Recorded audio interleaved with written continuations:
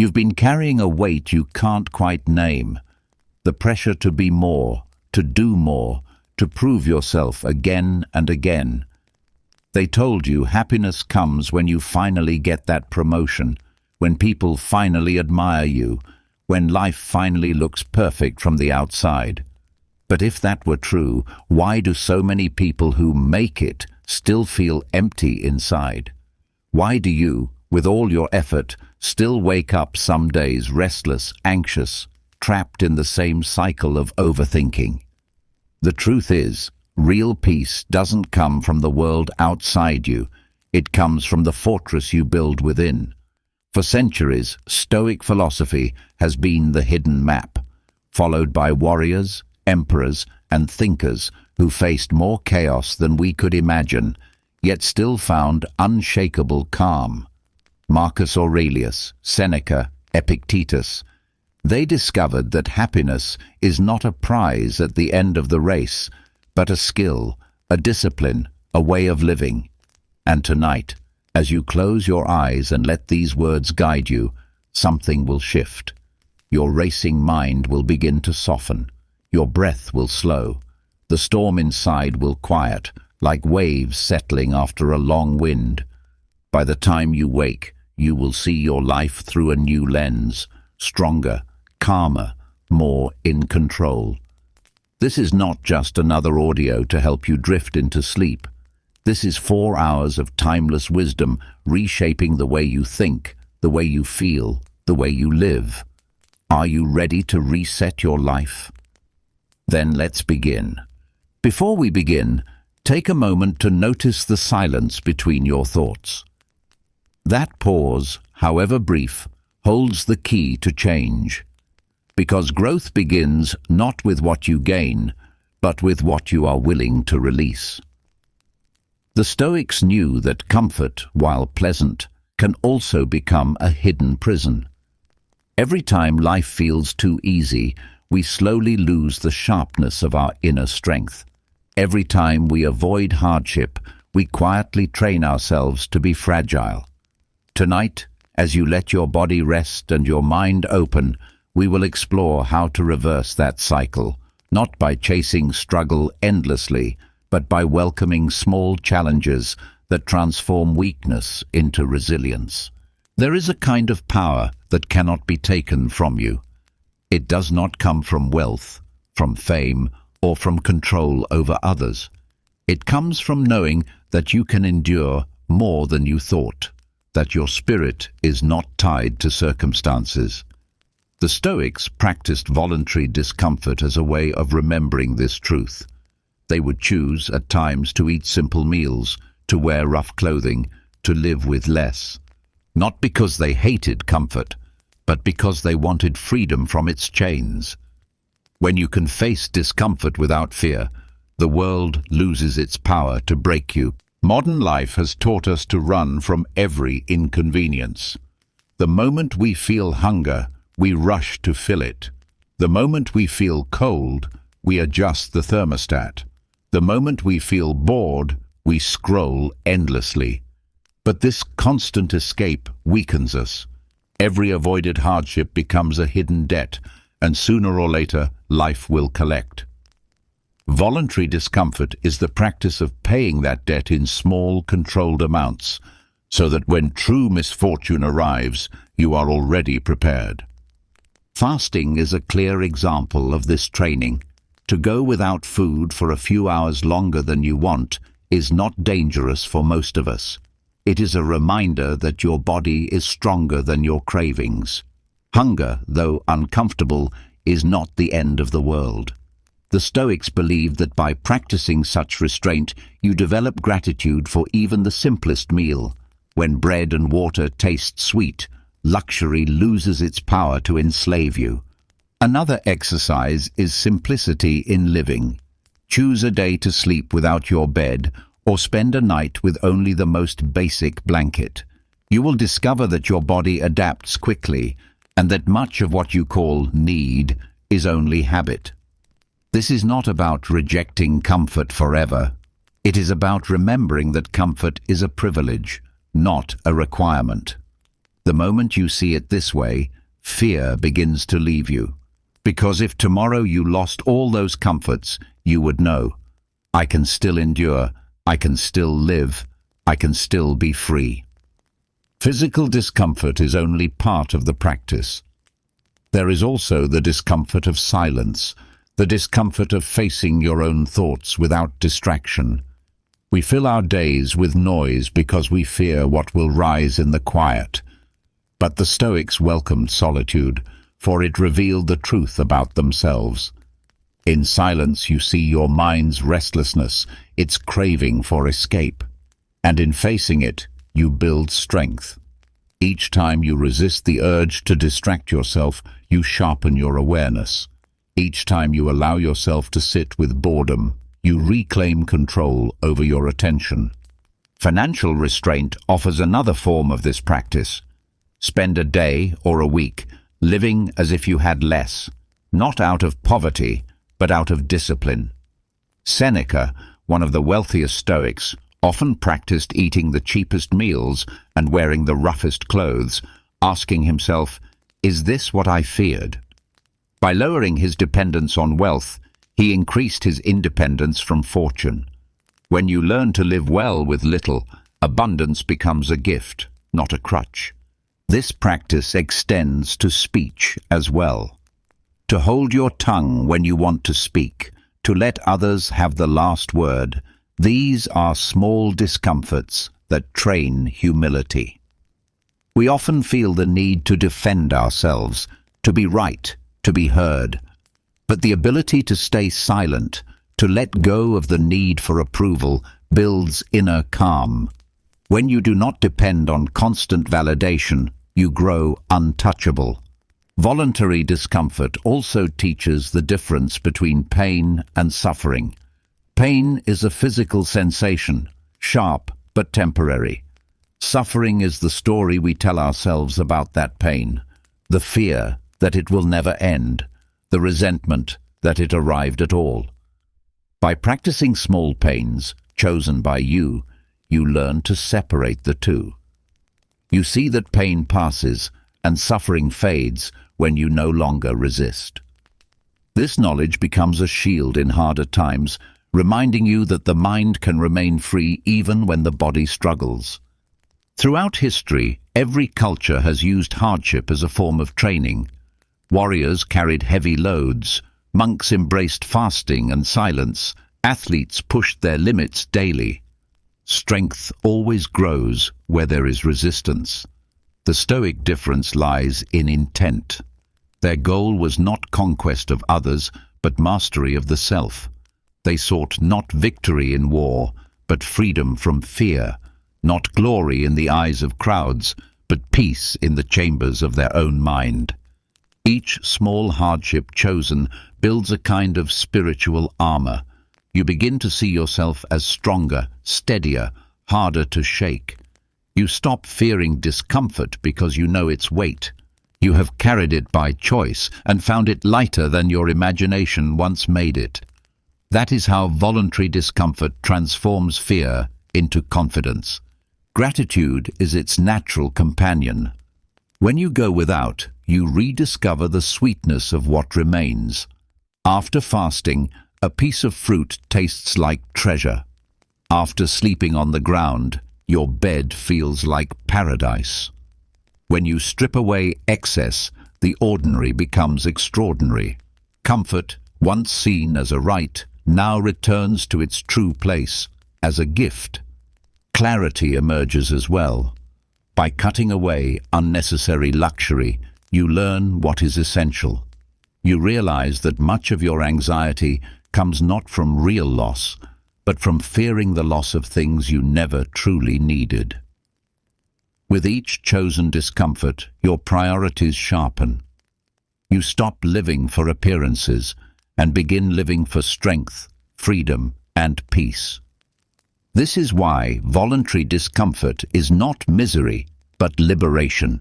It breaks the chains of dependency. It reveals your resilience. It teaches you joy in the simple and strength in the silent.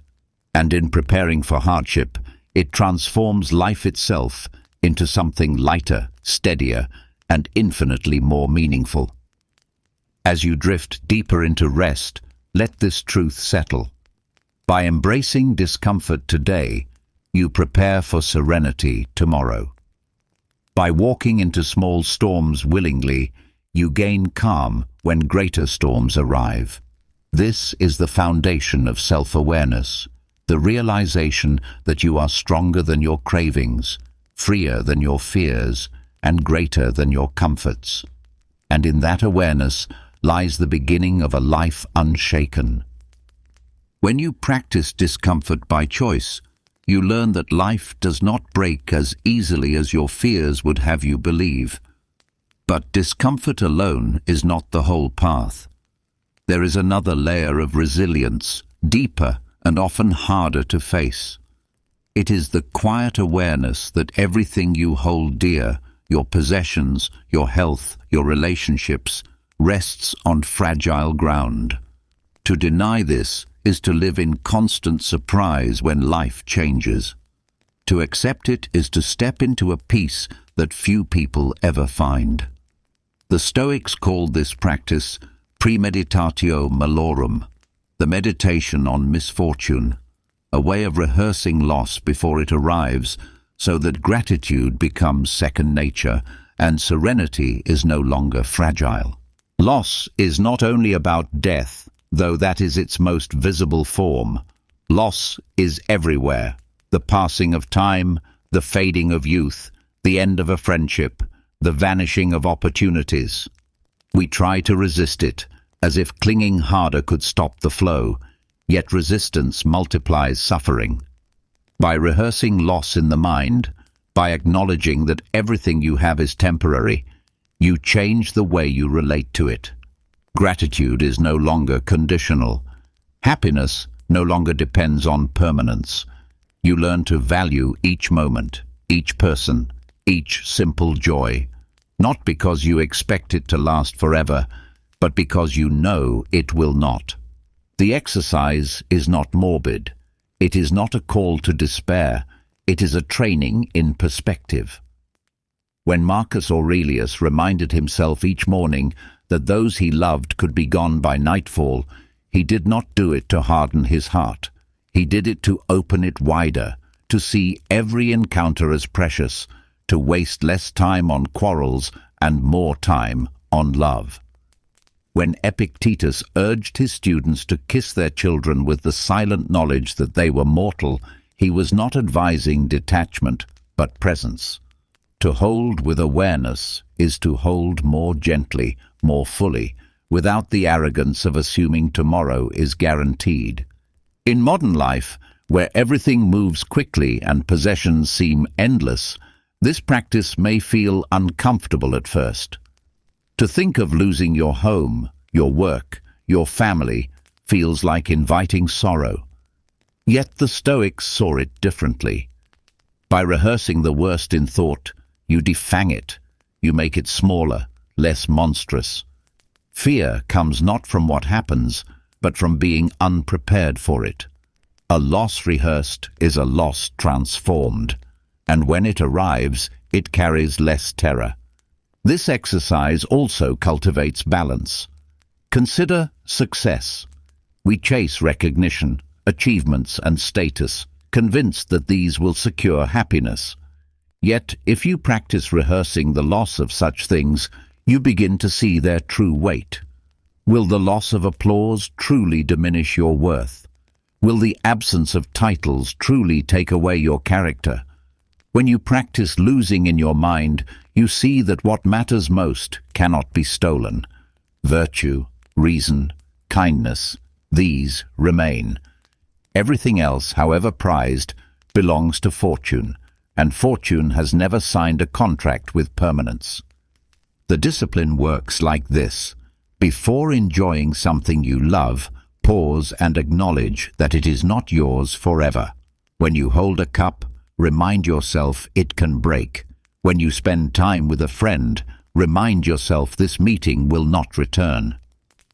When you look at the sky, know that no moment of it will repeat. This awareness does not sour the experience.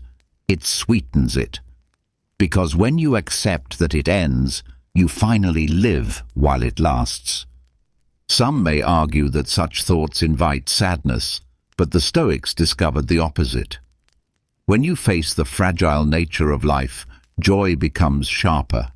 A kiss is more tender, a laugh more genuine, a meal more satisfying. You no longer rush through experiences as if they were unlimited. You drink them slowly, gratefully, fully aware of their fleeting beauty. The practice also strengthens courage. Fear of loss drives much of human anxiety. We fear losing money, reputation, health, relationships. We build elaborate defenses, but still the fear lingers. When you rehearse loss regularly, you stop being surprised by change. You begin to carry yourself with calm acceptance, knowing that life will take what it will, and you will endure. This calm is not apathy. It is a deeper form of love, one that does not demand eternity to be meaningful. Consider how this mindset transforms relationships. Many quarrels and cold silences grow from taking loved ones for granted. We assume they will be there tomorrow, so we neglect today. But when you remember that each interaction may be the last, kindness flows more easily, resentments shrink, forgiveness grows lighter, and appreciation becomes natural. This is not sentimentality. It is realism. Time is limited. To forget this truth is to waste what little we have. The same applies to your own life. By rehearsing the end of your days, you learn to stop postponing living. How many dreams have been delayed by the thought someday? But someday is not promised. Rehearsing mortality pulls life into focus. What matters becomes clearer, and trivial pursuits lose their grip. This is why the Stoics often meditated on death, not to sink into despair, but to sharpen their sense of purpose. Practical ways to engage with this practice are simple but profound. At the end of the day, reflect on what you would miss if it vanished overnight. The warmth of a home, the laughter of a child, the strength of your body. Hold the thought not with fear, but with gratitude. In the morning, prepare yourself by reminding that nothing is guaranteed to remain by evening. Live the day with that awareness and watch how much lighter and more present you become.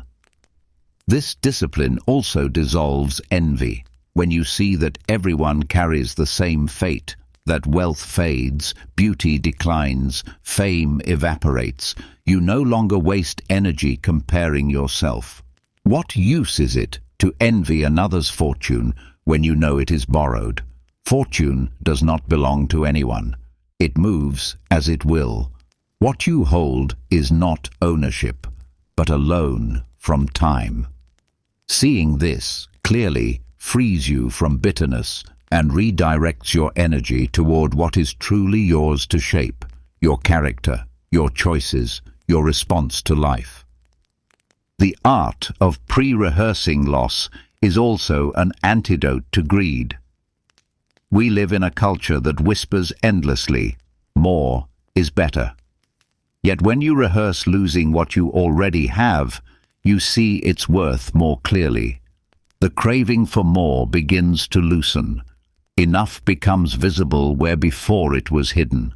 Contentment grows not from possession, but from perception. When you accept loss as inevitable, clinging becomes unnecessary. What remains is appreciation without desperation. Some may say this practice is too heavy for daily life, that constant awareness of loss would weigh down the heart. But the Stoics saw it as lightness, not heaviness. Because when you stop pretending that things will last forever, you stop fighting reality. Acceptance is lighter than denial. Gratitude is lighter than entitlement. Awareness is lighter than ignorance. There is also strength in rehearsing the loss of control. Much of life unfolds beyond our choices: the weather, the economy, the opinions of others. By mentally rehearsing these losses, you teach yourself to distinguish between what belongs to you and what belongs to chance. This clarity brings peace. When the inevitable happens, you will not crumble, because you have already walked the ground of loss in your mind. This is not about detachment from love or joy, but about deepening them. A parent who remembers the fragility of life loves more fiercely, not less. A friend who knows time is short values each meeting more deeply. A person who accepts mortality embraces life more fully. The practice of rehearsing loss does not hollow life out. It fills it with urgency, presence, and gratitude. To rehearse loss is to accept the flow of time. You stop trying to freeze moments, to hoard joys, to demand permanence from what is by nature fleeting. You step into harmony with reality. And in that harmony lies serenity, because peace does not come from controlling life, but from aligning with it. So as you rest now, let this truth anchor itself in your mind. Everything you hold is a gift on loan from time. The more you accept this, the less you fear losing. The less you fear losing, the freer you are to love, to live, to give yourself fully. And when the day comes that loss arrives, you will not meet it as a thief in the night, but as an old acquaintance, already known, already faced. That is how pre-rehearsing loss creates not despair, but serenity. It teaches you to greet each moment with open hands, to cherish without clinging, to love without fear. And in that way, gratitude ceases to be an occasional emotion and becomes your constant companion. Serenity ceases to be fragile and becomes your natural state. This is the art of living with both awareness and peace, guided not by fear of loss, but by wisdom that embraces it. When you begin to see life as borrowed, when you train your heart to accept that every joy is temporary, a natural question rises. If all fades, what then should we seek? Wealth will pass, health will weaken, loved ones will leave, and even memory of us will vanish. To most, this thought is unbearable, but to the Stoics it was a doorway into freedom. For what binds many people most tightly is not hunger for food or fear of death. It is the thirst for recognition, the endless need to be seen, admired, remembered. To release this craving is to discover a peace that applause can never give. Fame has always tempted the human spirit. In ancient Rome it came through statues, honors, and political power. Today it comes through screens, followers, and public approval. Though the forms have changed, the hunger is the same. We long to be noticed, to be validated, to prove our worth by how loudly the world responds. Yet the Stoics taught that such longing is a trap, because recognition is not under your control. It rests on the shifting opinions of others, and nothing is less stable than public opinion. To tie your happiness to it is to tie yourself to a storm. Obscurity, the state of being unknown, is feared by many as a kind of failure. But the Stoics turned this fear upside down. They taught that obscurity is freedom because it releases you from the chains of expectation. When you are not driven by the gaze of others, you are free to live by principle rather than performance. Virtue becomes your compass, not applause. And when you live this way, your peace cannot be stolen by slander or silence. To embrace the indifference of fame and obscurity is not to despise recognition, nor to hide from the world. It is to treat both outcomes with the same calm detachment. If praise comes, accept it with humility. If it does not, remain unmoved. In both cases, measure yourself not by what is said about you, but by whether your actions align with wisdom and justice. Seneca wrote that a person who seeks virtue will never be poor, while one who seeks fame will never be rich enough. The craving for recognition multiplies endlessly. The pursuit of virtue satisfies completely. Consider how much energy people waste trying to control their image. Hours are spent curating appearances, shaping words, polishing reputations. But reputations live in the minds of others, and those minds are beyond your reach. You cannot control what people will think or say tomorrow. You can only control the integrity of your own choices. By accepting obscurity, you reclaim this wasted energy and direct it toward what actually matters.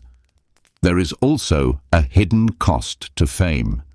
Those who gain recognition often discover that it comes with constant scrutiny. Every mistake is magnified, every weakness exploited, every step judged. What was sought as a blessing becomes a burden. Many who achieved greatness in history spoke of fame as a prison, one that robbed them of peace and privacy. To value fame too highly is to walk willingly into chains. The Stoics saw this clearly. What the masses cheer for today, they may condemn tomorrow. To anchor your worth in such unstable ground is to live in constant fear. Obscurity, by contrast, allows for quiet growth. When you are not obsessed with being seen, you can focus on becoming. You can practice virtue without performance, kindness without show, discipline without applause. And over time, this builds a character that needs no audience to shine. Marcus Aurelius, though an emperor surrounded by endless flattery, often reminded himself that the approval of the crowd is irrelevant. What matters is the alignment of one's actions with reason and nature. This indifference to fame also frees you from envy. When you stop measuring your worth by visibility, the success of others no longer feels like a threat. You begin to admire without comparison, to respect without jealousy. Envy thrives only when recognition is seen as the highest prize. Once you see that virtue outweighs visibility, envy dissolves. Modern culture makes this practice difficult. Every platform pushes us toward visibility. Every metric pushes us toward numbers. Every voice tells us that obscurity is failure. Yet when you step back and ask, what remains when the applause fades? The answer is always the same: your character, your actions, your inner state. Fame cannot steady you in suffering, cannot guarantee love, cannot shield you from death. Obscurity cannot take away your integrity, cannot prevent joy, cannot block the path to wisdom. When weighed honestly, the obsession with recognition begins to look shallow. This does not mean recognition is worthless. It can be useful if it arises naturally from good deeds, just as wealth can be useful if used wisely. But the Stoics warned against treating it as the goal. To seek fame for its own sake is to place your happiness in the hands of strangers. To receive it as a byproduct of virtue is harmless, because you do not cling to it. The difference is not in what happens, but in how you hold it. Practicing indifference to fame and obscurity can be done through daily reflection. Ask yourself at night, did I act according to reason today? Did I show courage, justice, temperance? Or was I swayed by the desire to be admired? Over time, this awareness reveals how often our actions are colored by fear of judgment or hunger for praise. Each time you redirect yourself back to virtue, you loosen the hold of recognition. Another practice is to deliberately act well in secret. Help someone without announcing it. Practice kindness where no one sees. build discipline where no one claps. These hidden acts nourish your soul because they free you from the temptation of performance. They remind you that the highest reward of virtue is not recognition, but the peace it brings within. The Stoics also counseled us to remember how quickly fame fades. Names once shouted in the streets of Rome are now dust, their statues broken, their victories forgotten. If even emperors vanish from memory, what chance do we have to be remembered forever? And if memory fades so quickly, why waste life chasing it? Better to live fully now, to act justly now, than to sacrifice the present for a fragile shadow of the future. This perspective also guards against the fear of obscurity. Many fear being forgotten, as if a life unremembered is a life unlived. But memory in others is not what makes life meaningful. Meaning comes from how you live, not from how long you are recalled. A life of kindness and courage is complete even if forgotten by the world. To measure worth by remembrance is to hand your life to future strangers. To measure it by virtue is to keep it firmly in your hands. In a world addicted to visibility, this stoic indifference becomes revolutionary. It allows you to step out of the race, to stop chasing shadows, to live rooted in what endures. Recognition may come, or it may not. In either case, your task is the same: to live with integrity, to act with wisdom, to leave behind a soul unshaken by the noise of the crowd. So let this lesson carry forward. Fame is neither blessing nor curse, obscurity neither failure nor triumph. Both are neutral, both are fleeting. What gives them weight is the value you assign to them. Shift that value away from recognition and toward virtue, and you free yourself from one of life's deepest prisons. When the clamor for applause no longer rules you, serenity takes its place. And with that serenity, you find the kind of strength that neither fame nor obscurity can touch. When you free yourself from the need for recognition, the mind grows lighter. You no longer live chained to the judgment of others or the pursuit of applause.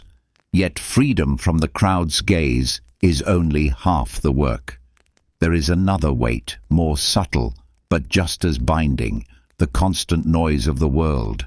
Messages flood your ears, screens glow with endless opinions, demands press from every direction. Even when no one is watching you, their voices echo inside you. The Stoics taught that true strength requires moments of retreat, not as an escape from duty, but as a return to clarity. In silence and solitude, the soul remembers what is essential. Withdrawal, or anachoresis, was not a desertion of life, but a reset of perspective. Marcus Aurelius spoke of retreating into the inner citadel, a fortress of thought where the storms of the world cannot penetrate. He wrote that no matter how chaotic the empire around him, he could step within and find calm. This retreat did not mean abandoning his responsibilities as emperor. It meant returning to them refreshed, with vision unclouded by noise. The world has always been loud, but today its volume is unprecedented. Every minute brings a new headline. Every device pulls attention in a dozen directions. Many confuse this flood of input with knowledge, but the Stoics warned that quantity of information is not wisdom. Too much noise scatters the mind, making it reactive instead of reflective. Retreat is the medicine. It clears the fog of distraction so that discernment can return. This practice does not require mountains or monasteries. It requires only the decision to step back. Seneca advised withdrawing into oneself even in the busiest cities. A few moments of silence, a pause between tasks, a deliberate shutting of doors against interruption. All of these create the space where thought can breathe. Retreat is less about where you are and more about what you allow into your awareness. There is discipline in learning to withdraw. Many resist it, fearing boredom or silence, yet boredom reveals dependence and silence reveals unrest. The unease people feel in solitude is not a sign that solitude is empty, but that the inner life is neglected. By facing it, by sitting quietly with yourself, you begin to repair what distraction has hidden. This repair builds resilience. If you can be at peace in your own company, the world cannot easily shake you. The benefits of this practice are many. Clarity is one. In the noise of constant voices, it is difficult to distinguish what truly matters. Retreat strips away the unnecessary, leaving behind what is vital. Priorities sharpen, and the endless race of trivial concerns slows. Decisions become easier when viewed from a place of stillness. Problems that seemed overwhelming shrink in proportion when observed from a distance. Another benefit is strength of will. Retreat is not only a removal of noise, but also a rehearsal of control. When you turn off the screen, when you step away from the crowd, when you choose silence over chatter, you exercise mastery over impulse. Each act of withdrawal strengthens your ability to say no, to resist, to hold your ground against temptation. Over time, this inner authority becomes unshakable. The practice also restores balance. Constant engagement with the world pulls the mind outward, scattering attention. Retreat turns attention inward, reuniting you with your own thoughts. This balance prevents exhaustion. Without it, you become a slave to reaction, always responding, never reflecting. With it, you regain energy, because the mind that knows when to retreat is the mind that knows how to sustain itself. This discipline does not mean abandoning society. The Stoics were clear. One must fulfill duties to family, community, and humanity. Retreat is not a refusal of life, but preparation for it. Just as an archer must step back to aim, the soul must step back to live rightly. Withdrawal provides the perspective from which action regains purpose. Practical forms of this retreat can be woven into daily life. Begin with short pauses. Step outside and breathe without your phone. Close your eyes for a moment before entering a meeting. End the day by reviewing it in quiet reflection rather than in noise. These are not escapes, but recalibrations. Over time, you may seek longer retreats, an hour of solitude, a day without devices, a walk away from the crowd. The length matters less than the intention, to reset perspective, to return stronger. The practice also trains detachment from noise that is constant but meaningless. Public opinion, gossip, endless debates, they swirl without end, yet add little to life. By retreating, you see them for what they are. Distractions that steal peace but offer nothing in return. You learn to let them pass without entanglement. This detachment is not coldness but wisdom. You do not shut out compassion, you shut out chatter that blinds compassion. There is another depth to retreat, connection with the natural order. When you step away from noise, you begin to hear the rhythms of nature again, the breath of wind, the passage of time, the silence of stars. These reminders return you to perspective. The Stoics believed that to live in harmony with nature is to live well. Retreat is the doorway into this harmony because it clears the noise that blocks it. This practice also strengthens gratitude. In silence, the mind sees more clearly the gifts that constant noise hides. The warmth of the sun, the quiet of the night, the presence of loved ones, all appear more vivid when you withdraw from distraction. Gratitude deepens when you pause long enough to notice. Retreat is the soil in which thankfulness grows. Finally, retreat builds courage. Noise often functions as escape. We drown ourselves in voices, so we do not face our fears. Silence strips away that shield. In solitude, fears rise, but so does the strength to meet them. The Stoics urged us to welcome this confrontation, because only by facing the self honestly can growth begin. Retreat, then, is not retreat from life, but retreat into truth. So let this practice continue the path we have been walking. To live without fear of loss, to release the hunger for fame, is to prepare the ground. To withdraw from the noise of the world is to water that ground with silence. In this silence grows clarity, resilience, balance, gratitude, and courage.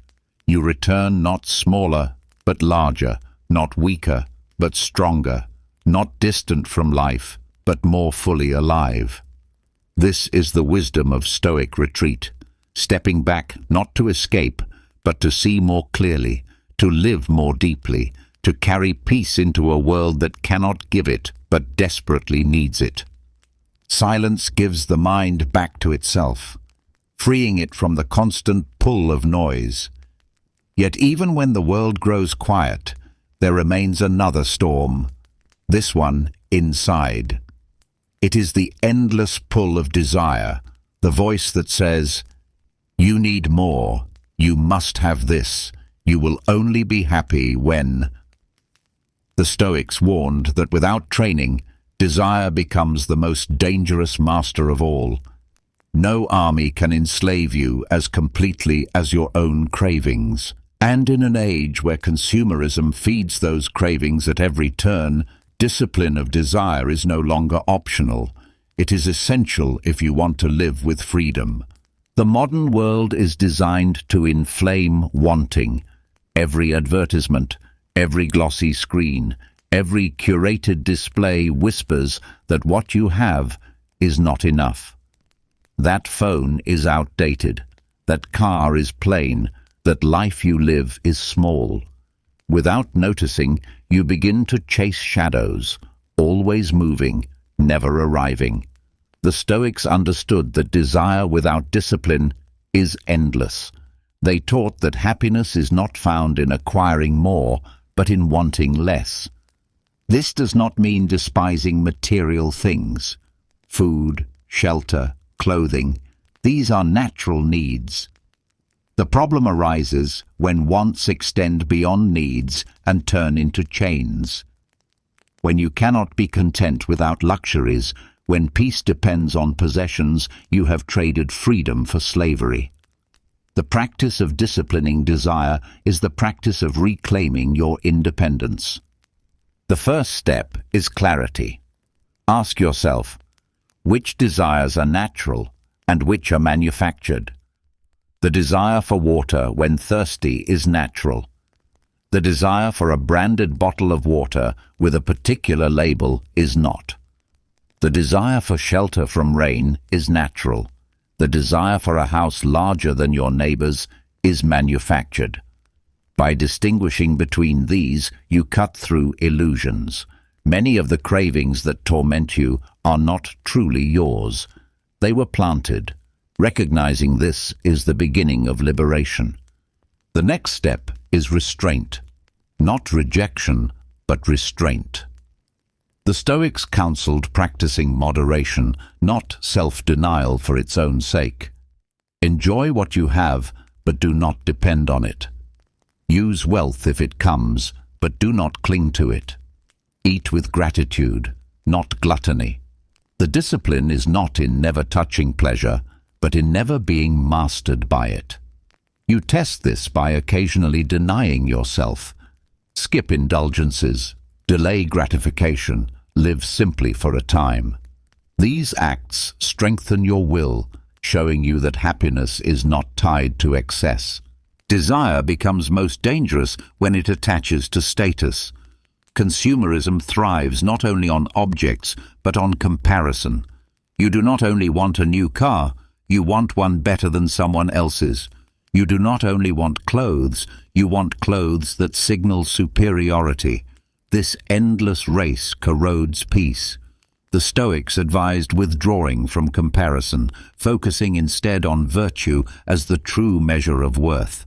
You are not richer for owning more, but for needing less.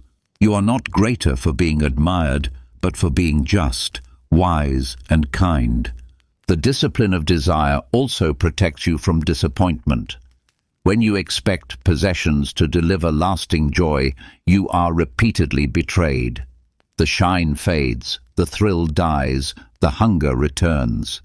Each new acquisition promises satisfaction, yet each leaves a void. The Stoics taught that this cycle ends only when you redirect desire inward, toward qualities that cannot be taken: wisdom, courage, self-control.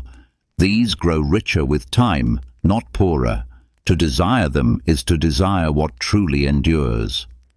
There is also a hidden strength in sufficiency. When you train yourself to be content with little, fortune loses its leverage over you. Poverty cannot frighten you. Wealth cannot corrupt you. You walk steadily whether abundance arrives or departs, because your peace is rooted elsewhere. Seneca wrote that the greatest wealth is to need nothing. In practice, this means shifting attention from what is missing to what is present. Gratitude feeds sufficiency, and sufficiency quiets desire. The culture of consumption thrives on urgency. Sales count down, trends change overnight, and fear of missing out drives restless pursuit. But the Stoic trains patience. You do not rush to grasp every offer. You pause, you reflect, you ask, will this add to my life or chain me further? Often the urgency evaporates when faced with calm thought. The discipline of desire is also the discipline of time, refusing to be rushed by artificial scarcity. This training does not kill joy. On the contrary, it deepens it. When you are not pulled by endless wanting, you begin to savor what you have. A meal becomes more delicious when it is enough. A friendship becomes more precious when it is not measured against others. Rest becomes sweeter when you no longer see it as wasted time. By quieting desire, you clear space for true enjoyment. Practical exercises support this discipline. Practice gratitude daily, naming not only grand things but small ones: warmth, breath, safety, companionship. Gratitude shifts focus from what you lack to what you possess. Limit indulgence deliberately, choosing at times to go without. This reveals that you survive, even thrive, without excess. Question every craving. Do I want this? Or was I taught to want this? Each answer reveals how much of your life is governed by illusions. The discipline of desire also strengthens justice. Consumerism often thrives at the cost of others: cheap labor, environmental harm, exploitation. When you restrain your wants, you contribute less to these injustices. Moderation is not only personal freedom, it is ethical living. You choose sufficiency over greed, and in doing so, you lessen harm. There is courage in this practice too. To stand against the tide of endless wanting is to resist the strongest current of modern culture. You will be told you are missing out, that you are falling behind, that more is always better. To reject this voice requires inner strength, but with practice, the voice grows weaker and your own clarity grows louder. This discipline also fosters resilience in crisis. When economic hardship comes, those who are chained to luxury collapse under its loss. But those who have trained in sufficiency stand firm. They have practiced living with less. They know peace is not destroyed by scarcity. In this way, the discipline of desire becomes not only a path to freedom in good times, but also a shield in difficult ones. The deepest gift of this practice is freedom. When desire is mastered, you are no longer pulled like a puppet by every promise of pleasure. You choose your path instead of being driven by craving. You become independent not of society alone, but of your own restless appetites. This is why the Stoics placed such emphasis on it, because without mastery of desire, no other freedom lasts. So let this lesson build on the silence of retreat. Withdrawal quiets the world outside. Discipline of desire quiets the storm within. Together, they clear the ground for a life no longer enslaved to endless acquisition, but rooted in sufficiency, resilience, and peace. In a consumerist age, this discipline is not denial of life. It is the recovery of life from illusion, the return of power from things to the soul that desires them. This is the freedom the Stoics sought, and it remains the freedom available to you now. When the pull of desire is tamed, when the endless hunger for more is no longer your master, a deeper clarity begins to take shape. You see that peace is not found in possessions, nor in applause, nor in comforts. Yet there remains one shadow that still unsettles even the strongest, the awareness that life itself does not last. Most avoid this thought, pushing it away as if silence could erase it. But the Stoics turned toward it. They saw death not as an enemy to fear, but as a teacher, a daily advisor that brings urgency, honesty, and authenticity to living. The thought of death often tightens the chest, for we are conditioned to view it as the great thief. But to the Stoic mind, death was not theft, but nature's conclusion. Marcus Aurelius reminded himself constantly that every day lived was a step closer to the end, and that the end itself was neither punishment nor tragedy, but part of the same natural order that gave rise to birth. To resist this truth is to exhaust yourself, fighting what no one has ever defeated. To accept it is to live without chains. Death as an advisor speaks with clarity. It says, "Do not waste your days in trivial quarrels, for your time is shorter than you think." It says, "Do not postpone kindness, because the chance to give may not return." It says, "Do not defer joy, for tomorrow is not promised." This voice does not whisper to frighten you. It whispers to wake you up. In hearing it, life gains sharpness. The days stop blending into one another. Each becomes precious. Each becomes urgent. Each becomes worth living fully. To befriend death is not to dwell in gloom. It is to put life into proper proportion. We are easily deceived into living as if endless time lies ahead. This illusion breeds procrastination, regret, and wasted years. When you carry the awareness of mortality, the illusion dissolves. You see clearly that the clock is always moving, and therefore the only time to live is now. This realization transforms hesitation into action. The practice of memento mori, remembering death, was central to Stoic life. It was not morbid fascination, but a discipline of perspective. Epictetus advised his students to remember that loved ones are mortal, not to diminish affection, but to heighten it. Knowing that every encounter may be the last makes tenderness natural, patience easier, and gratitude deeper. Far from coldness, this awareness fuels warmth. You stop wasting time on grudges because the cost of losing moments is too high. You stop expecting perfection because you know imperfection is all that time allows. This reflection also dismantles arrogance. Death is the great equalizer. Kings and beggars, warriors and scholars, rich and poor, all share the same fate. To remember this is to see the folly in pride and the futility in envy. Why grasp for superiority when all will return to the same earth? Why resent others' fortunes when fortune itself is fleeting? Befriending death brings humility, and humility brings peace. Death as a guide also teaches courage.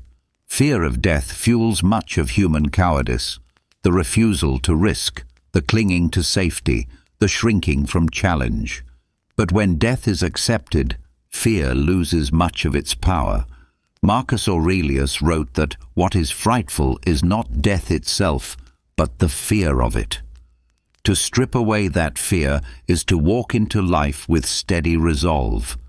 Opportunities once avoided become possible, not because they are safe, but because fear no longer rules. There is also a freedom in recognizing that death sets limits. Boundaries give shape to life. Without them, time would blur into endless postponement. With them, each season matters. You begin to value depth over length, quality over quantity, meaning over distraction. The Stoics did not seek to live forever. They sought to live rightly, whether life was long or short. Befriending death directs focus away from how many years remain to how well the present one is lived. Daily practice of this reflection can be simple. In the morning, acknowledge that the day could be your last, not with despair, but with resolve. Live it as if it is enough. In the evening, review your actions and ask, if this were the final page, would I be content with how I lived it? These small reminders train the mind to carry mortality as a companion rather than a terror. Modern life often hides death behind closed doors, treating it as taboo. Yet this avoidance only sharpens the fear. The Stoics did the opposite. They placed it in plain sight. They wrote about it, spoke about it, meditated on it. By normalizing the thought, they removed its sting. What is faced daily grows familiar, and what is familiar loses power to terrify. This acceptance does not strip away grief. Loss will always hurt. But grief without resistance is cleaner, freer from bitterness. When you have rehearsed mortality, you do not curse life for ending. You thank it for what it gave. The pain remains, but without the poison of denial. This allows love to be remembered with purity rather than regret. To befriend death is also to release control. You may guide your choices, but you cannot dictate your span of days. Accepting this truth lightens the burden of trying to control the uncontrollable. You do your best with what is yours, and you let go of what belongs to fate. This surrender is not weakness, but wisdom. It frees you from anxiety over what no one has power to change. Another gift of this reflection is clarity of values. When death is in view, trivial desires fall away. The pursuit of luxury, status, or endless distraction appears small against the horizon of mortality. What remains important are the things that time cannot cheapen: virtue, love, kindness, wisdom, courage. Death as a guide sharpens your compass, pointing you back to what endures. There is a paradox here. The more you accept death, the more vibrantly you live. When fear is removed, attention deepens. Colors seem richer, conversations more meaningful, days more alive. Those who avoid thinking of death often sleepwalk through life, numbed by the illusion of endless tomorrows. Those who carry death as a companion awaken to the urgency of each moment. Awareness of mortality is not the enemy of joy. It is its foundation. This practice also nurtures justice. Knowing that life is brief makes cruelty absurd. Why waste short years harming others? Why spend limited time spreading bitterness? To remember mortality is to be moved toward compassion. Every person you meet shares the same fate. We are all walking the same road toward the same end. This shared destiny is reason enough for kindness. For leaders, thinkers, and ordinary citizens alike, the acceptance of death provided resilience. The Stoics lived through wars, plagues, and political upheaval, yet their philosophy endured because it faced the hardest truth directly. They knew that by befriending death, one befriends life itself. To live authentically requires acknowledging its end, and in that acknowledgement lies the deepest strength. So let this thought settle as you rest. Death is not the shadow to flee from, but the teacher to walk beside. It strips away illusions, humbles pride, strengthens courage, clarifies values, deepens love, and awakens gratitude. To befriend it is to carry the wisest advisor you will ever know. And in listening to its counsel daily, you do not become morbid, you become truly alive. When death is accepted as a companion, life feels sharper, more urgent, more precious. The awareness of our fragile span turns attention back to what truly matters, not wealth, not applause, not endless accumulation, but the inner state that remains when all else is stripped away. Yet there is another exercise the Stoics practiced to reinforce this truth, one that may feel almost unthinkable in a world of abundance. They deliberately lived as if they had little, even when surrounded by plenty. This discipline, which Seneca called rehearsing poverty, was not about misery, but about freedom. For only when you know you can endure with less do you finally stop fearing loss. Practicing poverty is not about condemning comfort. It is about training the soul to stand independent of it. The Stoics understood that most anxiety arises not from what we lack, but from the fear of lacking. People cling desperately to possessions, not always because they need them, but because they cannot imagine life without them. By choosing to live with less at times, you cut that fear at its root. You discover firsthand that sufficiency is far simpler than the world suggests. The practice begins by stripping life down to its basics. Seneca would eat coarse bread and wear rough clothing, asking himself, "Is this what I feared?" His wealth did not blind him to the value of this exercise. On the contrary, he believed that the more one had, the more necessary it became to test oneself against loss.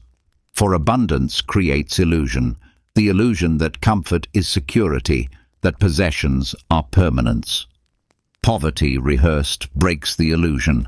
In our time, practicing poverty can take many forms.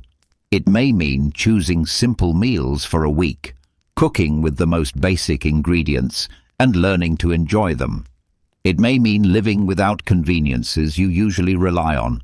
No car, no entertainment devices, no luxuries. It may mean wearing the same few clothes, not out of necessity, but to test the mind's attachment to variety and style. These are not punishments. They are reminders of resilience. They reveal that the body needs little and the spirit even less.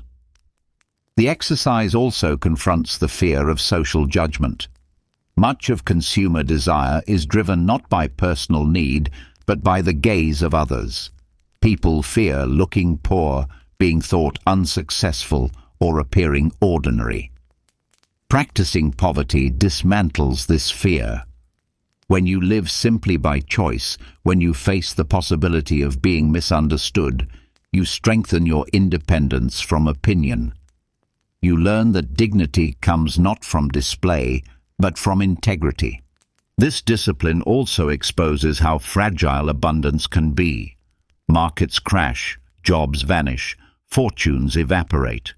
Those who have trained themselves to find sufficiency in little are prepared. They do not collapse when abundance disappears, because they have already rehearsed life without it. They are not caught off guard by scarcity, for they have lived it in advance. This preparedness is not pessimism, it is wisdom. It replaces fear with confidence. Practicing poverty also sharpens gratitude. When you return to abundance after voluntary simplicity, you no longer take it for granted. A bed feels softer after a night on the floor. A warm meal feels richer after days of plain food. Gratitude grows not by having more, but by remembering how little is required. In this way, rehearsed poverty transforms abundance from entitlement into gift. There is an ethical dimension as well. In a world of inequality, practicing poverty cultivates compassion. By tasting discomfort voluntarily, you connect more deeply with those who endure it without choice. This empathy fosters justice, reminding you that sufficiency for all is more valuable than luxury for a few. It tempers greed and strengthens generosity, for you see clearly how little is required to live. Another benefit is clarity of values. When life is simplified, distractions fall away. You notice how much time, money, and energy are wasted on maintaining abundance that adds little to well-being. In poverty rehearsed, you return to essentials: health, companionship, purpose, virtue. These stand out with renewed brightness, while trivial pursuits fade.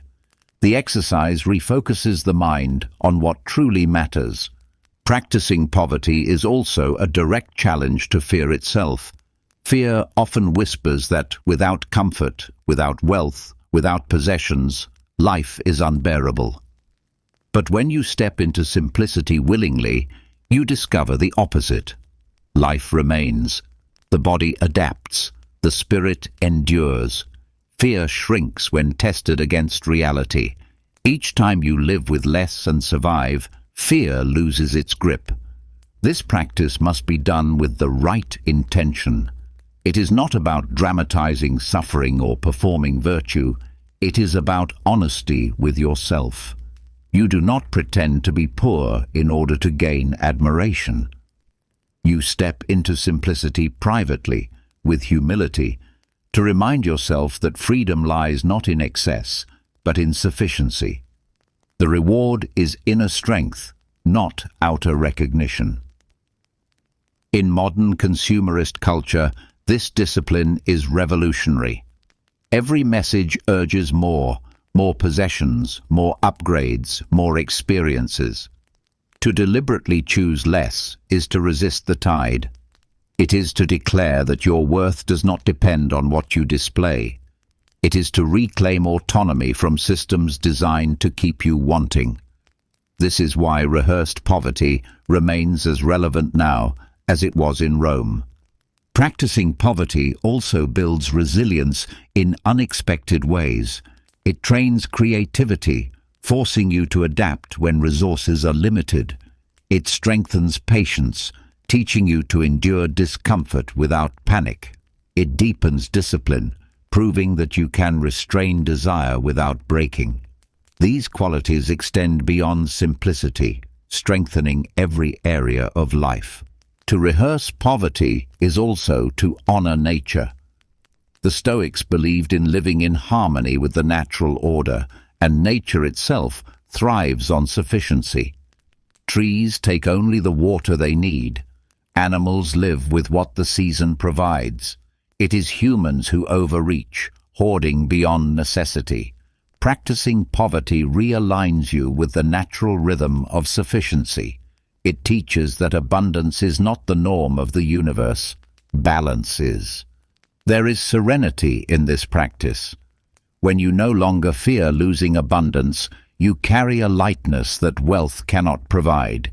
You move through life without constant anxiety about maintaining possessions. You stop clinging and begin living. Poverty rehearsed turns your attention inward, where freedom cannot be stolen. So let this lesson follow from death's reminder.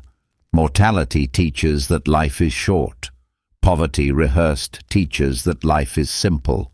Together they strip away illusion, leaving sufficiency, freedom, gratitude, and resilience.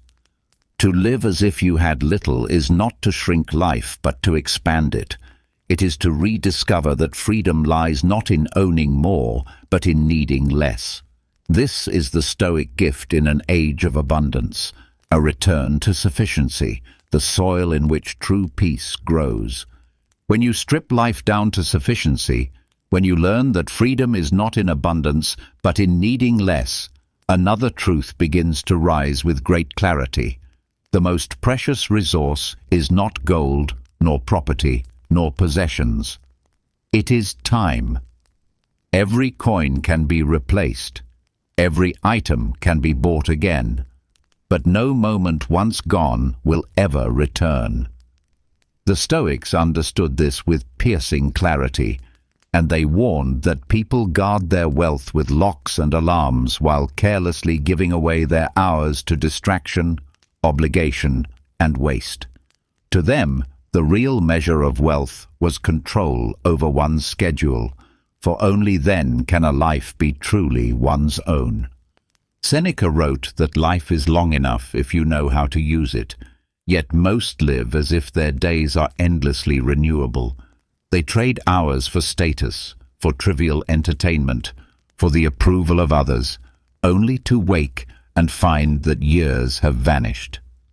The discipline of choosing time over wealth is not a rejection of money, but a recognition of proportion. Money is useful only to the degree that it secures freedom for how you live. Beyond that, wealth is empty if it consumes the very hours it was meant to serve. This practice begins with awareness. Ask, how much of your time is truly yours? How much is borrowed by obligations you did not choose, by habits you do not value, by routines that do not enrich you? Wealth cannot buy back a wasted day. A schedule ruled by others, even if surrounded by riches, is poverty in disguise.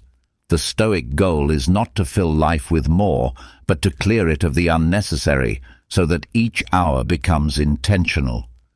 There is a subtle slavery in the chase for wealth.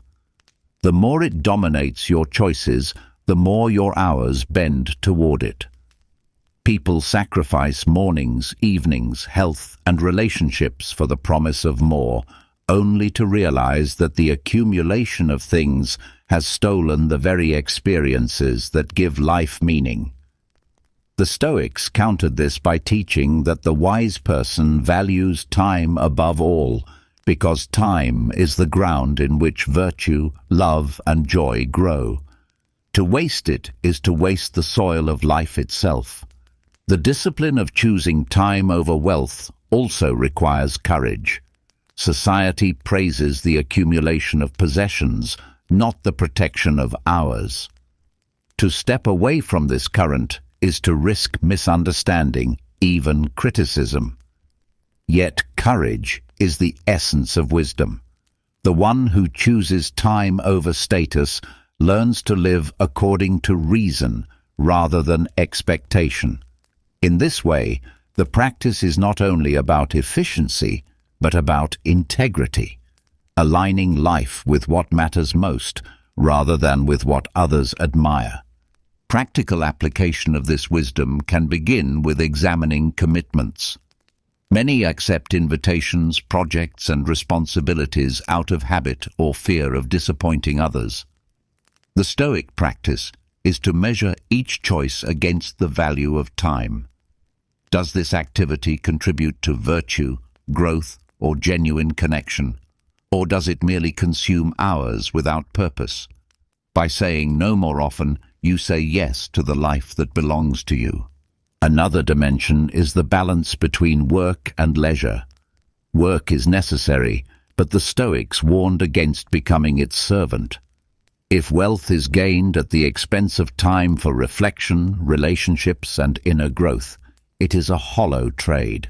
Leisure, when used wisely, is not idleness but nourishment. Time to study, to reflect, to cultivate the mind. Seneca emphasized that the greatest use of leisure is in philosophy, the cultivation of wisdom. Through it, hours become investments in freedom rather than drains of energy. This discipline also changes how you see urgency. Wealth tempts with constant acceleration, more tasks, more deals, more progress. But the Stoic approach slows the pace.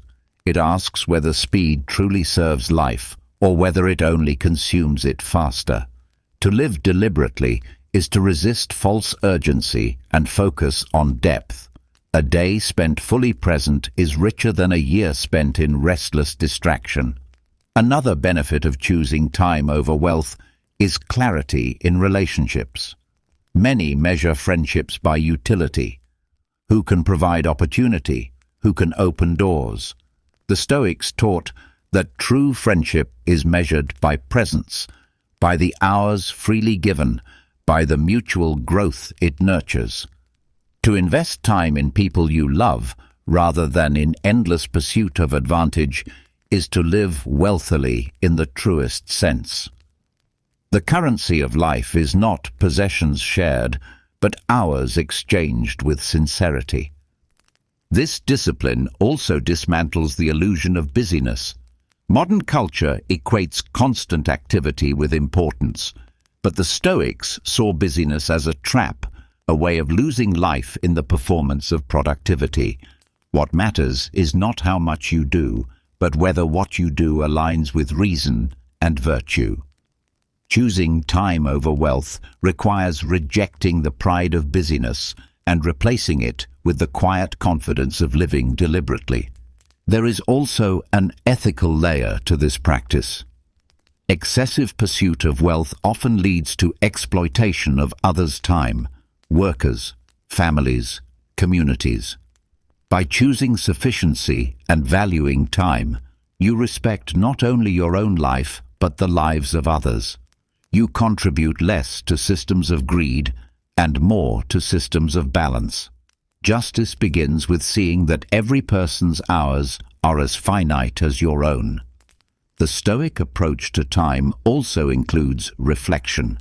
Each evening, Marcus Aurelius reviewed his day, examining how his hours were spent. This practice prevents drift, for when you measure daily, you waste less tomorrow. Reflection reveals where time leaks through distraction or indulgence and guides you back to purpose. Over months and years, this small habit creates a life where fewer hours are squandered. Choosing time over wealth is not easy, but its rewards are immeasurable. It brings presence. For when you know hours are finite, you live them more fully. It brings freedom. For when you are not enslaved to possessions, you choose your path. It brings serenity. For when each day is used with care, regrets fade. And it brings meaning. For when life is measured by depth of living rather than by accumulation, its worth is clear. So let this lesson rise naturally from practicing sufficiency. To live well with little prepares the ground. To guard your time cultivates the harvest. Wealth is useful, but hours are irreplaceable. The Stoics remind us that the wisest investment is not in possessions stored, but in moments lived wisely. Time is the ultimate currency of a good life, and those who learn to spend it with care walk the path of true abundance. When the value of time becomes clear, the way you use words must also change. Hours are precious, and so too are the moments spent speaking. Much of life is drained by unnecessary talk, defending opinions that do not matter, filling silence with noise, explaining more than is needed. The Stoics saw that speech, like wealth and time, can either serve virtue or waste life. They treated silence not as emptiness, but as power, a discipline that brings clarity, authority, and freedom. Silence trains the mind before it trains the tongue. When you hold back words, you confront the urgency of impulse. The desire to interrupt, to correct, to prove yourself, it presses hard. To resist is to practice mastery over emotion and ego. Each time you remain silent in the face of provocation, you strengthen self-control. The untrained mind equates silence with weakness, but the wise know it is the mark of discipline. Clarity emerges in quiet. When you pause before speaking, you allow thought to settle. Words spoken in haste often betray truth, fueled by anger or pride. Words spoken after silence carry weight, sharpened by reflection. This is why those who speak less are often listened to more. Their restraint gives their voice gravity. People sense that when they finally choose to speak, it will be with care. Withholding speech also builds resilience against manipulation. Many are trapped by the need to reply instantly, by the discomfort of silence in conversation. Marketers, flatterers, and manipulators exploit this, filling gaps with persuasion while waiting for your quick answer. The Stoic, comfortable in silence, does not rush. They let words hang, they examine, they choose. This patience protects them from being carried along by others' momentum. Authority grows naturally from restraint. Leaders who speak constantly dilute their influence. Leaders who listen, who measure their words, command respect. The Stoics understood that true authority is not in volume, but in presence. Silence is presence. It signals confidence because it shows you do not fear being overlooked. It signals strength because you do not need to prove yourself with noise. There is also healing in silence. Words can wound easily and linger long. Silence avoids harm that cannot be undone. Many conflicts escalate not from action, but from speech unguarded. To remain silent when provoked is to extinguish sparks before they become flames. This does not mean silence in the face of injustice. Stoicism calls for courage in truth. But it does mean silence in the face of vanity, gossip, and pettiness. In such moments, silence preserves peace. The practice of silence also deepens listening. Most people hear only to prepare their own response. In silence, you hear fully. You catch nuance, tone, unspoken meaning. This understanding makes responses wiser, relationships stronger, and conflicts softer.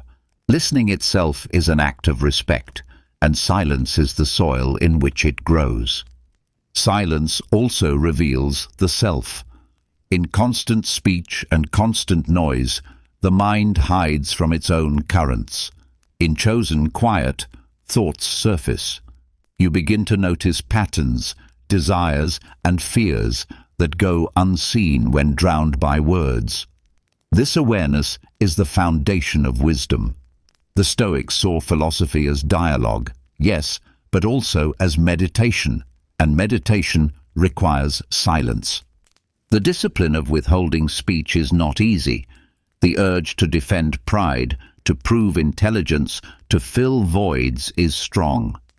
But with practice, silence becomes strength. You discover that you lose nothing by speaking less. In fact, you gain. You gain freedom from regret over words spoken in anger. You gain respect from others who sense your composure. You gain insight into yourself and the world. Practical exercises are simple yet profound. Delay responses. When asked a question, pause before answering. Resist the urge to immediately reply to provocation. Spend time each day in absolute quiet, without conversation, media, or distraction. Reflect on your speech at day's end. Which words served and which wasted? Over time, the habit forms, and silence becomes natural, not forced. Silence also dismantles vanity. Much of speech is driven by the desire to be noticed. When you withhold words, you break this craving. You learn that your worth is not tied to how often you are heard. In this way, silence reinforces humility. You do not need to dominate every conversation nor share every thought. Contentment grows in knowing that truth does not depend on your voice to exist. This practice aligns with justice as well. Speaking less creates space for others to be heard, especially those often silenced. Silence becomes generosity. By not occupying every moment with your own voice, you allow others to contribute, to share, to feel valued. In this sense, silence is not absence, but inclusion. The Stoics also saw the link between silence and stillness. Just as retreat clears noise from the world, silence clears noise from within speech. Both cultivate calm. Both return you to balance. Silence is not isolation, but harmony, aligning your words with reason rather than impulse. So let this lesson follow naturally from the value of time. If hours are precious, then words must be chosen with equal care. Silence is not emptiness, but discipline, not weakness, but mastery.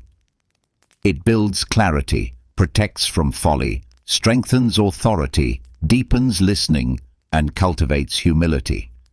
By practicing silence, you do not vanish. You become sharper, calmer, and more trusted. This is why the Stoics counted silence among the greatest powers, a superpower hidden in restraint. The discipline of silence builds composure, sharpening the ability to listen, to withhold, to master impulse.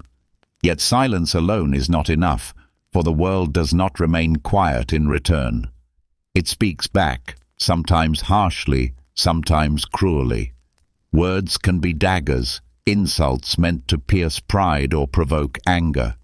Most people collapse under them or lash out in return, wasting energy and dignity alike. The Stoics saw these moments differently. They believed insults were not injuries, but opportunities, tests that reveal the strength of your self-mastery. What feels like an attack can, with the right frame, become a gift. An insult at its core is only sound, air formed into words.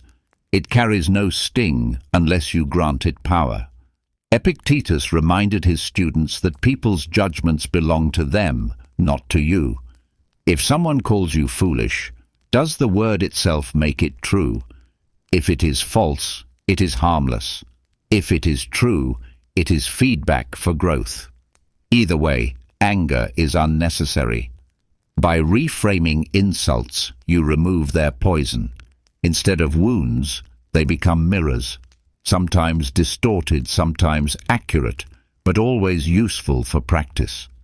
This reframing requires inner steadiness. When insulted, the untrained mind leaps to defend pride. But pride is fragile because it depends on others' approval. The Stoic seeks something sturdier, character that is independent of praise or blame. When your sense of worth comes from virtue, not opinion, insults lose their grip. They become like pebbles thrown at stone, noise without harm. The first exercise is to slow the reaction. An insult feels urgent, demanding immediate response.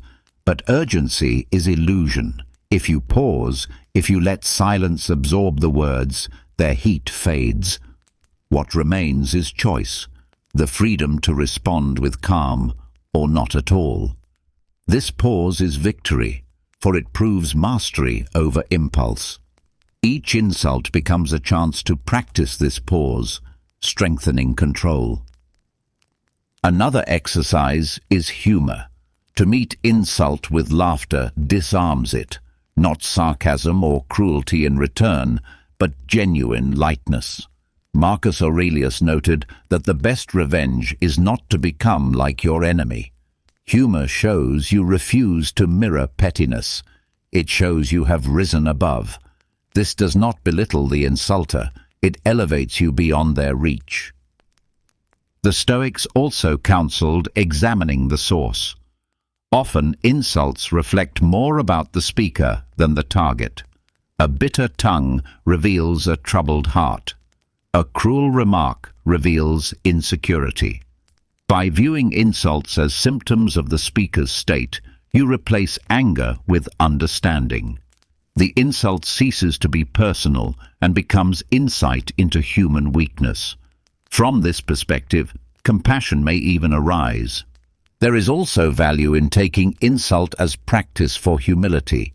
If you are called selfish, ask yourself honestly, is there truth here? If so, you have been offered a chance to grow. Even if delivered with malice, the message can refine you. The Stoics taught that wisdom accepts correction, even from enemies. In this way, insults become free lessons. This reframing does not mean passivity. The Stoics were not doormats. Injustice must still be opposed, and truth must still be spoken. But the difference lies in motive. You respond not from wounded pride, but from reason and justice. Anger clouds judgment, calm preserves it. By mastering your reaction, you preserve clarity even while standing firm. Practicing this discipline in daily life transforms relationships. Conflict loses much of its fire when insults no longer fuel it. Arguments dissolve more quickly when one side refuses to be provoked.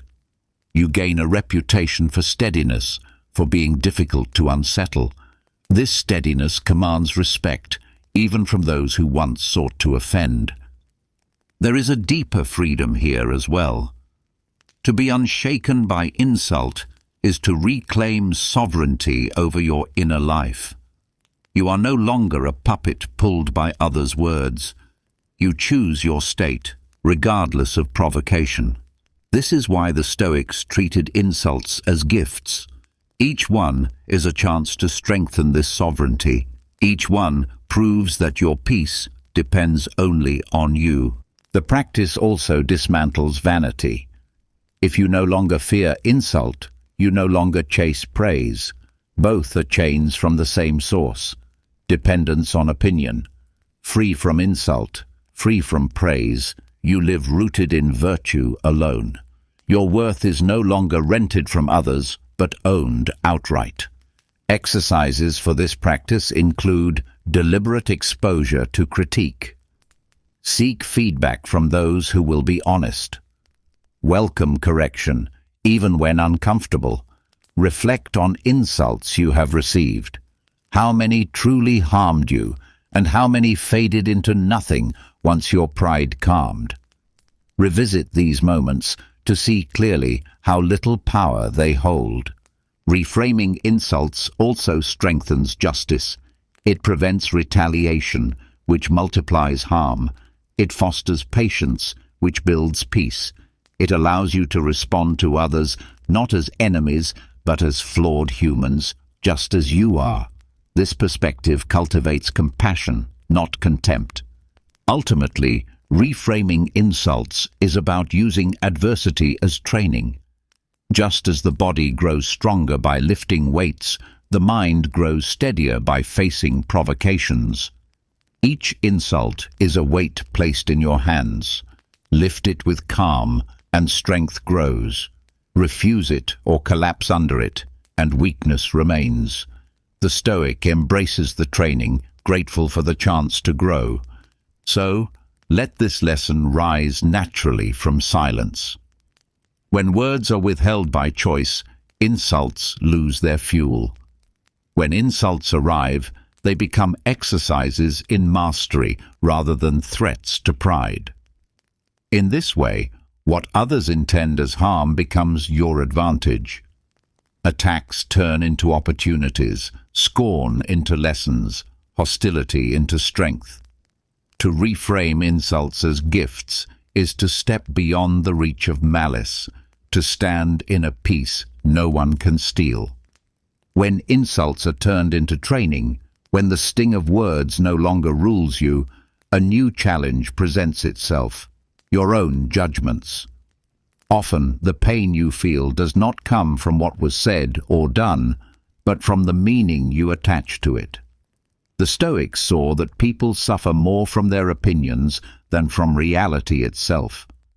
They taught the rare art of holding opinions lightly, of suspending judgment until clarity comes, of refusing to be enslaved by first impressions. This discipline is subtle, but it holds immense power, for much of life's turmoil is born not from events, but from the stories we tell about them. The mind is quick to decide. A friend arrives late, and you decide they do not respect you.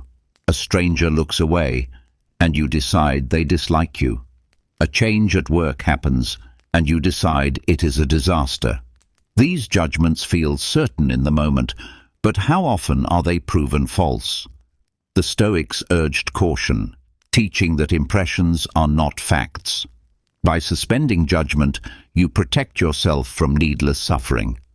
Marcus Aurelius wrote that if something outside your control causes distress, it is not the thing itself, but your opinion of it.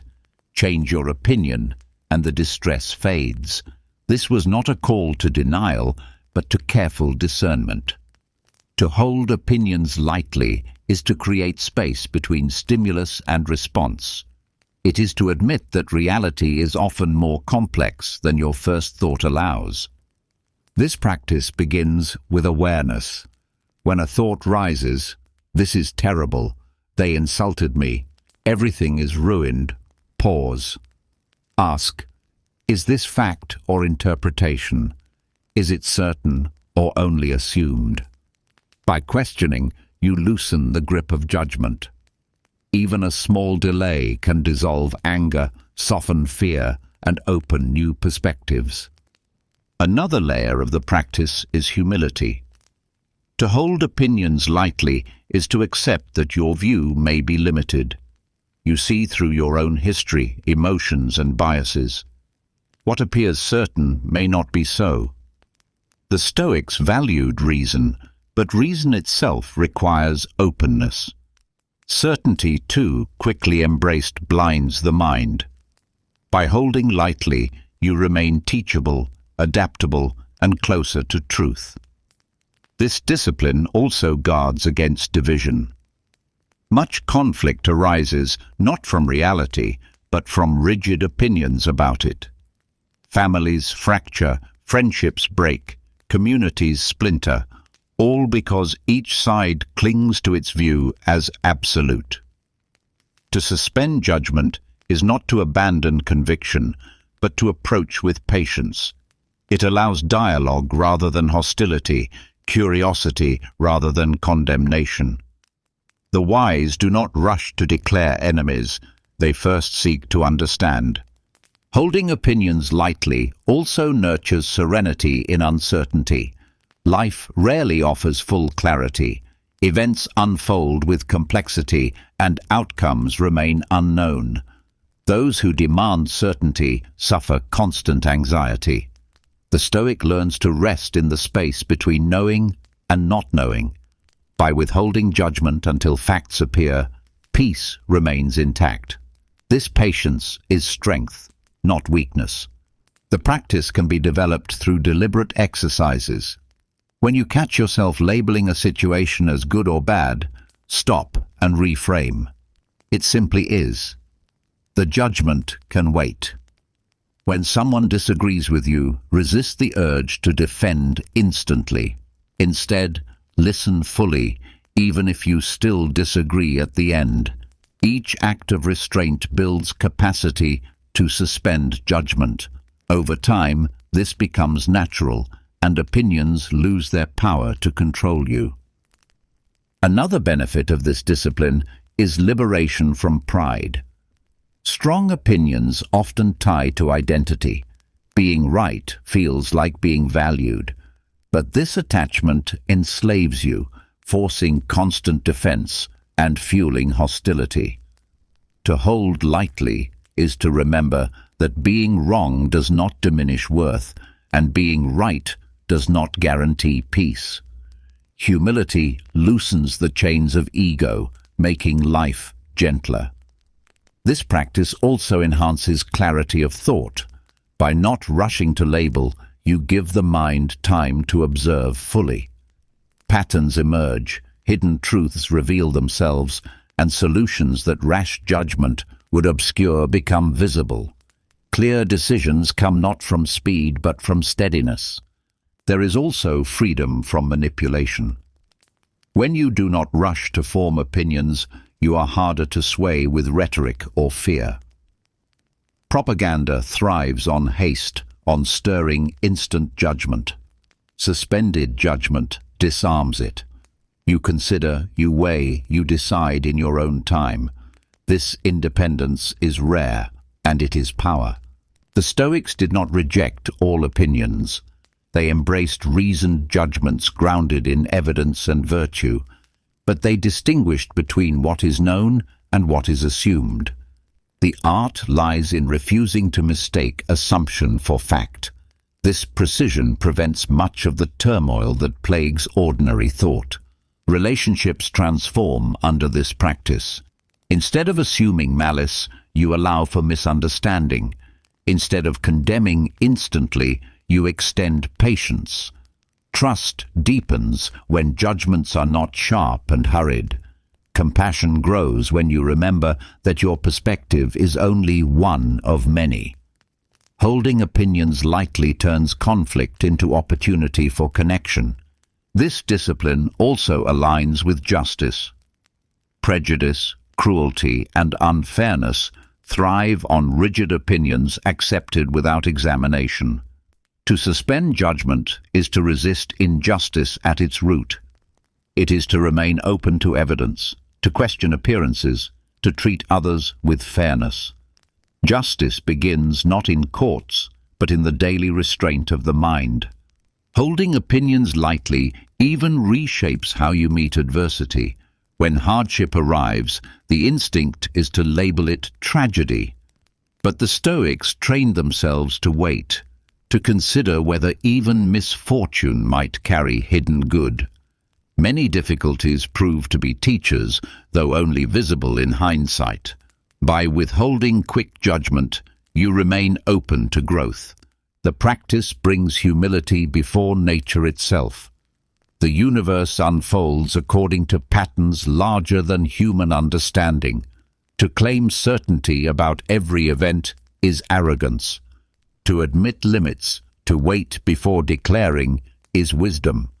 This humility does not paralyze action, it grounds it in realism. So let this lesson grow naturally from the mastery of insults. Just as hurtful words need not wound, so too judgments need not imprison. By learning to suspend judgment, by holding opinions with lightness, you protect peace, nurture clarity, preserve justice, and deepen connection. You stop mistaking impressions for truth, and in that space, freedom arises. The art of holding opinions lightly is the art of living without unnecessary suffering, the art of letting the mind breathe before it binds itself. When you train yourself to hold opinions lightly, life stops being dominated by rigid certainties. The mind loosens, serenity takes root, and unnecessary suffering begins to fade.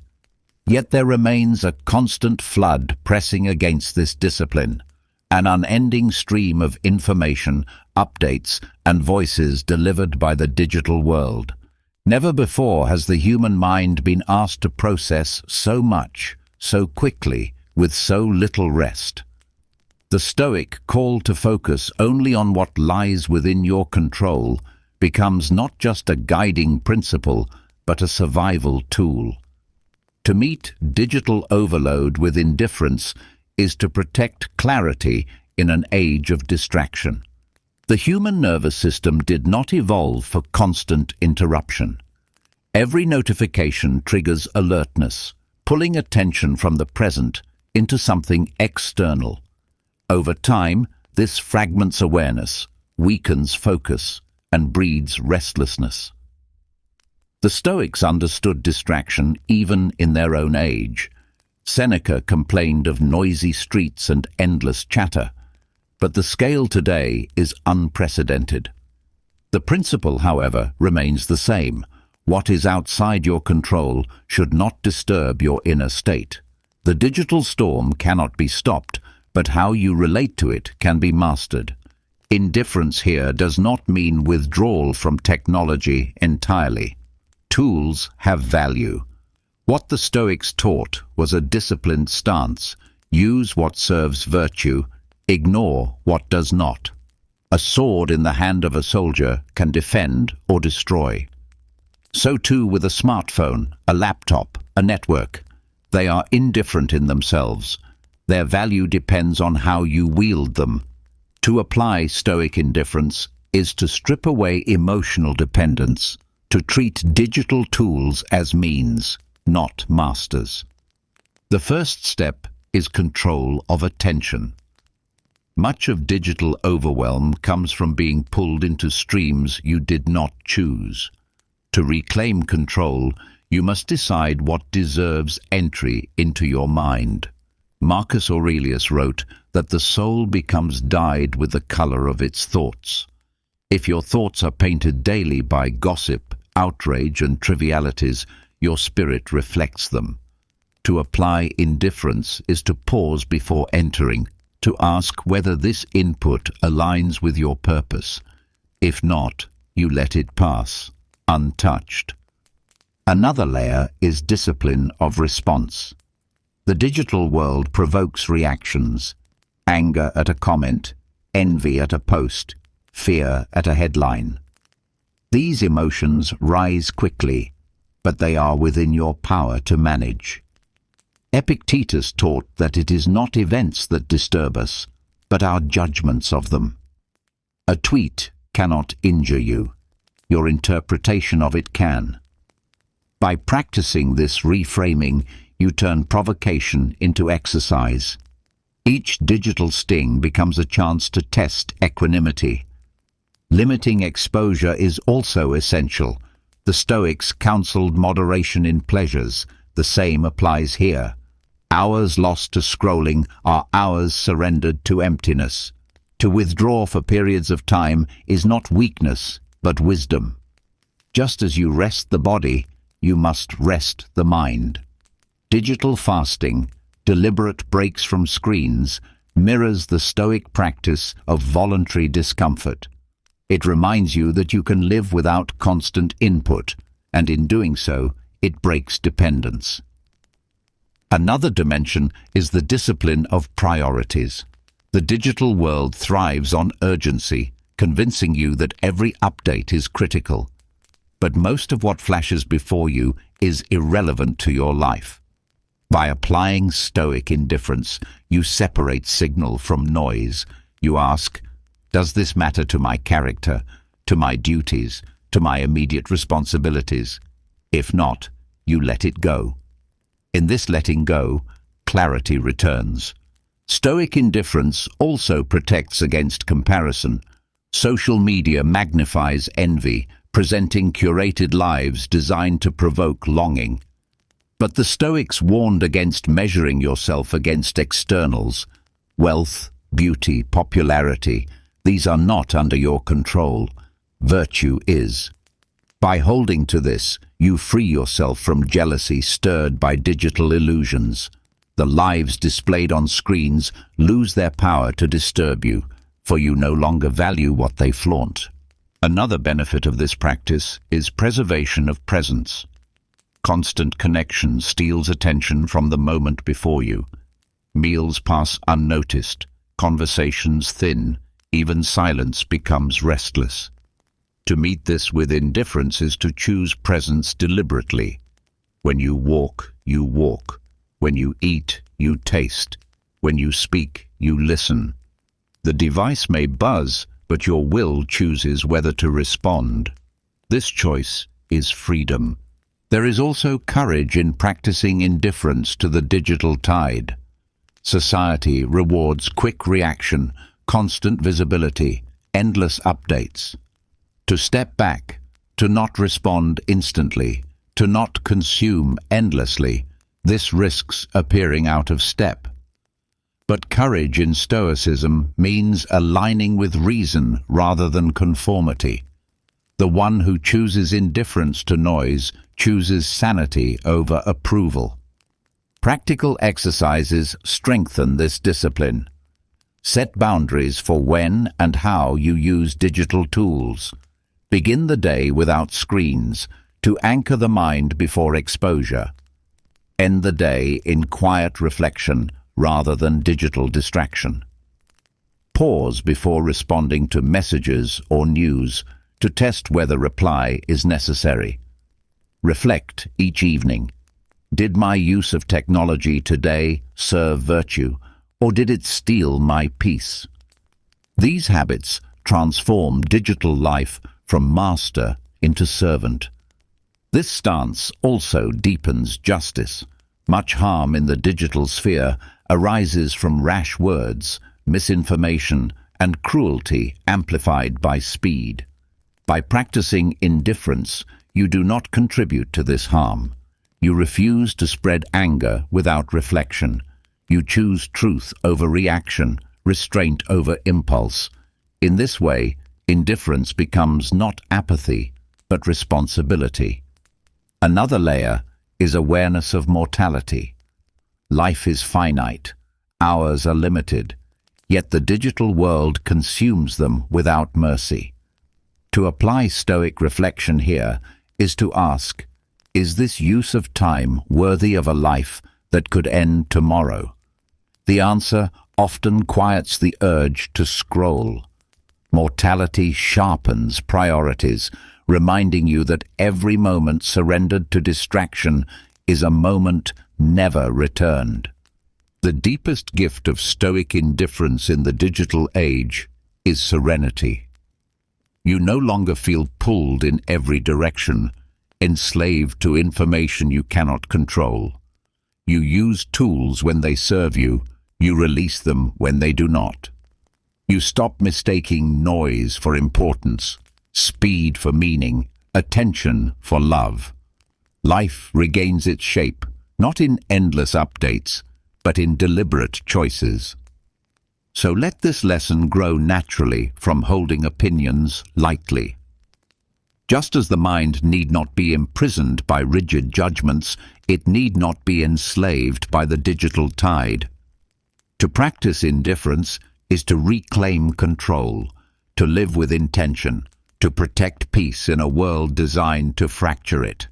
This is the Stoic answer to overload, not escape from technology, but mastery over how it enters your life. And in this mastery, freedom returns.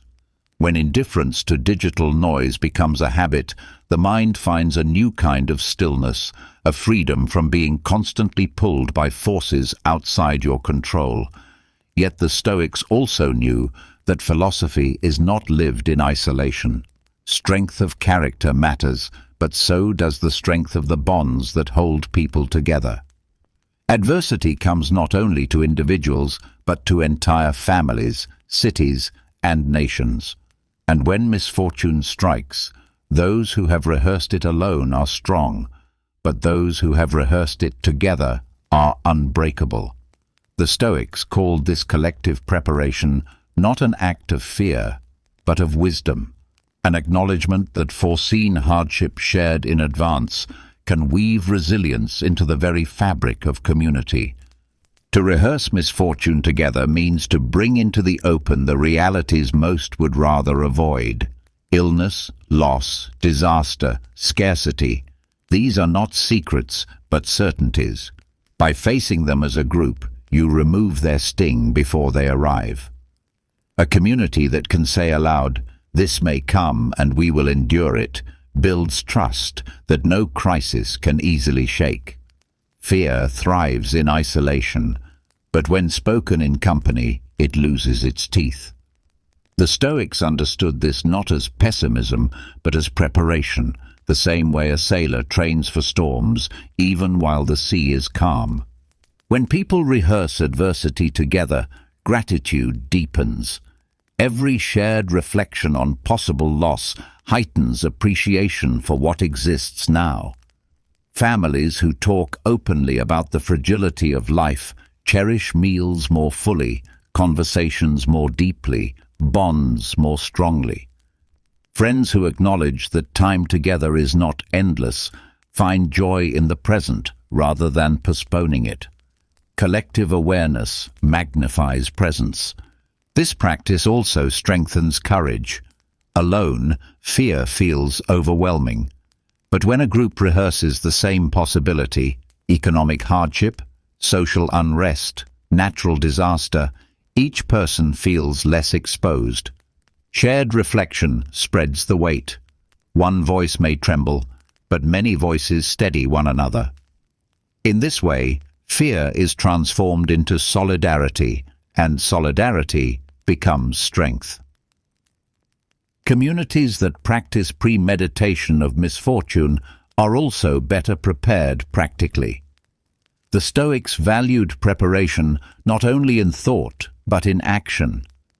To speak together of what may go wrong leads naturally to planning, storing resources, building support networks, agreeing on duties. A household that discusses how it would handle loss is less likely to be torn apart when it arrives. A city that rehearses disaster is more resilient in its response. Philosophy becomes not abstract, but lived.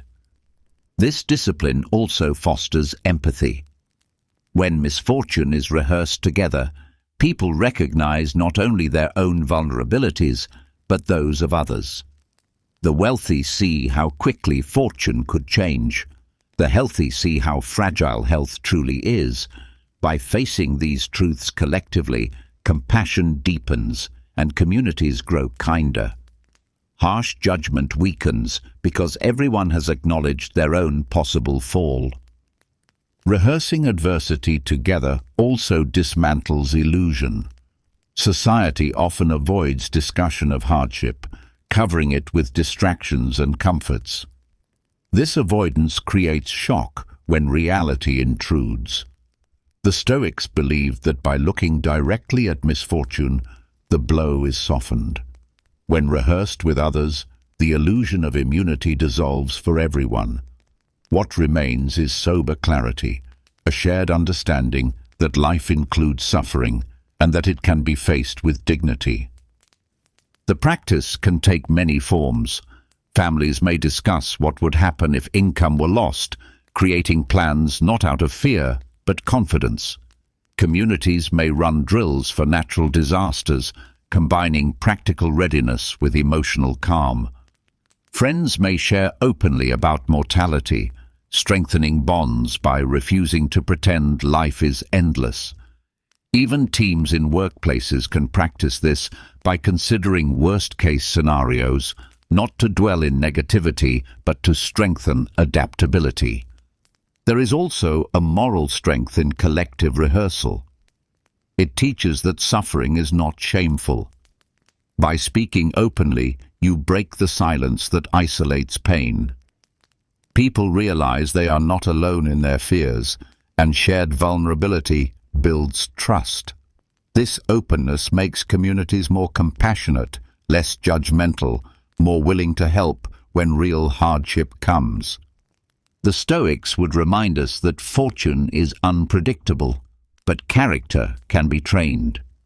A community that practices rehearsing misfortune trains its collective character.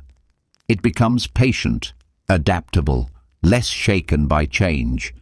It learns to see adversity not only as threat, but as an arena for courage and cooperation.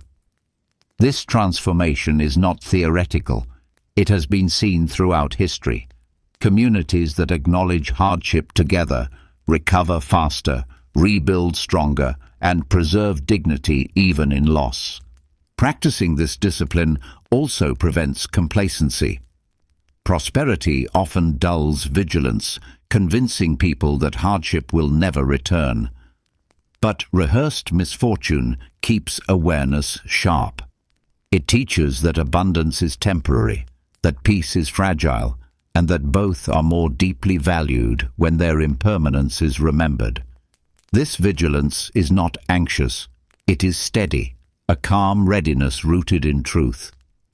Another gift of this practice is gratitude for interdependence. When people rehearse adversity together, they realize how much they rely on one another. The illusion of total independence fades. A household needs cooperation, a community needs trust, a society needs shared responsibility. By acknowledging this, bonds strengthen and pride softens. Collective rehearsal of misfortune also cultivates justice. It highlights vulnerabilities and inequities, prompting fairer preparation. If one group is more exposed to risk, the community sees it and can act with fairness. Philosophy here becomes practical compassion, ensuring that preparation is not only for the strong, but for all. The practice nurtures resilience across generations.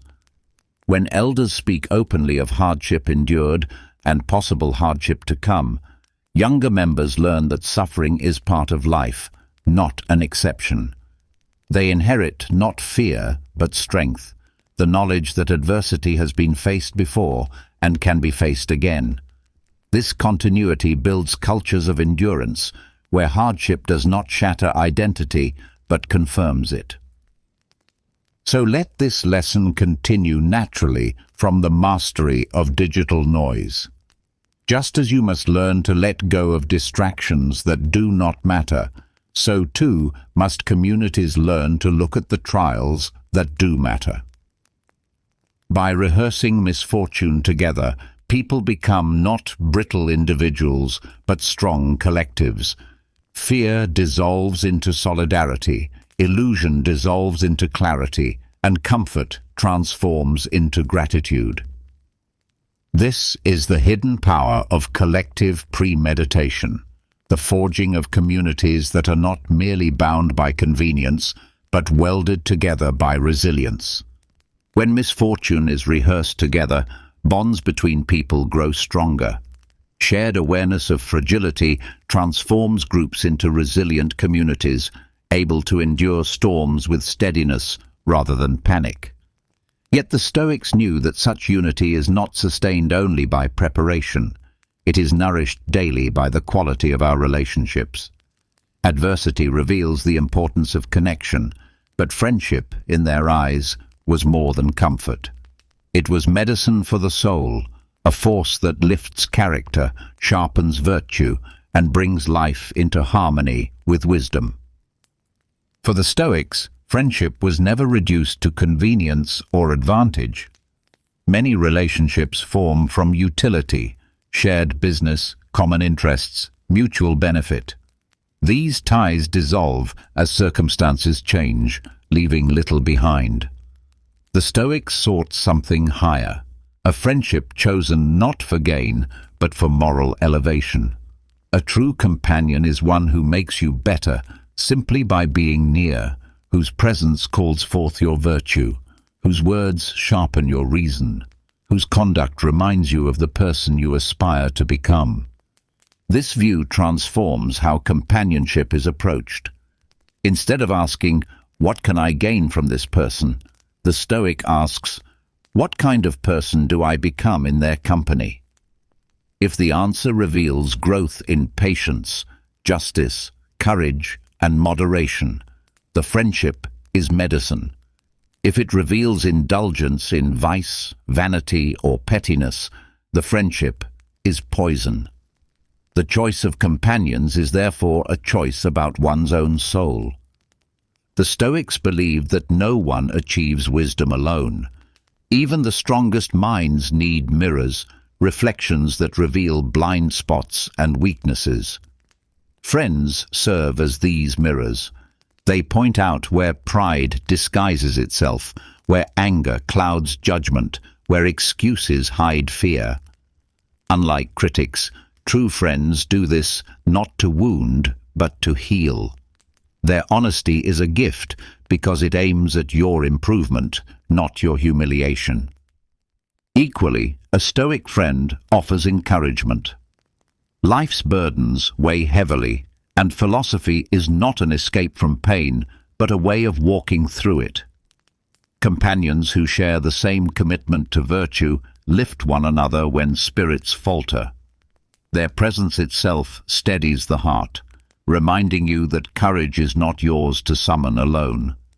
This mutual strengthening is why Seneca wrote that friendship creates a community of virtue, where the good of one becomes the good of all. Another dimension of Stoic friendship is constancy. Utility-based ties collapse when benefits vanish, but virtue-based friendships endure through change. Whether fortune rises or falls, the bond holds because it is rooted not in circumstances but in character. Poverty does not dissolve it, nor does wealth distort it. This constancy is rare, but it is the very quality that makes friendship medicine. In an unstable world, such loyalty provides stability for the soul. Choosing companions carefully also protects against corruption. People absorb habits from those around them. If you walk among the greedy, greed feels normal. If you walk among the frivolous, seriousness fades. The Stoics urged vigilance here, for character is shaped as much by environment as by intention. Friends should therefore be selected as carefully as mentors, for they either strengthen or weaken your pursuit of wisdom. The value of friendship lies not only in correction and support, but in the joy of shared growth. To study philosophy together, to reflect on daily actions, to practice restraint, courage, and justice side by side. These activities transform virtue from solitary discipline into shared journey. Growth becomes lighter when traveled with companions who strive for the same summit. Friendship also strengthens resilience against solitude. The Stoic is self-sufficient in principle, not dependent on others for happiness. But this does not mean isolation. Friendship enriches life by adding depth and warmth. The self remains whole alone, but it flourishes in company. A wise friend is not a crutch, but a companion in freedom, walking alongside without enslaving or being enslaved. In modern life, where relationships are often shallow and transactional, the Stoic view provides a corrective. To choose friends for virtue means rejecting the culture of networking and utility.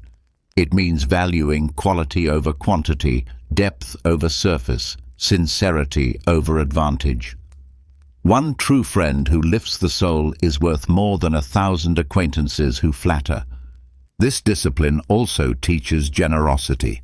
A true friend is not measured by what they give materially, but by how they give themselves, their time, attention, honesty, and care. The Stoic, therefore, strives to be as good a friend as they seek, offering the same moral elevation they hope to receive. Friendship is reciprocal medicine, healing both by the act of giving and receiving. Such bonds also strengthen justice in society. Communities of friendship rooted in virtue become communities of fairness, for those who love one another for character cannot easily betray or exploit. Friendship becomes the seed of broader harmony, teaching people to value others not for gain, but for their inherent dignity. There is humility in this view as well. To admit the need for friendship is to admit that you are incomplete alone. The Stoics acknowledged this openly. While philosophy trains self-sufficiency, it also teaches that mutual support enriches life. Friends do not negate strength, they multiply it. To seek them is not weakness, but wisdom. Practical exercises in this discipline include reflecting on the character of those you spend time with, asking whether their presence elevates or diminishes you. Another is to practice deliberate honesty with your closest companions, offering feedback with kindness and receiving it without defensiveness. Over time, these habits transform ordinary relationships into soul medicine. So let this lesson grow naturally from rehearsing misfortune together. Shared adversity forges unity, but true friendship sustains it. Companions chosen for virtue become more than comfort in hardship. They become healers of the soul, guardians of character, and partners in the pursuit of wisdom. To live with such friends is to live with daily medicine, and to be such a friend is to give the greatest gift philosophy can offer. When friendship is understood as medicine for the soul, when companions are chosen not for gain but for growth, the heart is steadied in ways solitude alone cannot provide.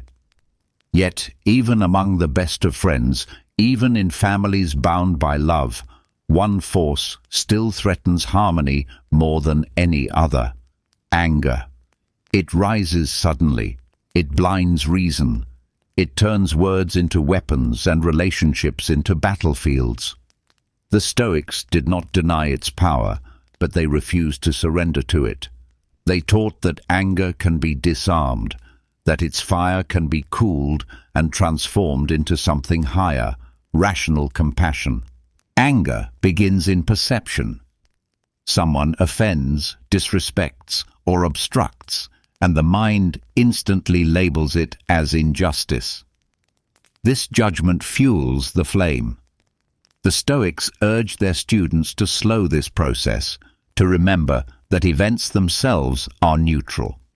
It is your interpretation that decides whether offense exists. By questioning the first impression, was this truly meant to harm? Could it be ignorance rather than malice? You create space where anger loses its urgency.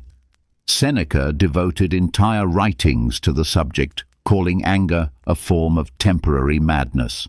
He observed that it harms the one who carries it more than the one it targets.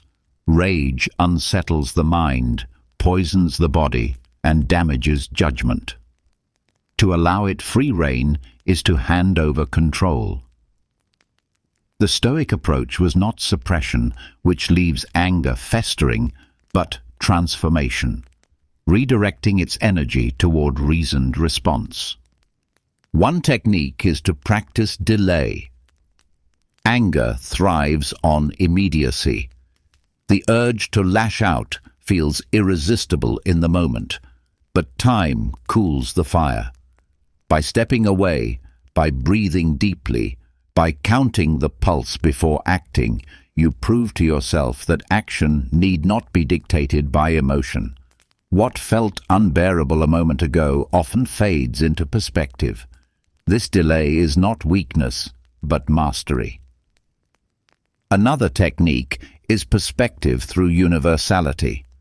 Marcus Aurelius reminded himself that those who provoke anger act as they do because of ignorance, upbringing, or circumstance. He asked, "Would I condemn a child for not knowing? Would I rage at the sick for showing symptoms?" By framing others' actions as products of human weakness rather than personal attacks, compassion rises where fury once stood. This shift does not excuse wrongdoing, but reframes it as error to be corrected rather than evil to be hated. The Stoics also advised examining your own faults. Before condemning others in anger, reflect on how often you have erred, spoken carelessly, acted unjustly. This humility cools the fire of indignation. It reminds you that you share the same human fragility and that compassion, not condemnation, is the path of wisdom. Transforming anger into rational compassion also strengthens justice. Anger seeks punishment. Reason seeks correction. When you respond with compassion, you aim not to destroy, but to guide.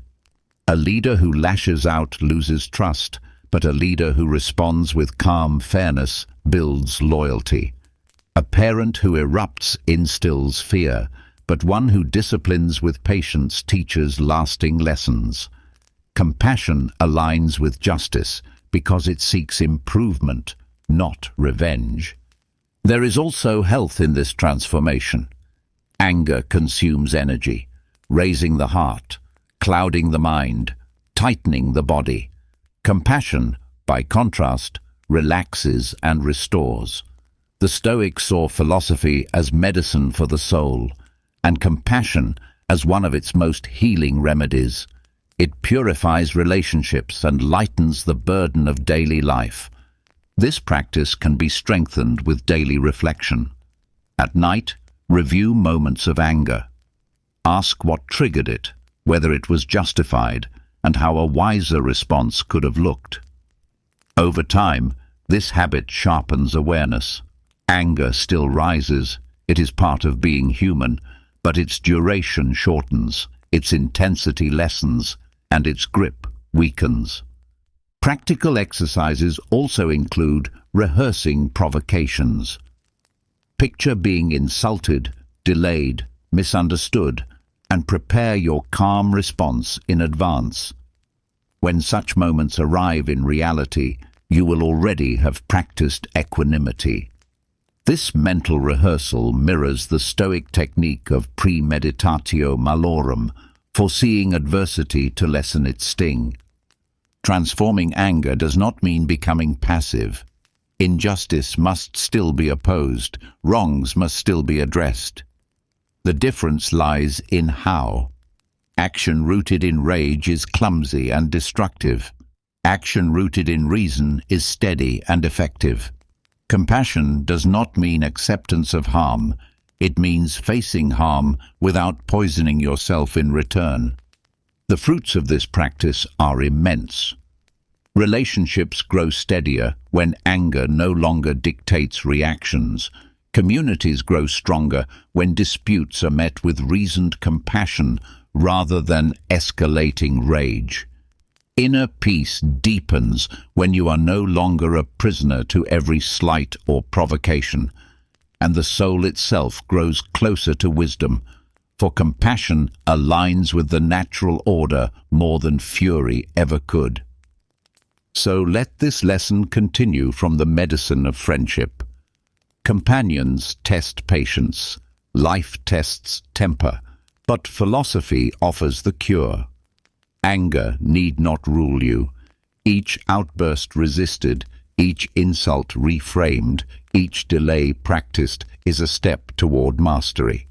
In time, what once burned uncontrollably becomes fuel for clarity, for justice, and for compassion that sees weakness not as an enemy, but as a call for understanding. This is the Stoic path, to turn fire into light, rage into reason, and anger into the strength of a calm and generous heart. When anger is transformed into compassion, when heat is turned into clarity, the heart discovers a new strength, the ability to act without being rushed by rage. Yet beyond anger lies another trial, one that often feels even harder to endure, the long stretches of waiting. Life places people in in-between spaces where outcomes are uncertain, where progress is slow, where answers do not arrive. Many crumble in these spaces, consumed by restlessness, fear, or despair. The Stoics, however, treated waiting not as wasted time, but as a stage for growth. To live well while waiting is to practice patience as an act of courage, a way of showing the universe that uncertainty will not break you. Patience is not passive. It is not idle resignation. For the Stoics, it was active endurance, a form of strength that holds steady under delay without bitterness. To wait well is to resist the temptation of despair and to fill the empty space with dignity. This requires discipline because the mind naturally races toward what it cannot control, waiting for results, for healing, for justice, for change. All of these test the soul's ability to remain grounded. The first step in this discipline is recognizing that waiting is unavoidable. Life itself is a series of intervals between events. You wait for seasons to change, for children to grow, for projects to mature. To resist waiting is to resist the structure of existence. The Stoics reframed it as an opportunity. If you cannot shorten the delay, you can decide how to live within it. In this way, waiting becomes not empty time, but chosen time. Patience is rooted in reason. The mind asks, does my anxiety change the outcome? Does my restlessness bring the future faster? If the answer is no, then agitation is waste. The Stoic does not forbid desire for change, but refuses to poison the present with impatience. Instead, attention shifts to what can be shaped now: attitude, action, inner state. This shift transforms waiting from torment into training. One exercise is to treat waiting as practice in stillness. When delayed in a line, when plans stall, when responses do not come, the ordinary person stews in frustration. The Stoic sees training ground. These moments expose how dependent peace has become on speed and control. By welcoming small delays as practice, you prepare for larger trials. Each pause becomes an arena where endurance is tested and strengthened. Another exercise is to invest the waiting. Do not allow empty hours to drain life. Fill them with growth. Seneca wrote that while others complain of wasted time, the philosopher always finds use for it. Study, reflection, service, even rest become ways to transform delay into value. In this way, waiting is no longer wasted, it is lived. Patience also requires trust in nature's order. The Stoics believed the universe unfolds according to reason larger than human sight. To demand outcomes arrive on your schedule is arrogance. To accept timing you do not control is humility. This trust does not mean fatalism, it means aligning with reality. Crops take seasons, healing takes time, wisdom takes years. To wait well is to live in harmony with these rhythms rather than warring against them. There is also courage in patience. In uncertain times, fear urges haste, rash decisions, reckless choices, desperate actions. Patience resists this urge, holding steady until clarity emerges. It is courage because it refuses to be broken by uncertainty. It declares, I will not sacrifice reason to restlessness. I will not abandon principle to fear.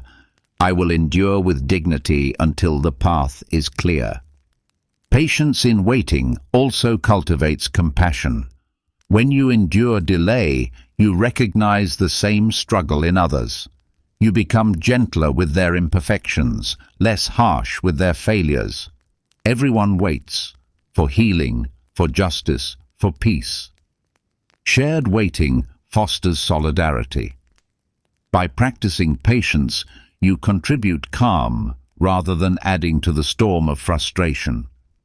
The Stoics also warned against the illusion of postponement. Many live poorly while waiting to live well. They defer joy until the outcome arrives, telling themselves, I will be content when this happens. But waiting does not end. There will always be another outcome. The Stoic chooses to live now, even in uncertainty, to eat with gratitude while waiting, to love while waiting, to learn while waiting. This is living well. If you cannot live in the in-between, you cannot live at all. Daily reflection strengthens this discipline. At the end of each day, ask, did I endure waiting with calm, or did I surrender to restlessness? Did I fill delay with growth, or did I waste it in complaint? Each review builds awareness.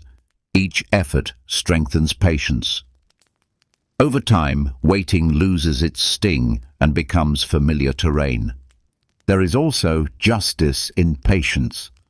Many conflicts erupt from the inability to wait, impatience with others, with negotiations, with processes. By practicing patience, you prevent harm that rashness would cause. Justice often requires slow steps, and patience makes them possible. The fruits of patience extend beyond endurance. It brings serenity, for when you no longer resist waiting, peace remains. It brings wisdom, for waiting allows reflection before action. It brings freedom, for impatience enslaves you to what you cannot control, while patience frees you to focus on what you can. And it brings meaning, for living well in uncertainty proves that life is not diminished by delay.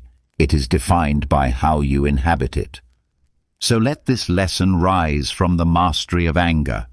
When rage is cooled into compassion, patience becomes its companion. Together they form resilience. Compassion softens the heart, patience steadies the mind. Waiting then ceases to be torment and becomes training, not punishment, but opportunity.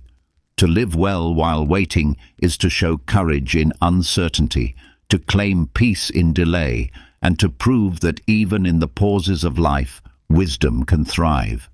Patience in waiting teaches that even the uncertain stretches of life can be lived with dignity, that meaning is not postponed until outcomes arrive, but discovered in how you inhabit each moment. Yet for the Stoics, patience was not left to chance. They cultivated habits that shaped each day deliberately, so that even in the face of delay or adversity, the mind remained anchored. This is where ritual enters, not ritual as empty routine, but as intentional practice to frame life with purpose. The Stoics placed great importance on how the day begins and how it ends, for these two thresholds set the tone of existence. Morning preparation and evening review were their chosen anchors, ensuring that every day, however ordinary, was lived with clarity and meaning. The morning was not to be stumbled into, but entered with awareness. Marcus Aurelius wrote of reminding himself upon waking that he would meet selfish, ungrateful, arrogant, and deceitful people. This was not pessimism, but preparation. By expecting difficulty, he stripped it of surprise. When insults came, they felt less like shocks and more like rehearsed lines in a familiar play. Morning ritual was about arming the mind before battle, setting intentions that would hold against the day's storms. Preparation at dawn also included recalling the principles of Stoicism, that what lies outside your control should not disturb you, that virtue is the only true good, that every action can be aligned with justice, wisdom, courage, and moderation. These reminders acted as shields, shaping choices before temptation or anger could seize the mind. A day begun with these reflections was less likely to unravel in chaos. Equally important was gratitude upon waking. Seneca advised acknowledging the sheer gift of being alive each morning, knowing it could have been otherwise. Gratitude turns the ordinary into treasure, the breath in your lungs, the light breaking the horizon, the chance to act with integrity again. Beginning the day in gratitude guards against entitlement, softening the ego and sharpening presence. The Stoics also embraced simplicity in morning routine. Rising early, they avoided indulgence in comfort or delay. To linger excessively in bed was, to Marcus, a betrayal of purpose, as if one had been born only to stay warm under blankets. Morning was the time to act, to enter the work of living rationally. This discipline reminded them that time is limited, and each hour wasted is irretrievable. Evening was no less important. Where morning prepared, evening reviewed. The day, once lived, became material for examination. Seneca described questioning himself each night. What did I do well? What did I fail to do? Where did I act against reason? This was not self-condemnation, but self-correction. Just as an athlete studies performance to improve, the Stoics studied conduct to align closer with virtue.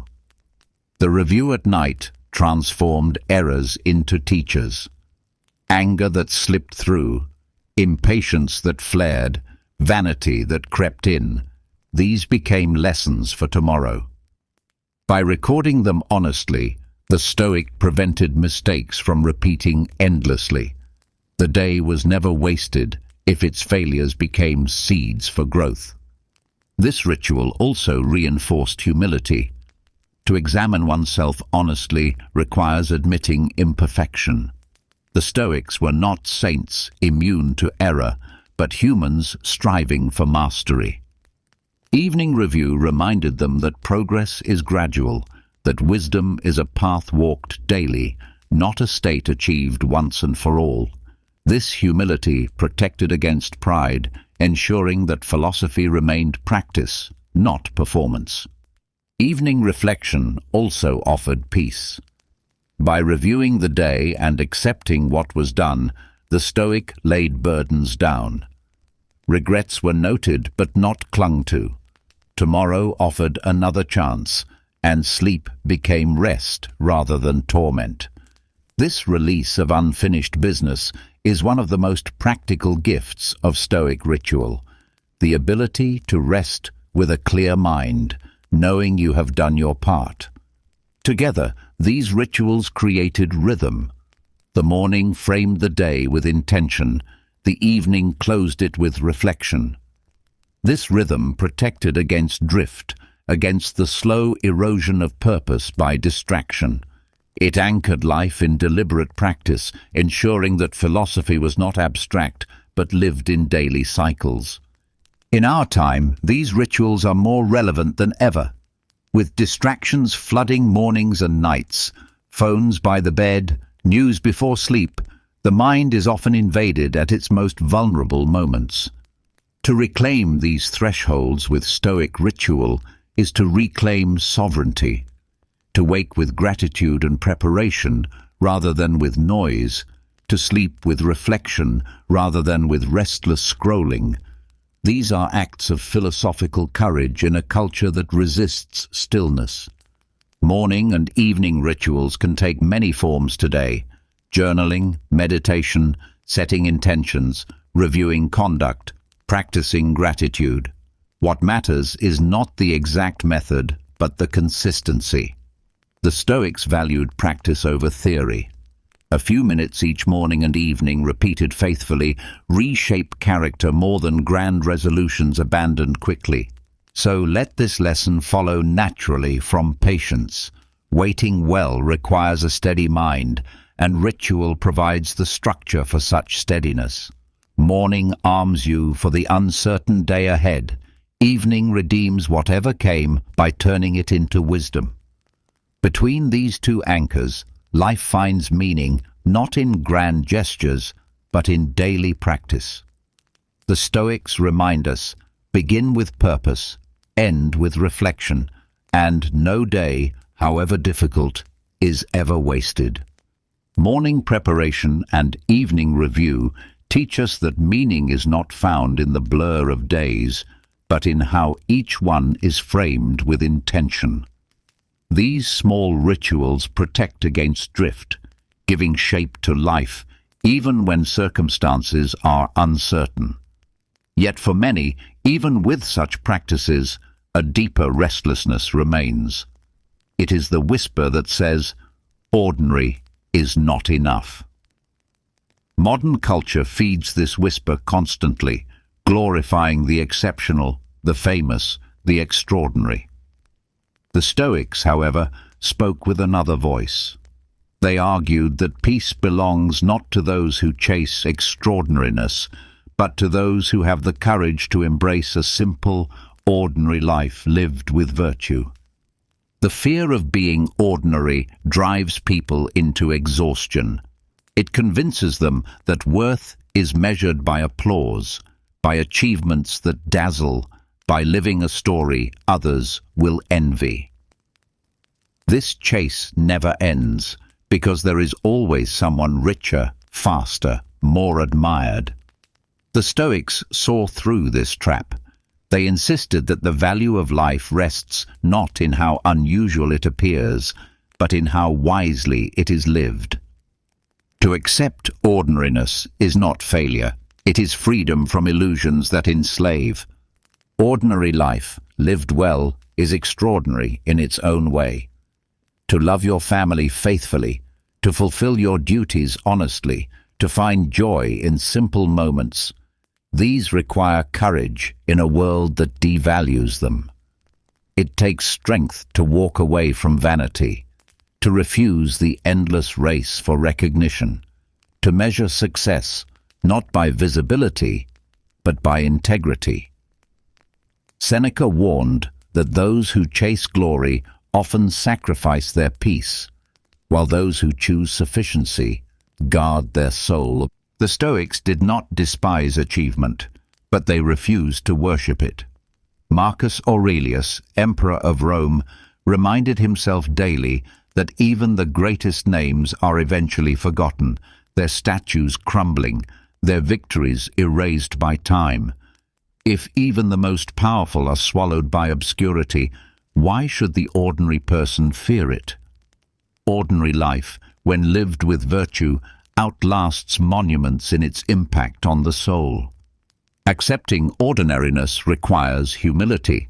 Pride resists, insisting that to be unseen is to be worthless.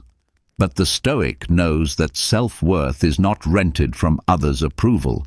It is owned by the practice of reason, courage, justice, and moderation.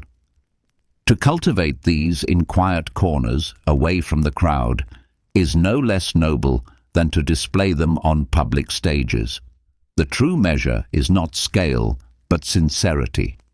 This courage also dismantles envy. When you release the need to be extraordinary, others' success no longer threatens you. You admire without comparison, support without jealousy, and live free of bitterness. Peace grows because you are no longer chasing shadows of recognition. You see clearly that happiness does not depend on outshining, but on aligning with virtue. Living an ordinary life with dignity also restores presence. Those obsessed with greatness often live in the future, planning for a claim that has not arrived. In contrast, accepting ordinariness anchors you in the present. Meals, conversations, and small joys are no longer dismissed as distractions from the extraordinary goal. They are seen as life itself. This shift deepens gratitude, for what once seemed trivial is revealed as precious. Practical exercises help strengthen this courage. Reflect on your daily actions and ask, are they guided by virtue or by vanity? When you feel restless because your life seems too plain, remind yourself that even emperors fade into dust. When tempted to compare, remember that sufficiency, not superiority, is the ground of peace. Practicing gratitude for small things each day, health, companionship, the ability to reason, recalibrates the soul to value what is real. This acceptance also creates space for compassion. The race for extraordinariness often isolates, as each person becomes a competitor. But those who embrace the ordinary see others not as rivals, but as fellow travelers. Shared humanity becomes visible again, and kindness flows more freely. Justice is served because you no longer step on others in pursuit of recognition. There is also resilience in ordinariness. Those who base worth on being exceptional collapse when overlooked or forgotten. But those who find dignity in the ordinary remain steady, no matter the crowd's attention. Their identity rests on inner strength, not on shifting recognition. This resilience is power of a rare kind, quiet but unshakable. Accepting an ordinary life does not mean refusing growth. The Stoics still urged striving for virtue, for wisdom, for justice. The difference lies in motive. Growth is pursued not to be seen, but to be better. Improvement is not measured by applause, but by alignment with reason. In this way, ordinariness is not stagnation, but steady cultivation of the soul. The greatest irony is that those who embrace ordinariness often become extraordinary without seeking it. Their calmness, integrity, and steadiness stand out in a restless world. Yet whether noticed or not, they remain the same, because recognition is irrelevant. Their peace does not rise or fall with visibility. This is the truest form of strength. So let this lesson follow from the discipline of ritual. When each day begins with preparation and ends with reflection, the need for extraordinariness fades. Life reveals its value not in grand gestures, but in the quiet courage of living simply and well. The Stoics remind us it takes more bravery to embrace the ordinary with virtue than to chase the extraordinary without peace. In that acceptance, the soul finally rests. When peace is reclaimed by accepting the dignity of an ordinary life, restlessness loses its grip. You no longer chase after what does not last, and you find strength in simplicity. Yet life will not leave you untouched, even when you choose humility. Ordinary or extraordinary, every human path is crossed by pain, of the body, of the heart, of the mind. The Stoics did not deny this reality. They confronted it directly. They believed that suffering itself could be reshaped, that pain could be reinterpreted as material for growth. To them, hardship was not an enemy, but raw clay, ready to be molded into virtue by those willing to see differently. Pain unsettles because it feels like a thief, stealing comfort, security, or joy. The instinct is to resist, to rage, to collapse in despair. The Stoics taught another way. They argued that the sensation itself is only half the burden. The greater weight is the judgment we attach to it. If you decide that pain is unbearable, it becomes so. If you decide it is training, it transforms. This was their radical insight. The mind can reframe suffering, and in doing so, it can turn weakness into strength. Epictetus, born a slave and crippled in body, lived this truth. He declared that people are disturbed not by events, but by their opinions of them. Pain does not dictate misery. Interpretation does. To reinterpret pain is not to deny its reality, but to see it as teacher. A broken bone may limit movement, but it also trains patience. A betrayal may wound trust, but it sharpens discernment. Each form of suffering can refine a quality of soul if approached with courage. The first step in this discipline is recognition. Pain will arrive. This cannot be changed. To treat it as abnormal only deepens shock. The Stoics prepared themselves daily with the thought that adversity is natural. Just as storms belong to weather, so pain belongs to life. By accepting its inevitability, you strip away some of its terror. What is expected can be endured more calmly than what is denied. The next step is separation. Pain is divided into two parts: the raw sensation and the story you tell about it. The sensation may be sharp, heavy, exhausting, but the story often multiplies it. This will never end. This means my life is ruined. This proves I am weak.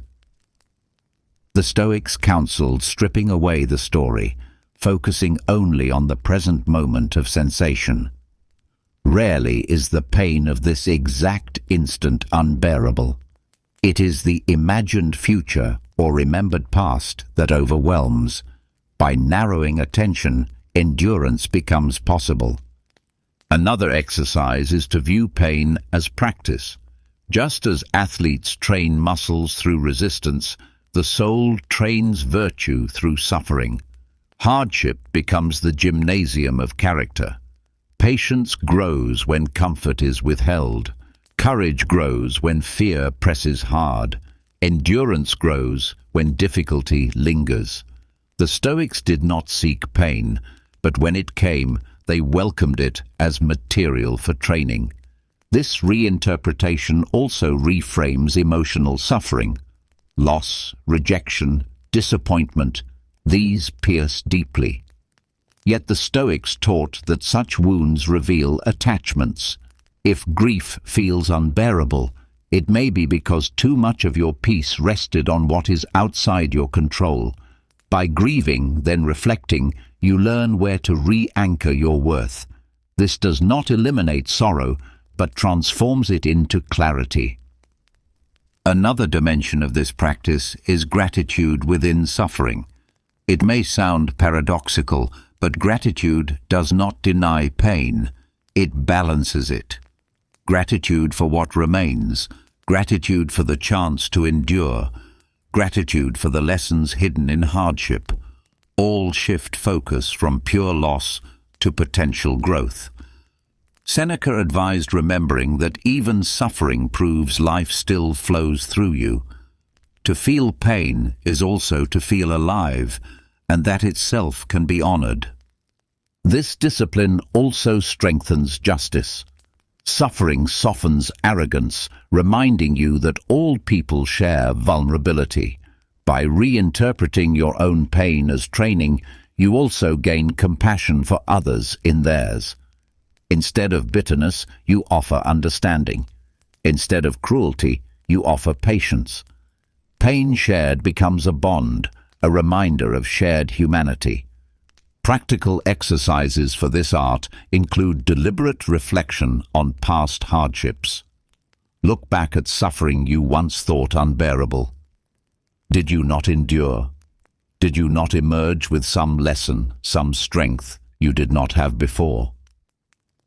This reflection shows that pain, once reframed, can be seen as the very ground of growth. Another exercise is to meet small discomforts with deliberate composure. Cold, hunger, delay. By practicing calm in these, you prepare for larger trials. This practice is not denial. The Stoics did not claim that pain is pleasant. They admitted it is harsh, but they taught that harshness need not equal destruction. By refusing to label pain as purely evil, they freed themselves to use it. In this way, even the hardest trials became part of their progress. The fruits of this reinterpretation are profound. Resilience deepens when you no longer see pain as enemy. Courage grows when hardship is treated as training. Gratitude expands when suffering sharpens awareness of what remains. And peace becomes possible even in difficulty, because you no longer resist what cannot be avoided. You transform it. So let this lesson grow naturally from the courage of ordinariness. When you stop chasing the extraordinary, you are free to face the inevitable trials of ordinary life with dignity. Pain will come, but it need not destroy. The Stoics remind us that suffering, reinterpreted, becomes raw material for virtue. The mind is the craftsman, the trial is the clay, and in choosing how to shape it, you discover a strength greater than pain itself. When pain is reinterpreted as material for virtue, life's hardest blows lose their power to define you. Suffering becomes teacher, not tyrant, and the mind grows steady even in storms. Yet, once hardship is reframed, another quieter enemy often waits at the edges of daily life. It is not the pain of loss or the sting of insult, but the poison of comparison. In every corner of modern culture, especially in the endless scroll of social media, the temptation arises to measure your life against the display of others. Envy creeps in, whispering that you are behind, that you are smaller, that your joys are less real because someone else's appear larger. The Stoics saw envy as one of the most corrosive states of the soul, and they prescribed detachment as the cure. Envy thrives on illusion. You see only fragments of others' lives, the moments they choose to reveal, polished and framed. Yet the mind turns those fragments into full narratives, convincing you that others live without struggle, while you alone carry burdens. The Stoics taught that such judgments are false because you cannot know the whole story. Seneca reminded his students that those envied for their riches are often enslaved to them. Those envied for their beauty are often tormented by fear of losing it, and those envied for their power live in constant anxiety. To envy is to covet shadows, forgetting the hidden weight that comes with every blessing. The discipline of living without envy begins with shifting focus from others to yourself. The Stoics emphasized that the only good lies in virtue, and virtue is entirely within your control. Wealth, appearance, popularity, all these belong to fortune, not to you. If they come, they may leave. To base happiness on them is to hand your peace to chance. But virtue, courage, justice, wisdom, moderation cannot be taken from you. When you value what is yours alone, envy dissolves, because what others have does not diminish what you can practice. Another Stoic technique is to remind yourself of sufficiency. The culture of comparison thrives by convincing you that what you have is never enough. But sufficiency is the recognition that your needs are already met, that you lack nothing essential. Food, shelter, breath, the ability to reason, these are riches by Stoic measure. Gratitude for them is the shield against envy. When you train your attention on what is present rather than on what others flaunt, peace returns. The Stoics also advised compassion for those envied. Instead of seeing them as rivals, see them as fellow mortals subject to the same fragility. Their wealth will fade, their beauty will age, their fame will vanish. To envy them is to ignore their humanity. To view them with compassion is to free yourself from jealousy and to strengthen connection instead of rivalry. Another dimension is to recognize the emptiness of applause. Marcus Aurelius often reminded himself that those who praise and those who scorn will soon be gone, their voices forgotten. Why then should envy or pride be tied to their approval?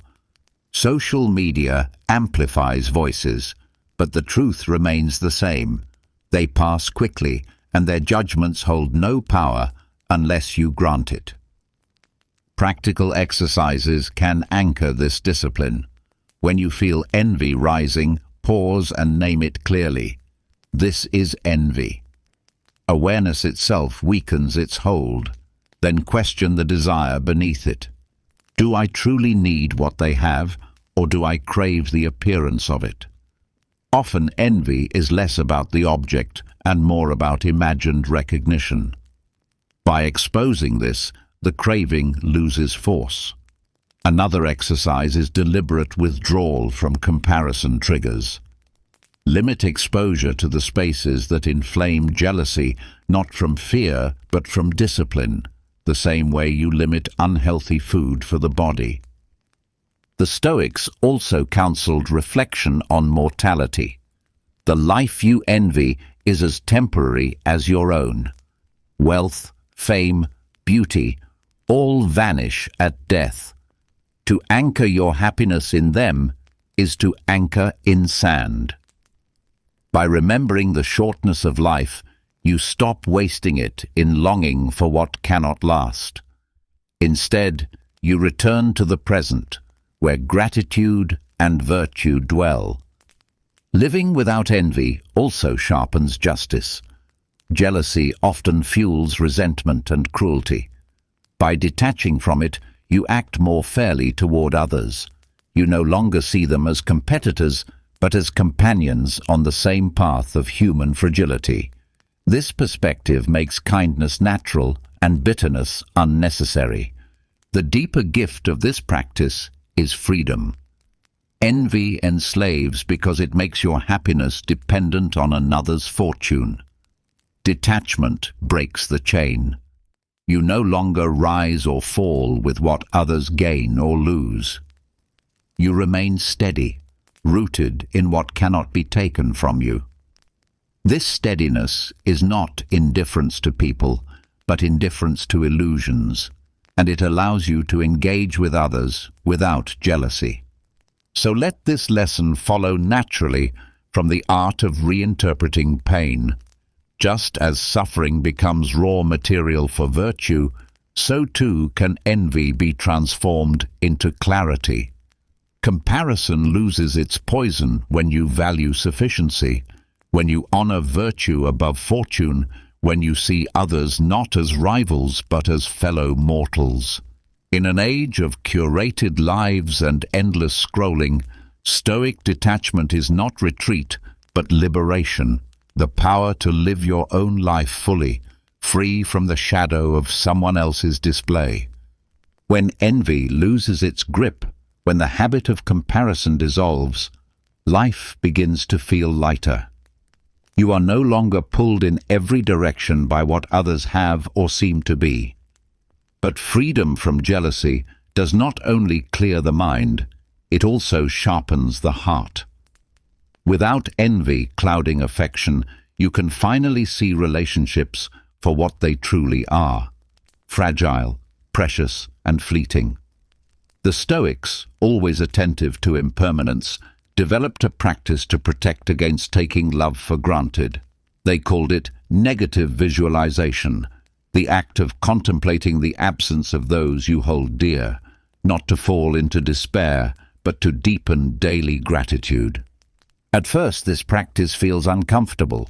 To picture a spouse gone, a child no longer by your side, a parent no longer alive, presses against the heart like a weight. Yet, the Stoics argued that refusing to think of loss does not prevent it. It only leaves you unprepared. When loss eventually arrives, as it always does, the pain is doubled, the grief of absence combined with the shock of unconsidered reality. Negative visualization reduces this shock. It trains the mind to accept what is inevitable while also magnifying appreciation for the presence that still exists today. Marcus Aurelius wrote of kissing his child while remembering that the child is mortal. This was not coldness, but tenderness, heightened by awareness. To treat each embrace as possibly the last transforms routine gestures into treasures. The ordinary becomes extraordinary because you finally recognize its fragility. Seneca advised his students to visit loved ones with this thought in mind, to remember that time together is not guaranteed. In doing so, annoyance shrinks, affection grows, and quarrels lose their urgency. The practice begins with small reflections. At night, before sleep, recall the faces of those you love and acknowledge silently. They will not be here forever. Let the thought soften your heart rather than harden it. In the morning when you greet them, hold the awareness that the greeting is a gift, not a guarantee. This mindset shifts relationships from entitlement to gratitude. Instead of assuming time will always stretch ahead, you learn to treasure the present moment. Negative visualization also cures pettiness. Many arguments, irritations, and resentments thrive because people forget impermanence. A harsh word feels worth clinging to until you recall that this person could be gone tomorrow. Suddenly, the offense shrinks, and reconciliation feels urgent. Why waste hours in cold silence when those hours may be the last you share? This perspective does not erase conflict, but it reframes it, replacing pride with tenderness. Another benefit is resilience in grief. When you have trained the mind to face the possibility of loss, the eventual reality, though painful, does not shatter you entirely. You have already rehearsed the absence in thought. You have already told yourself, this could happen. So when it does, sorrow remains, but despair does not consume. You can carry grief with steadiness rather than collapse under its weight. This practice also fosters justice in relationships. By remembering the fragility of others, you treat them with fairness and kindness. You stop exploiting their patience, neglecting their presence, or taking advantage of their loyalty. You see clearly that they owe you nothing beyond the time they willingly share. Respect becomes natural because you no longer assume permanence. There is also humility in negative visualization. It reminds you that you do not own people, even those closest to you. They are mortal, independent, subject to fate as much as you are. To imagine their absence is to admit your lack of control. This humility shifts love from possession to appreciation. You stop demanding perfection from loved ones and start cherishing them as they are. Practical exercises include writing letters of gratitude to those you love, even if never sent, as a way of acknowledging their importance. Another is to pause in daily routine, while eating together, walking together, sitting quietly, and silently remind yourself, this moment will not repeat. Such exercises infuse ordinary days with extraordinary warmth. Modern life often hides mortality, pushing it aside with distraction. Relationships suffer because people behave as though time is infinite. The Stoics cut through this illusion. By deliberately contemplating loss, they reawakened tenderness.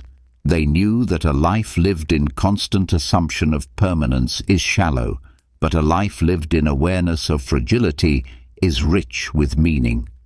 So let this lesson follow naturally from detachment from envy.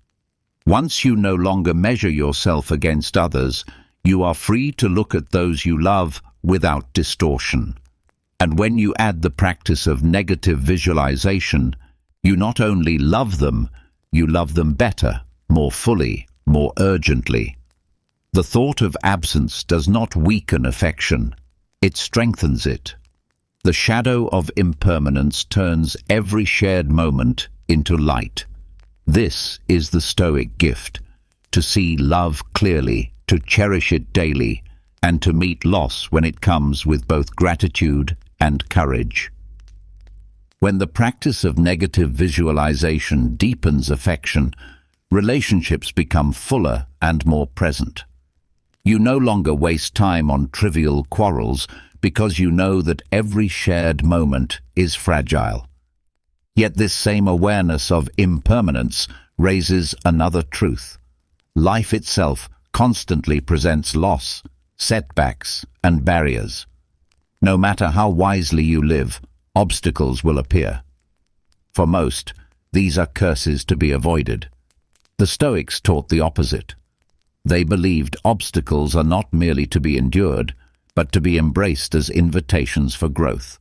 This radical stance was captured in the phrase amor fati, love of fate, not tolerating what happens, not simply accepting it, but choosing to love it because it happens. At first, this seems unnatural. How could anyone love sickness, failure, betrayal, or hardship? But the Stoics argued that events themselves are not good or bad. They are raw material. What matters is how you respond. Fire burns wood, but without wood, there is no flame. In the same way, adversity fuels virtue. Without difficulty, courage has no field to test itself. Without insult, patience has no space to grow. Without obstacles, resilience remains theoretical. To love fate, therefore, is to love the training ground life provides. Marcus Aurelius wrote that the obstacle to action advances action.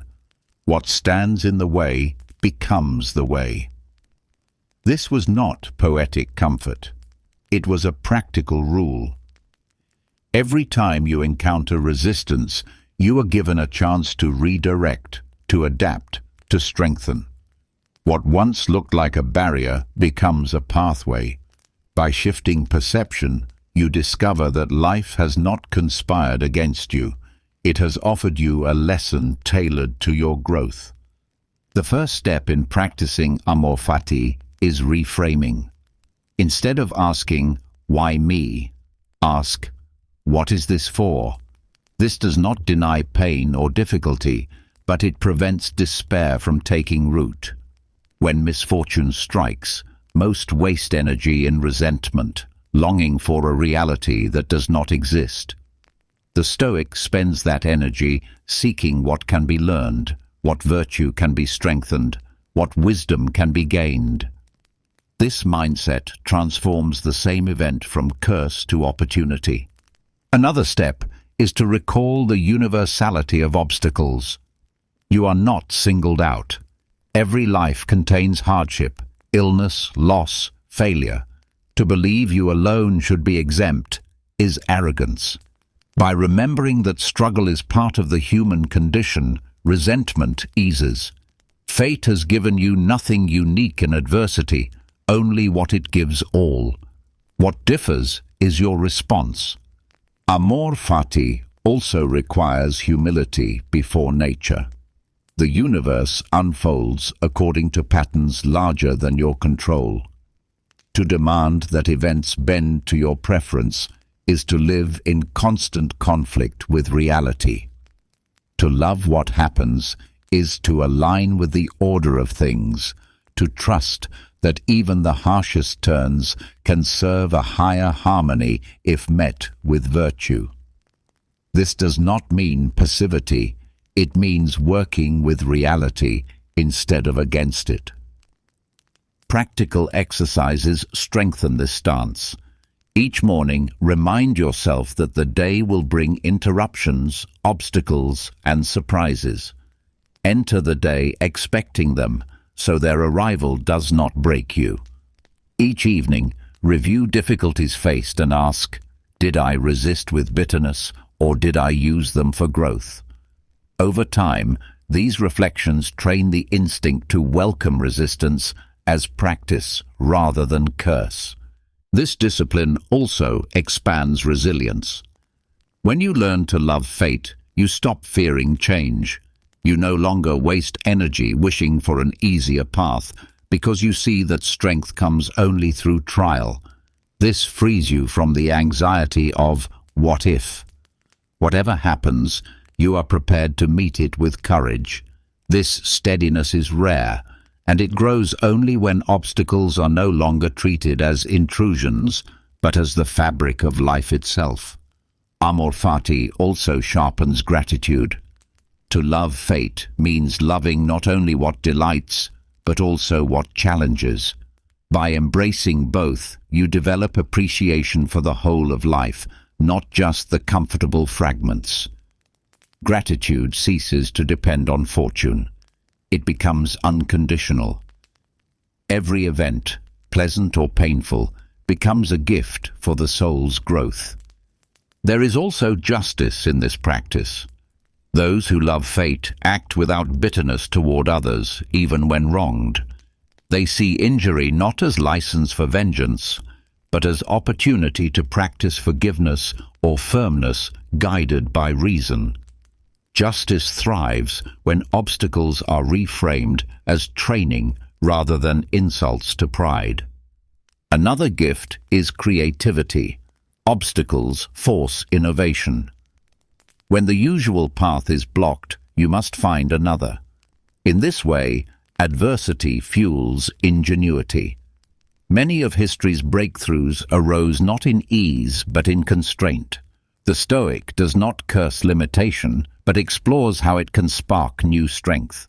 This discipline is not about loving suffering for its own sake. The Stoics were not masochists. They did not seek pain, but when pain came, they refused to label it pure evil. They loved it as part of the whole, as necessary material for growth, as evidence that they still had room to strengthen. To love fate is to love reality itself, without carving away the parts you dislike. So let this lesson follow naturally from the practice of negative visualization in relationships. Just as contemplating loss makes you cherish love more deeply, embracing obstacles makes you cherish life more fully. You stop fighting reality and begin working with it. Every setback becomes a teacher, every barrier a doorway, every hardship a chance to grow. This is the rare strength of amor fati. Not simply to endure what happens, but to love it, because in loving it, you discover the path to wisdom. When obstacles are no longer seen as enemies, but as partners in growth, the heart learns to meet life with steadiness. To love fate itself is to free the soul from resentment, to see meaning not only in joy but also in difficulty. Yet even with this mindset, another source of turmoil quietly gnaws at many lives: the fear of not having enough. Financial worries, the endless pursuit of more, the creeping grip of greed, these can disturb even those who face hardship with courage. The Stoics knew this disease of the soul well, and they offered a cure: the economics of enough. Moderation, they taught, is the true wealth, for it liberates you from both anxiety and endless craving. The modern world thrives on restlessness. Advertisements whisper daily that what you have is inadequate, that happiness lies just beyond the next purchase, the next upgrade, the next possession. The result is lives consumed by striving, never satisfied, always comparing. The Stoic approach cuts against this current with radical simplicity: to measure wealth not by accumulation, but by sufficiency. To have enough is not to have little, it is to have what is needed for a life of virtue, and nothing more is required for peace. Seneca wrote that poverty is not the absence of possessions, but the endless desire for more. A person with little who feels content is rich, while a person with abundance who feels deprived is poor. This reversal strikes at the root of financial anxiety. The problem is not what fortune gives, but what the mind demands. By training desire, you change wealth from something fragile and external into something stable and internal. The economics of enough begins with clarity about needs: food, shelter, clothing, basic security. These are natural requirements. Beyond them lies preference, luxury, and indulgence. The Stoics did not condemn comfort, but they warned against dependence on it. The moment peace is tied to luxury, fortune gains the power to disturb you. Moderation reclaims this power. When you know that sufficiency is small, fortune cannot threaten you with loss, nor seduce you with excess. Moderation also dismantles greed. Greed thrives on the illusion that more will finally satisfy. But the Stoics knew desire expands endlessly when fed. To draw a boundary, to declare enough, is to escape the trap. This does not mean rejecting wealth if it comes honestly. It means holding it lightly, using it with wisdom, and never letting it enslave you. Wealth is a tool. Moderation ensures it does not become a master. Another benefit of this discipline is freedom from financial fear. Anxiety often comes not from actual scarcity, but from imagined futures. The mind obsesses over losing what it has, over failing to secure more, over falling behind. By practicing moderation, you realize you need far less than fear suggests. you discover that sufficiency lies closer than greed admits. This realization calms the restless mind, replacing panic with quiet confidence. Practical exercises support this shift. Live simply for periods of time. Eat plain meals, wear modest clothing, spend less than you could. These rehearsals, advised by Seneca himself, remind you that life with little is not only possible but often peaceful. By experiencing sufficiency directly, you weaken the grip of financial fear. Another practice is gratitude, deliberately naming the resources already present. Gratitude shifts focus from what is missing to what is abundant. The economics of enough also nurtures justice. Greed harms not only the individual but society, fueling inequality and exploitation. Moderation tempers this harm by aligning personal desires with fairness. When you require less, you take less from others. You leave more room for balance, for generosity, for shared well-being. In this sense, moderation is not only personal freedom, but also social virtue. There is humility in this approach. To accept enough is to admit that life is not measured by grandeur. It is to value sufficiency over spectacle, to live quietly rather than chase recognition through wealth. This humility shields against vanity and restores focus to what matters: character, relationships, wisdom. The fruits of moderation extend to joy itself. A simple meal tastes richer when it is enough. A modest home feels warmer when not overshadowed by craving.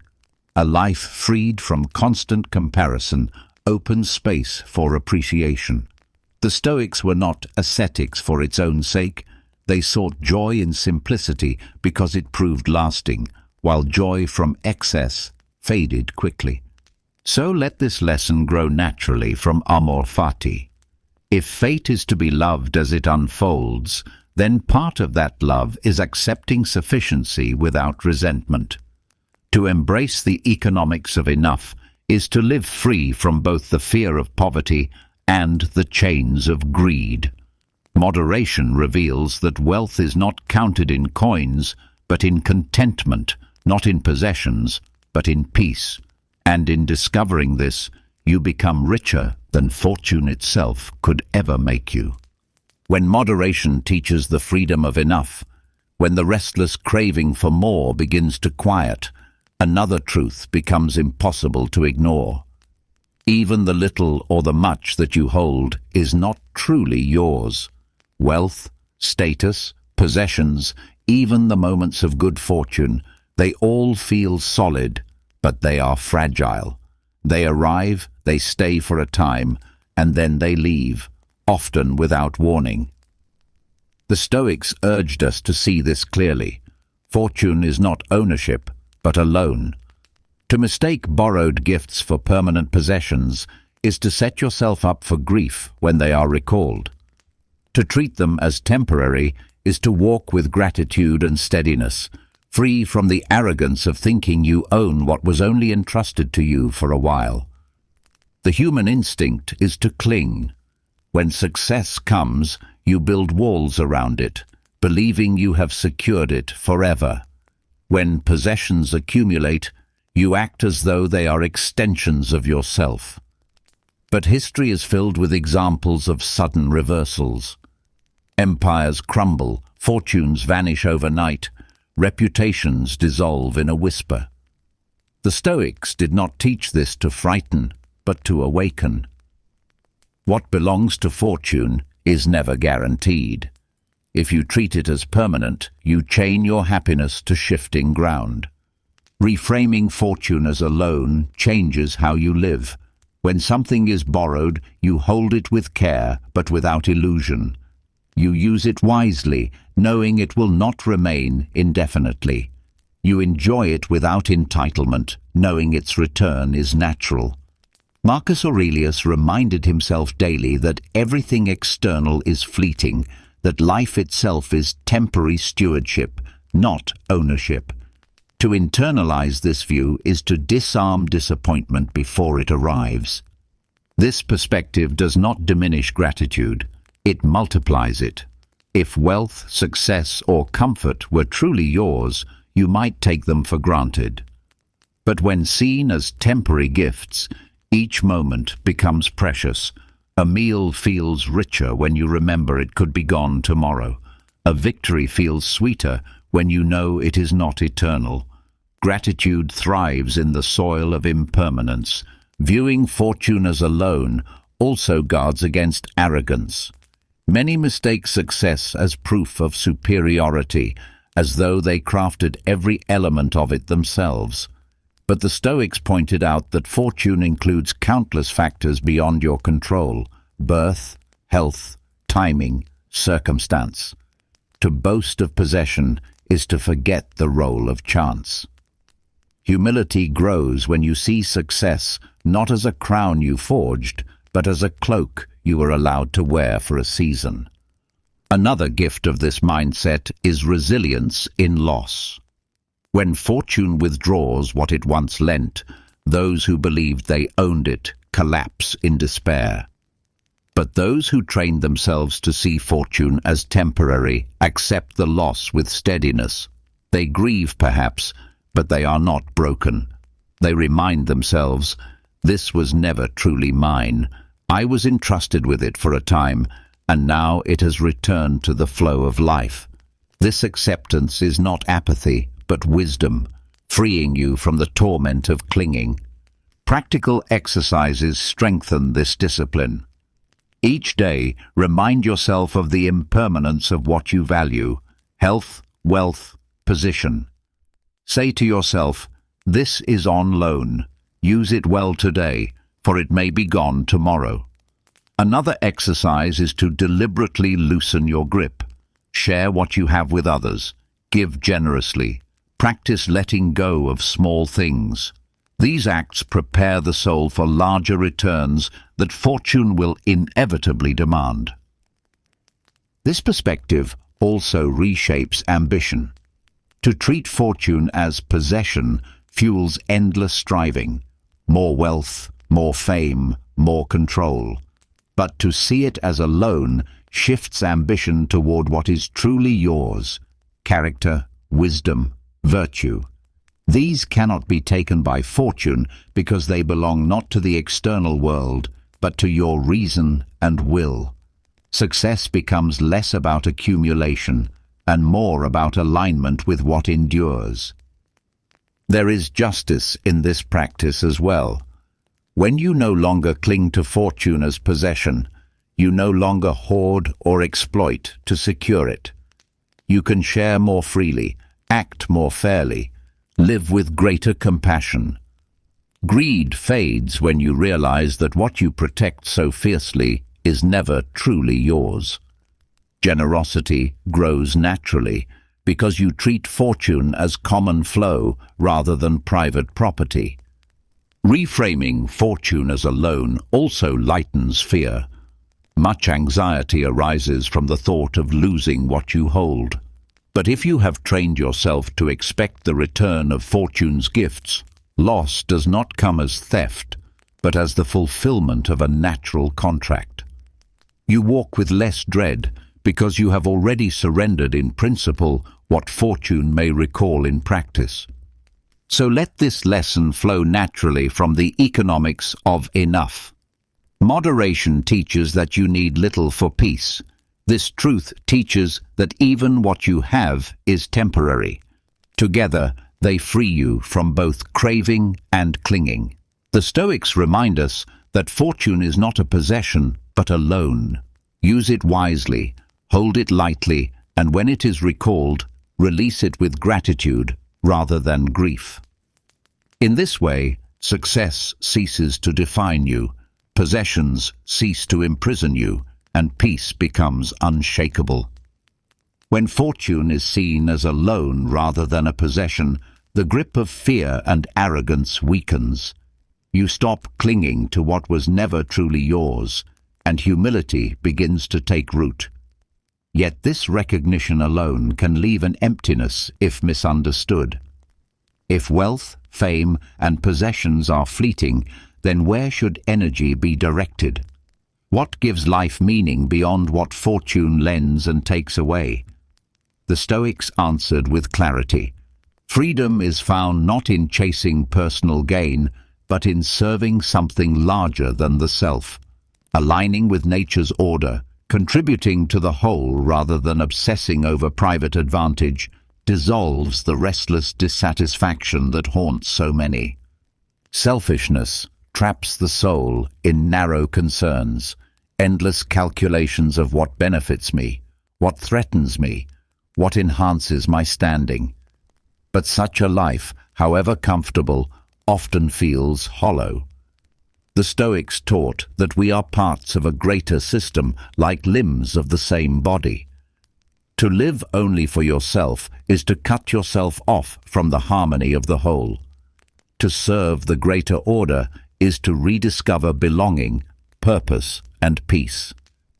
Nature, for the Stoics, was not merely trees and rivers, but the rational order of the universe. Every being has a role within it.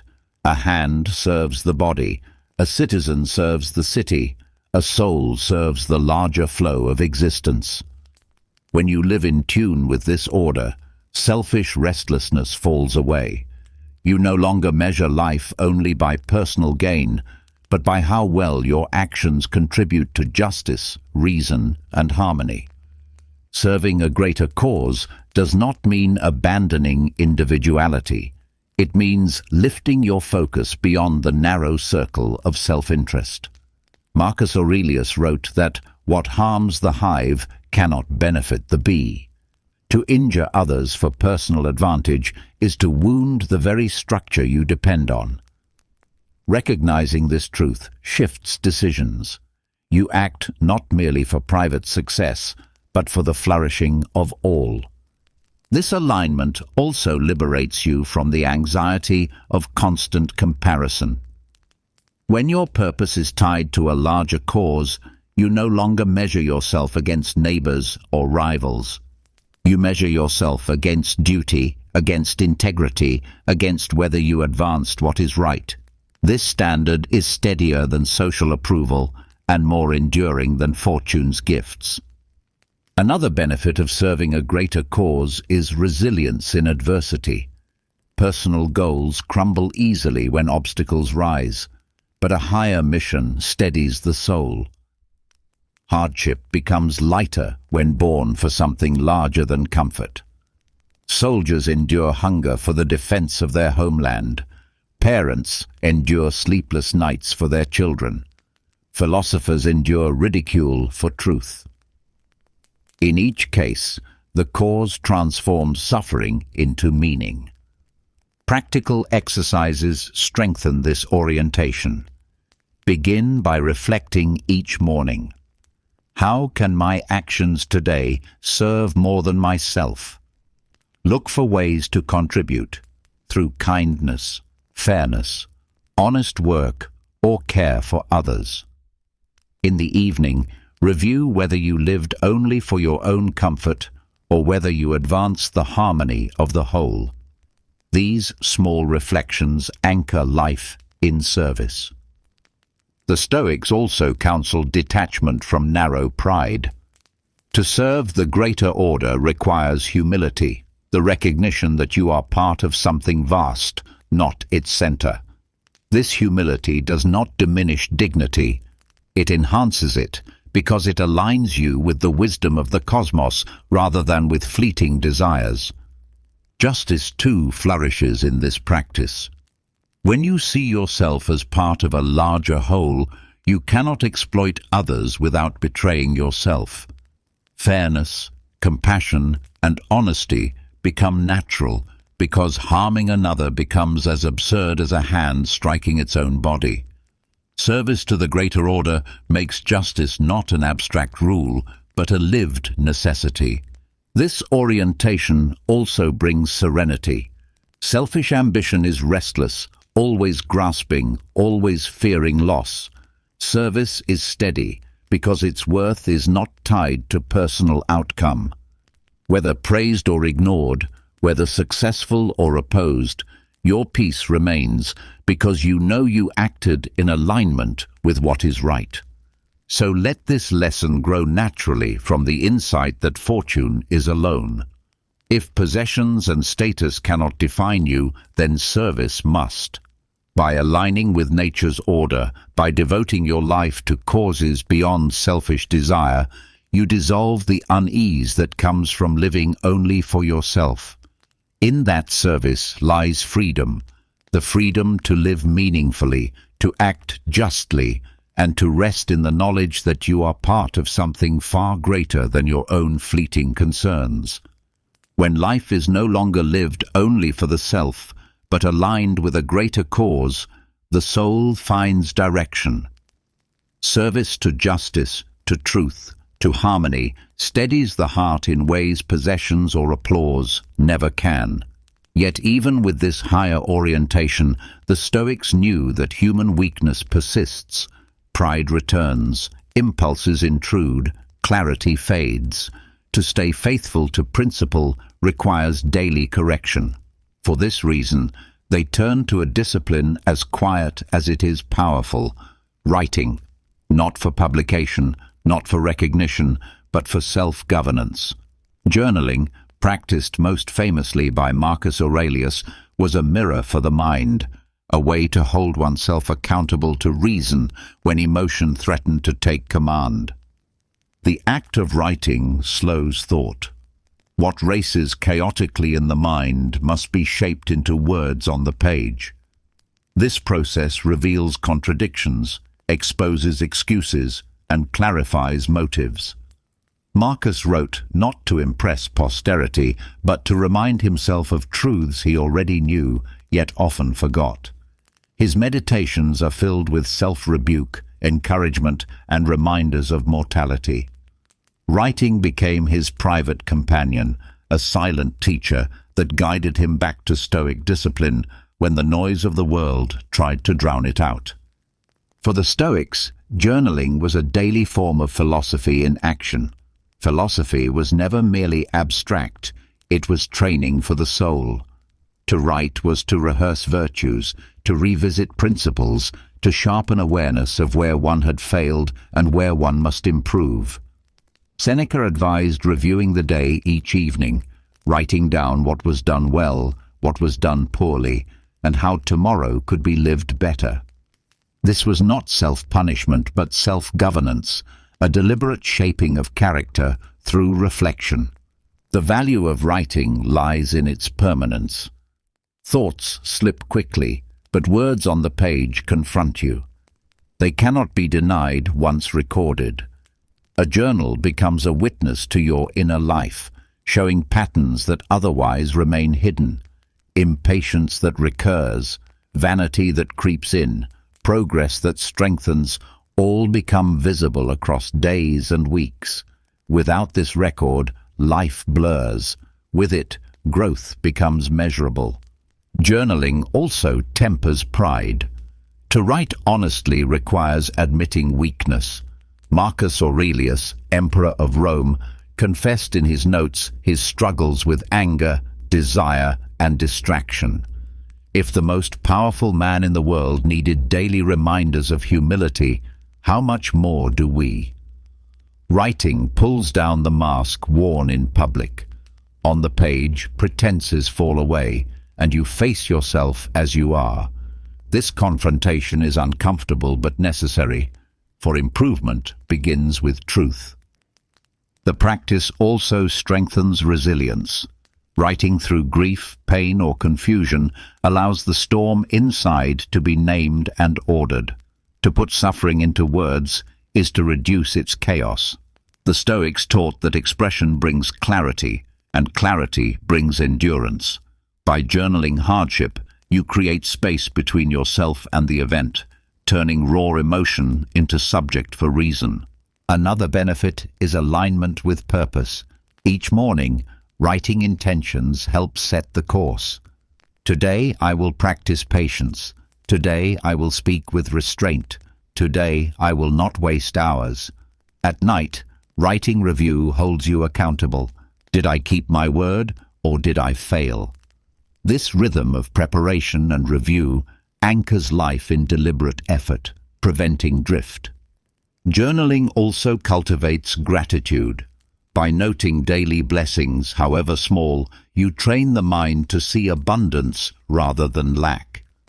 Gratitude reshapes perception, softening envy and fear. The Stoics understood that the mind must be trained deliberately, and writing is one of the most effective exercises for this training. Practical approaches vary, but the principles remain. Some may write in the morning, setting intentions and recalling Stoic maxims to guide the day. Others may write in the evening, recording failures and victories alike.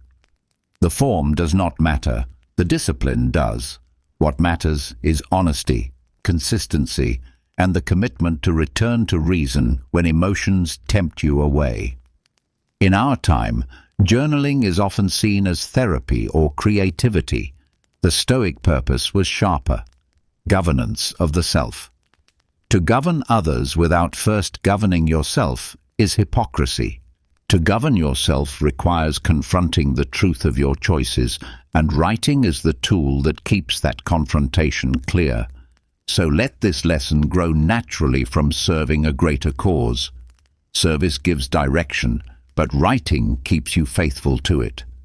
Journaling is the quiet practice that aligns thought with principle, strips away excuses, and trains the soul in daily accountability.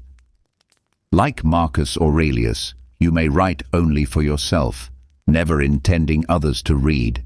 Yet those words may become the compass that guides you back to reason again and again. This is the Stoic art of writing, not for show, but for self-mastery. Writing for self-governance disciplines the mind, exposing where it drifts and guiding it back toward reason. Journaling becomes a mirror, reflecting not the mask worn for others, but the truth that must be faced within. Yet even with such honesty, there remains a temptation difficult to overcome: the desire to control what lies beyond reach. People wrestle endlessly with externals, the choices of others, the turns of fortune, the outcomes of efforts. The more tightly they grip, the more restless they become. The Stoics revealed a paradox that turns this struggle on its head. True power comes not from grasping at control, but from surrendering it. In letting go of what you cannot command, you gain mastery over yourself, and that is the deepest form of strength. At first glance, surrender sounds like weakness. To release control seems to invite defeat, to give up the fight. But the Stoics argued that it is the opposite. Struggling against the uncontrollable is wasted effort, draining energy that could strengthen what is within your command. When you stop fighting what cannot be changed, you redirect force toward your own judgment, your own will, your own choices. This is not passivity, it is precision. Power is not scattered into impossible battles, but concentrated where it can actually prevail. Epictetus taught that freedom lies in distinguishing between what belongs to you and what does not. Your thoughts, your actions, your responses, these are yours. Everything else, from the weather to reputation to fortune's gifts, is outside your authority. To attempt control over them is to enslave yourself to frustration. To release them is to gain dominion over the only territory you truly own, your reason. Surrender, then, is not collapse, but clarity. It is the decision to stop exhausting yourself over things the universe never placed in your hands. When you let go, you do not lose power, you reclaim it. You become steady while others thrash in futile struggle.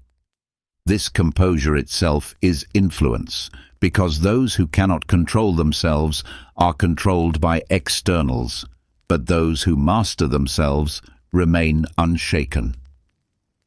The paradox reveals itself most clearly in adversity. When insulted, you cannot control another's words. Resist them with anger, and you hand over your peace. Surrender the need to control their speech, and you keep your composure. When fortune withdraws wealth, you cannot control its return. Rage at the loss, and you are doubly poor. Accept its departure, and you remain rich in independence. Again and again, surrender reveals itself as the path to inner strength. This discipline extends to ambition. Many exhaust themselves chasing recognition, believing control over reputation is possible. But the Stoics warned that reputation belongs to others' tongues and minds. To surrender this craving is to liberate yourself from endless performance. You act with virtue, not with an eye on applause. In surrendering image, you gain authenticity. Another layer of this paradox is serenity. Control over externals is never secure, so those who seek it live in constant anxiety. Surrender removes the instability. By accepting events as they are, you no longer tremble at each turn of fate. This calm is power of a kind that cannot be stolen, because it depends only on your own stance toward life. Practical exercises can help embody this surrender. Begin by naming what is outside your control whenever anxiety rises. Say to yourself, "This belongs to fortune, not to me."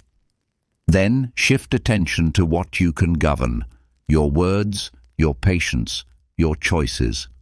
Another practice is to deliberately expose yourself to small losses of control, delays, changes, interruptions, and use them as training grounds.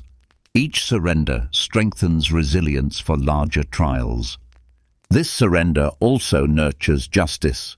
Those who cling to control often exploit others to secure it. Those who release it act more fairly, recognizing that domination of externals is neither possible nor right. By focusing on virtue rather than possession, justice becomes natural. The paradox reaches its peak in the ultimate surrender: death. No one controls its timing or form. To resist this truth is to live in constant fear. To surrender to it as part of nature is to live freely, unafraid. Marcus Aurelius reminded himself that death is nothing to dread, for it is woven into the same order that gave birth. Surrender here becomes the ultimate power, because it removes fear of the inevitable. So let this lesson grow naturally from the practice of writing. Journaling reveals where you grasp at illusions of control.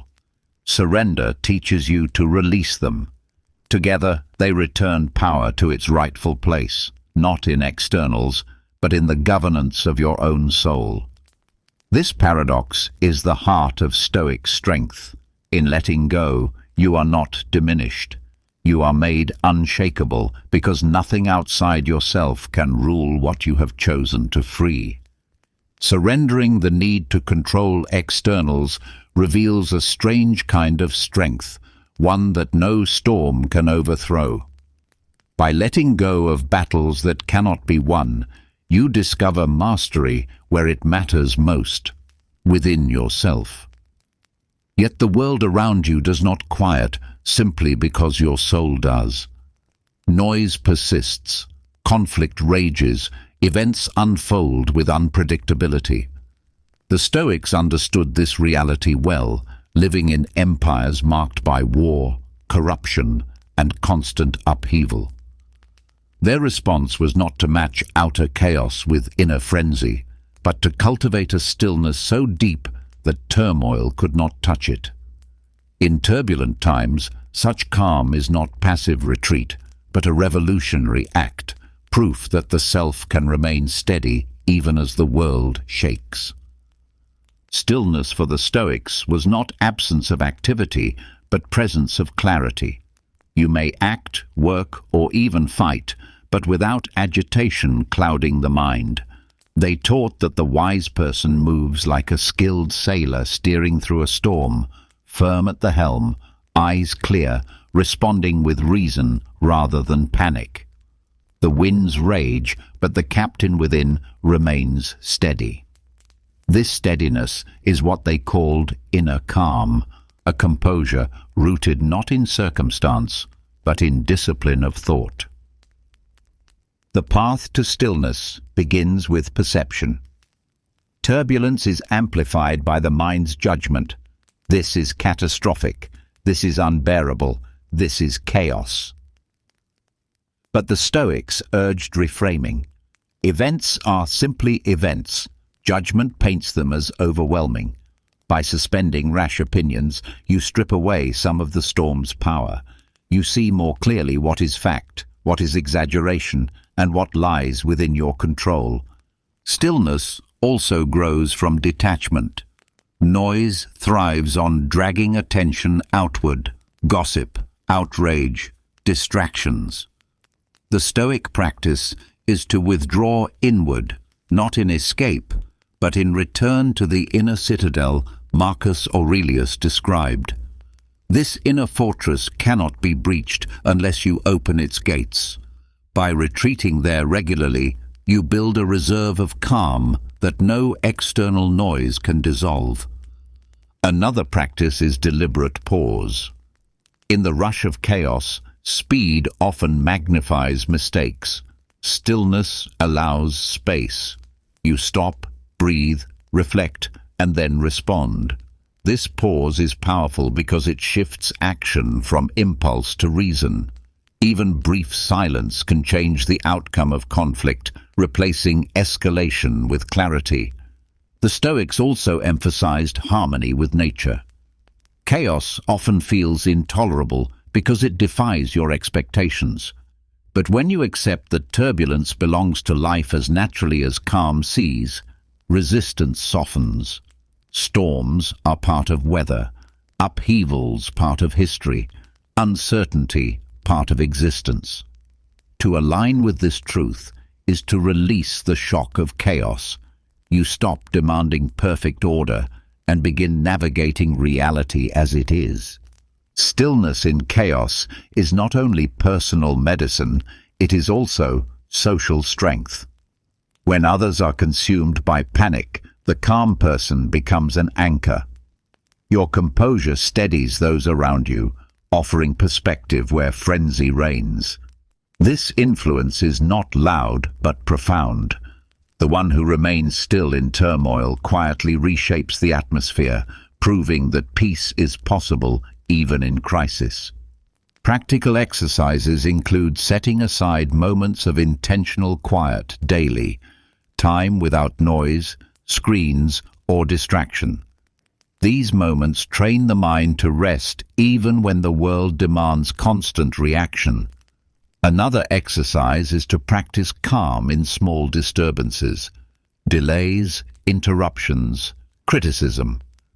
By meeting these with composure, you build readiness for larger storms. The fruits of this discipline extend far.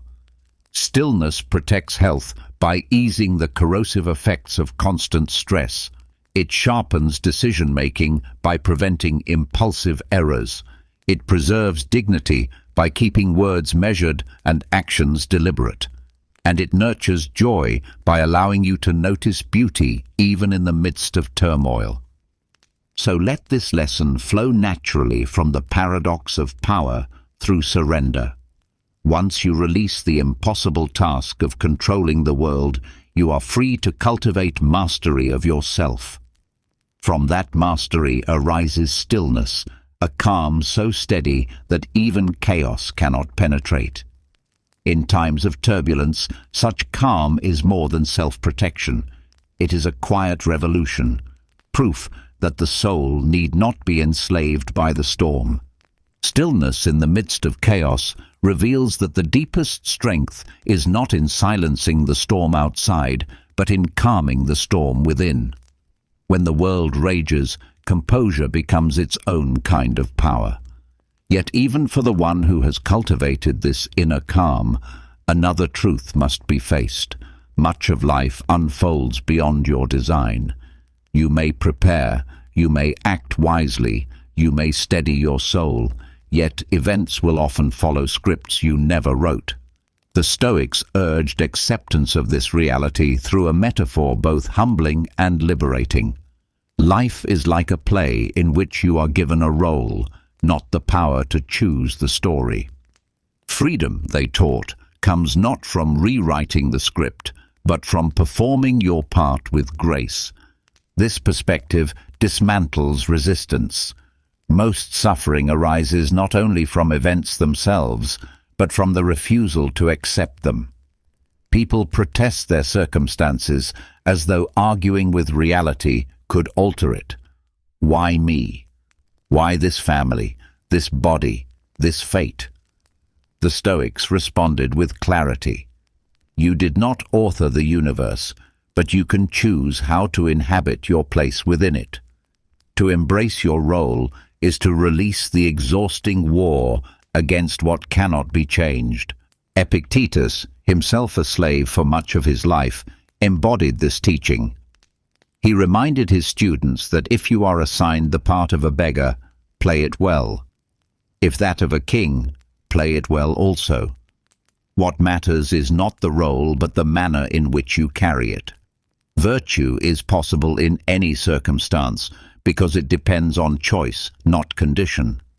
By seeing life as a play, you realize that dignity comes not from the part assigned, but from the spirit in which it is enacted. This metaphor also dissolves envy and pride. Roles differ in scale and appearance, but all are necessary to the play. To covet another's part, or to boast of your own, is foolish, for neither is truly yours. The actor does not argue with the playwright, nor resent fellow actors. They focus on bringing their character to life faithfully. Likewise, the Stoic recognizes that fortune distributes roles unevenly, but reason allows each person to perform with integrity. Another dimension of this practice is humility. To admit you are not the scriptwriter is to let go of illusions of absolute control. This humility does not belittle you, it frees you. You are not responsible for arranging every outcome in the cosmos, only for living your role as well as you can. This release of impossible responsibility lightens the soul, allowing focus on what can actually be shaped. There is also resilience in this view. When hardship arrives, it is not a personal insult, but part of the story. The loss of wealth, the decline of health, the betrayal of friends, these, painful as they are, become scenes in which virtue can be tested. Instead of demanding the script change, you ask, how can I perform this moment with courage, justice, or patience? In this way, suffering becomes not meaningless torment, but opportunity for greatness of spirit. Practical exercises strengthen this discipline. Each morning, remind yourself that you do not control the entire play, only your performance. Throughout the day, when frustration rises, repeat, "This is my role now, and I will play it well." In the evening, review. Did I complain about the script, or did I embody virtue in the part I was given? Over time, this practice trains acceptance, replacing resistance with grace. This perspective also transforms death. If life is a play, then death is the closing of the curtain. To rage against it is as senseless as an actor refusing to leave the stage when the final scene is done. The Stoics taught that the length of the play matters less than the quality of the performance. When the time comes, you bow and depart, grateful for the chance to have played at all. So let this lesson follow naturally from stillness. When chaos cannot shake you, you are ready for the deeper truth, that you did not script the story of existence, yet you remain free in how you act within it. To see life as a play is to embrace your role fully, without resistance or resentment. It is to understand that true freedom is not in rewriting the script, but in performing with dignity, courage, and grace until the final curtain falls. When life is seen as a play, when you stop resisting the script and instead perform your role with grace, a deeper awareness emerges. Every performance has an end, and every actor leaves the stage. What remains after you are gone is not the stage itself, not the costume you wore, not the applause that briefly echoed. It is the impression of how you carried yourself.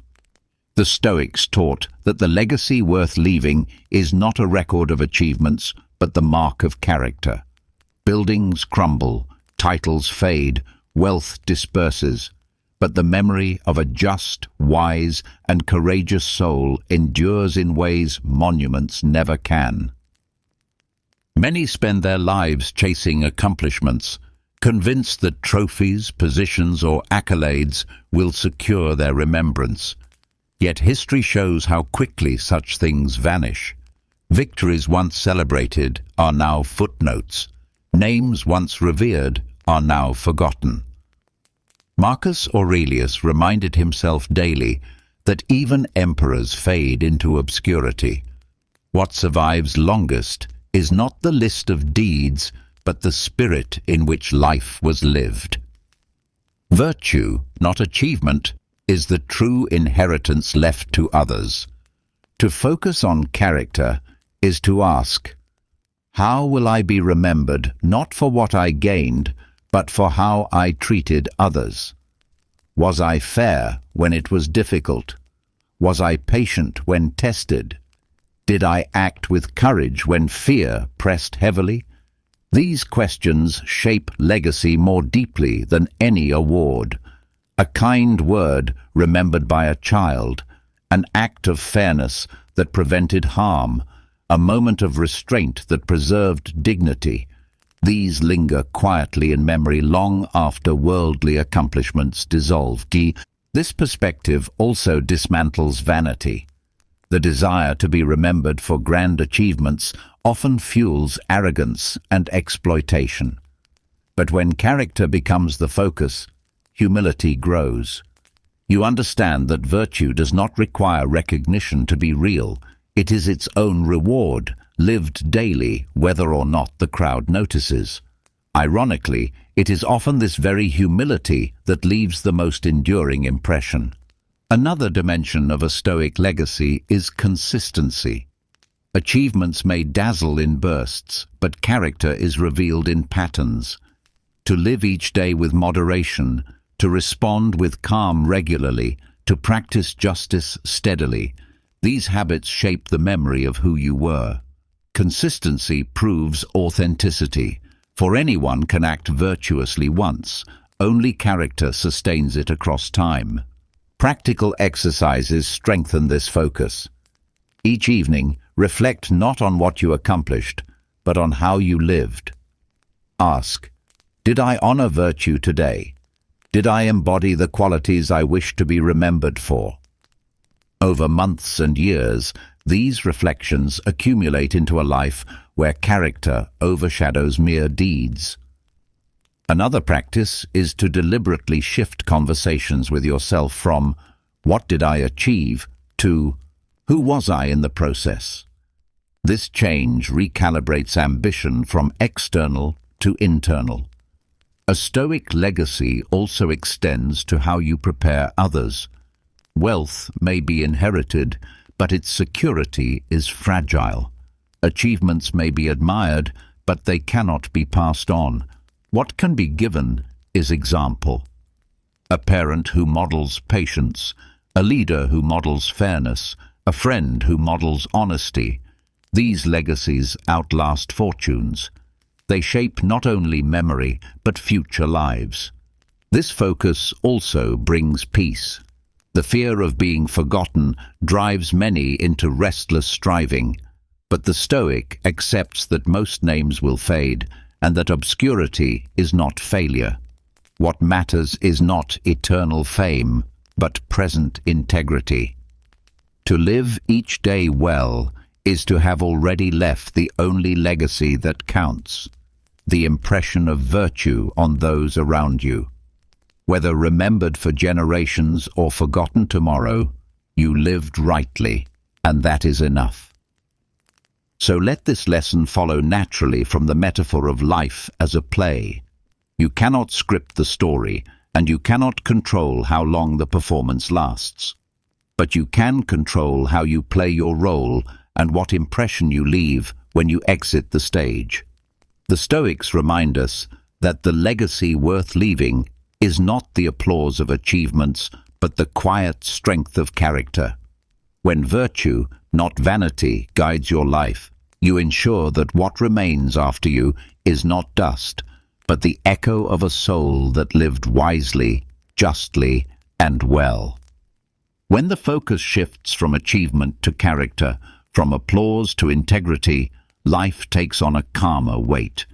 You no longer burn yourself out chasing recognition that time will erase. Instead, you measure success by the virtues you embody and the way you uplift those around you.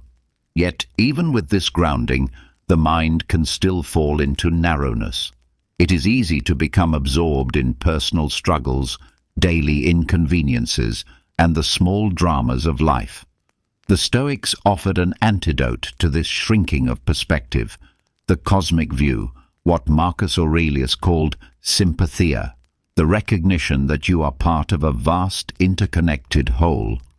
To reset your life through this lens is to rise above trivial concerns and rediscover strength by aligning yourself with the larger order of existence. The power of sympathia lies in scale. Human problems often feel unbearable because they are magnified by proximity. A disappointment at work, a harsh word from a friend, a lost opportunity. These consume thought when viewed in isolation. But step back, and their size changes. Place them against the backdrop of a universe that has existed for billions of years, a cosmos where stars burn and die, where entire civilizations rise and vanish, and suddenly the sting of today feels lighter. This is not dismissal of pain, but recalibration. You remember that you are part of something vast, and your troubles, though real, are not the center of existence. Marcus Aurelius frequently reminded himself of this truth. He wrote of standing above the earth in thought, looking down at seas, lands, and cities, and seeing how quickly the affairs of men vanish. This exercise was not meant to belittle life, but to place it in harmony with reality. By recognizing the brevity and smallness of individual struggles, you release the weight of overimportance. What felt like the end of the world becomes a passing moment in an immense flow. Sympathia also teaches connection. To see yourself as part of the cosmos is not only to see your smallness, but also your belonging. You are a thread in a vast tapestry, and your actions ripple outward. Every choice touches others. Every virtue strengthens the whole. Marcus wrote that what harms the hive harms the bee. To detach from the whole is to wound yourself. This perspective transforms selfishness into service. For when you act justly, you sustain not only your own soul, but the harmony of the greater body. This cosmic perspective also dissolves envy and pride. Why boast of wealth or status when, in the span of time, both vanish like dust? Why envy another's fortune when all is temporary? Against the backdrop of eternity, the only lasting measure is how well you align with virtue. The cosmic view strips away illusions and reveals the truth. Character is the only wealth that endures beyond the shifting of fortune. Practical exercises help cultivate this mindset. At night, step outside and look at the sky. Let the stars remind you of scale, of your place in the vast order. Reflect that your worries are grains of sand on a shore that stretches beyond sight. In the morning, remind yourself that every person you meet is also part of this whole, sharing the same fragility, mortality, and dependence. Treat them not as obstacles, but as fellow travelers in the same cosmic journey. Another exercise is to reflect on cycles. Just as seasons turn, so too do human affairs. Ups and downs are natural, not personal betrayals. To align with this rhythm is to release resistance. When you see your struggles as part of larger patterns, patience deepens and endurance strengthens. Sympathia also nurtures gratitude. To realize that you exist at all in a universe that did not owe you life is to awaken awe. Gratitude softens bitterness because you see each breath, each sunrise, each relationship as part of an immense gift. Instead of demanding more from the universe, you marvel at being allowed to participate in it at all. This perspective strengthens resilience in grief. Loss feels unbearable when viewed as the destruction of everything. But when placed in the cosmic order, death is seen as transformation, as part of the same flow that gave birth. The Stoics did not deny sorrow, but reminded themselves that all is part of nature's law. To align with this is to replace despair with acceptance. So let this lesson grow naturally from the focus on legacy. What you leave behind is not possessions, but the echo of your character. And when you place that character within the vastness of the cosmos, you realize that you were never isolated, never insignificant, never detached.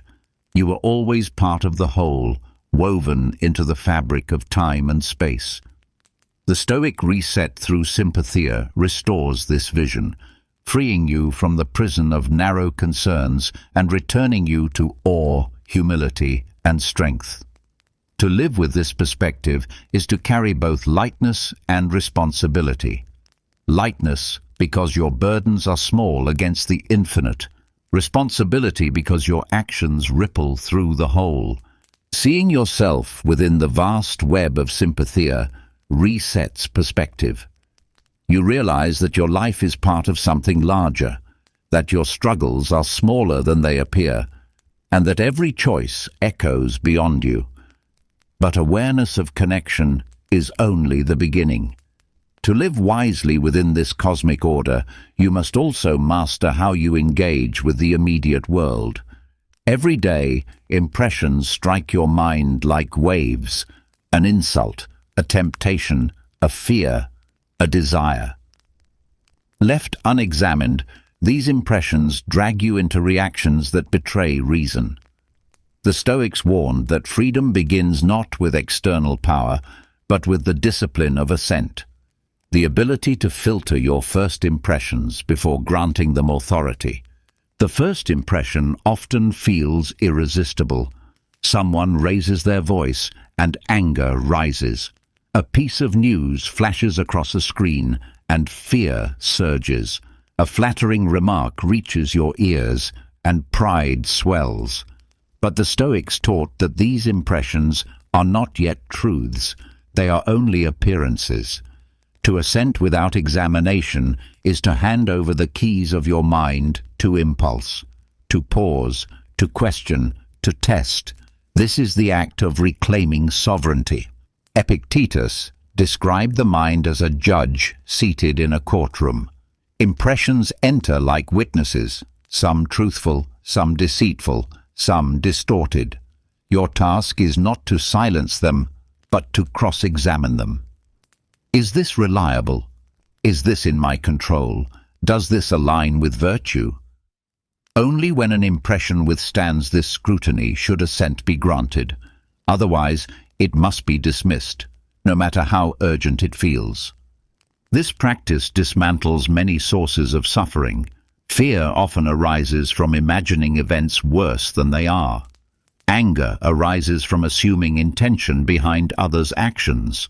Desire arises from believing pleasure guarantees happiness.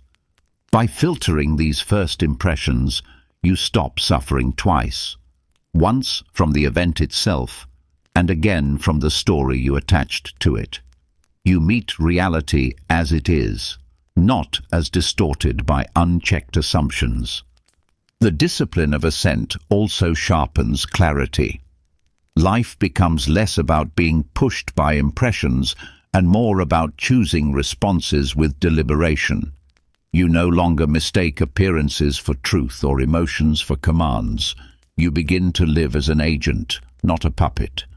Marcus Aurelius reminded himself constantly, "Do not be carried away by appearances."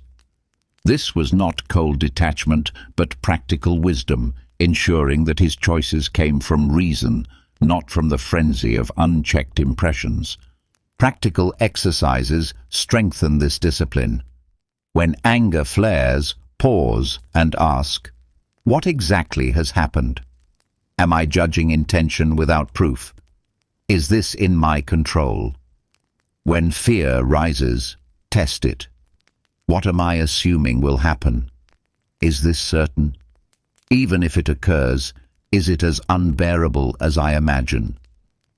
When desire tempts, question, will this truly bring lasting good or only fleeting pleasure? Each question creates space between impression and assent, and in that space, freedom is found. The Stoics also counseled training the mind in advance. Just as soldiers drill before battle, philosophers rehearse impressions before they strike. Imagine insults, losses, temptations, and visualize the calm response. This preparation weakens the force of surprise, making it easier to filter impressions when they actually arrive. Another benefit of this practice is humility.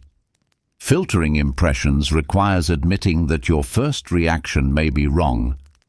This openness protects against arrogance and cultivates patience.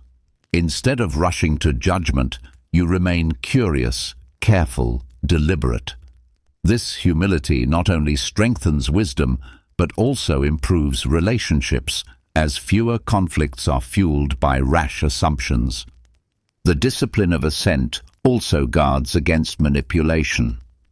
Politicians, advertisers, and influencers thrive on unchecked impressions.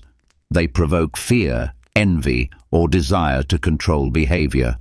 By filtering impressions, you see through these tactics. You recognize persuasion as attempt, not truth. You regain autonomy in a world designed to steal it. So let this lesson follow naturally from the cosmic reset. Once you know you are part of something vast, you must also learn to govern the smallest encounters. To live within nature's order requires not only perspective, but discipline at the level of thought itself. Every impression is a visitor at the door of your mind.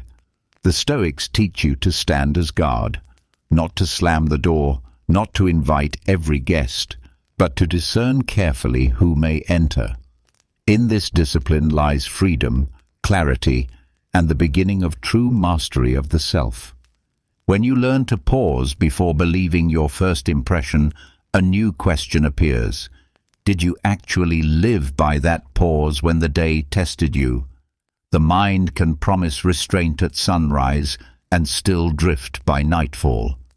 The bridge between intention and integrity is a quiet habit the Stoics prized more than most people know.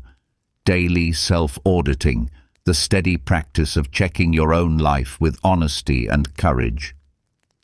There is a brief hush before sleep when excuses lose their shine and truth stands closer.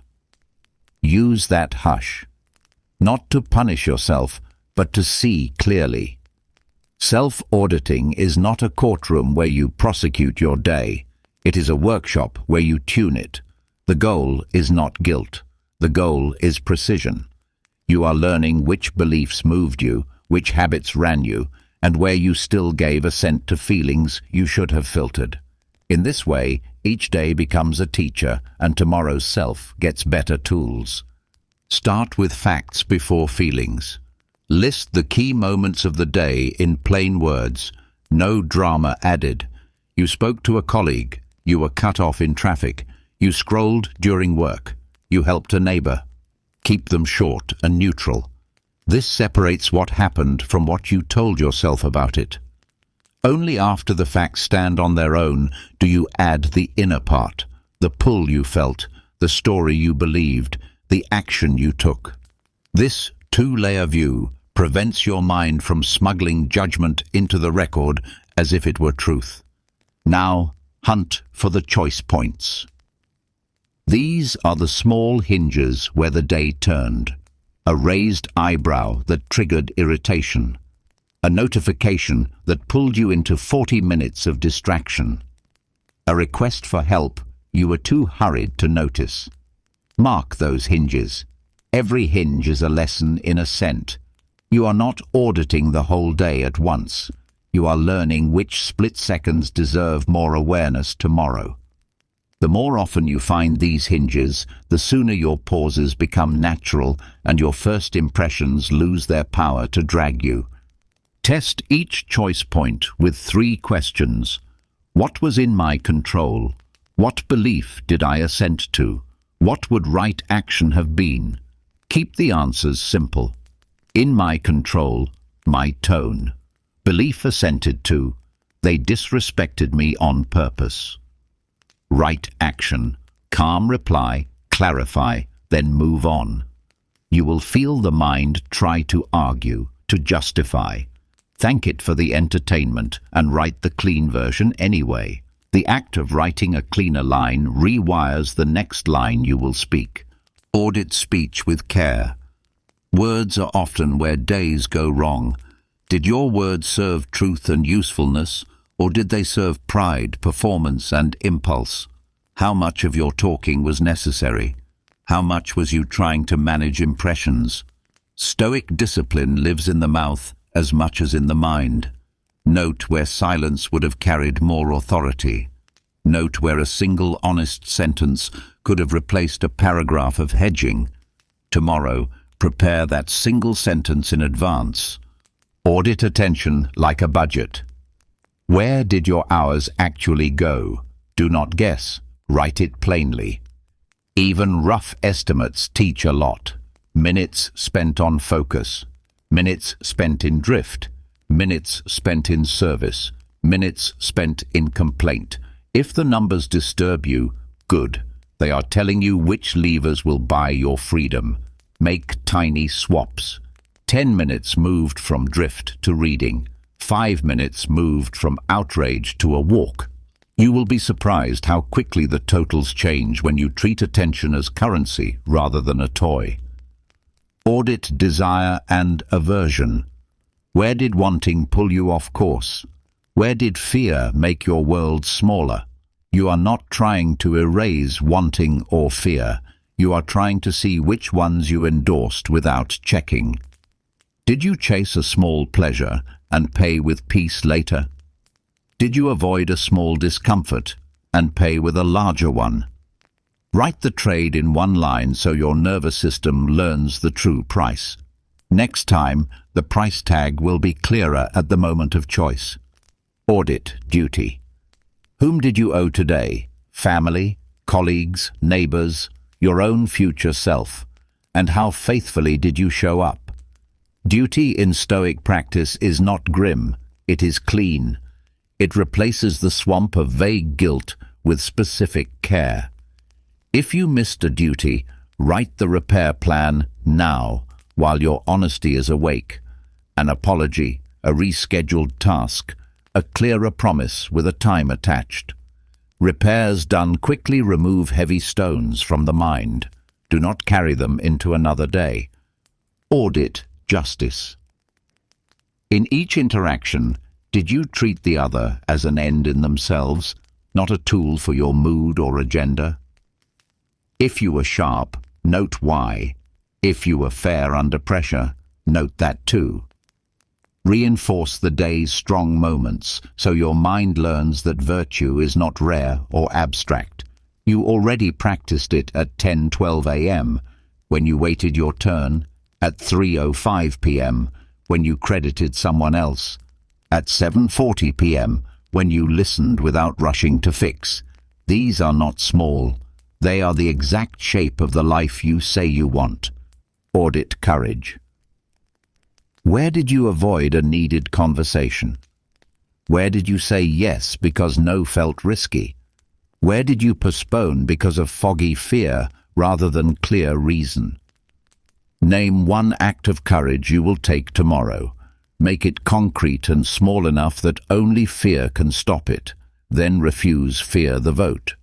Courage grows by reps. Your audit is your training plan. Audit temperance. How did you eat, spend, consume, and rest? You do not need app graphs to know when you slipped. Write the exact moment you crossed from enough to excess. Then add a simple friction for tomorrow. Snacks moved out of sight, a card left at home, a screen off an hour earlier. Restraint is easier when the environment helps. Stoic strength is not only inner push, it is also outer design. Audit wisdom. What did the day teach? Not in grand lessons, but in tiny corrections. I argue less when I ask one more question. I focus better when my phone is in another room. I sleep better when I forgive before bed. Turn each into a short maxim you can carry. Wisdom is the distillation of many audits into a few sentences you can use under pressure. Audit alignment with your larger purpose. Did your actions today serve the cause you say you serve, or did they mostly serve comfort and image? One line will often reveal the truth. If your day was mostly about you, do not sulk. Choose one deed tomorrow that serves beyond you with no credit attached. Service widens the mind and shrinks 1,000 petty aches. Audit the body kindly. Did you move enough to keep your energy honest? Did you breathe deeply even once? Did you carry tension like armor all day? Simple check-ins tune your instrument. A slack body clouds judgment. A frantic body pushes you into ascent. You would have filtered if you had been rested. Treat sleep as discipline, not luxury. Your philosophy is only as steady as your nervous system.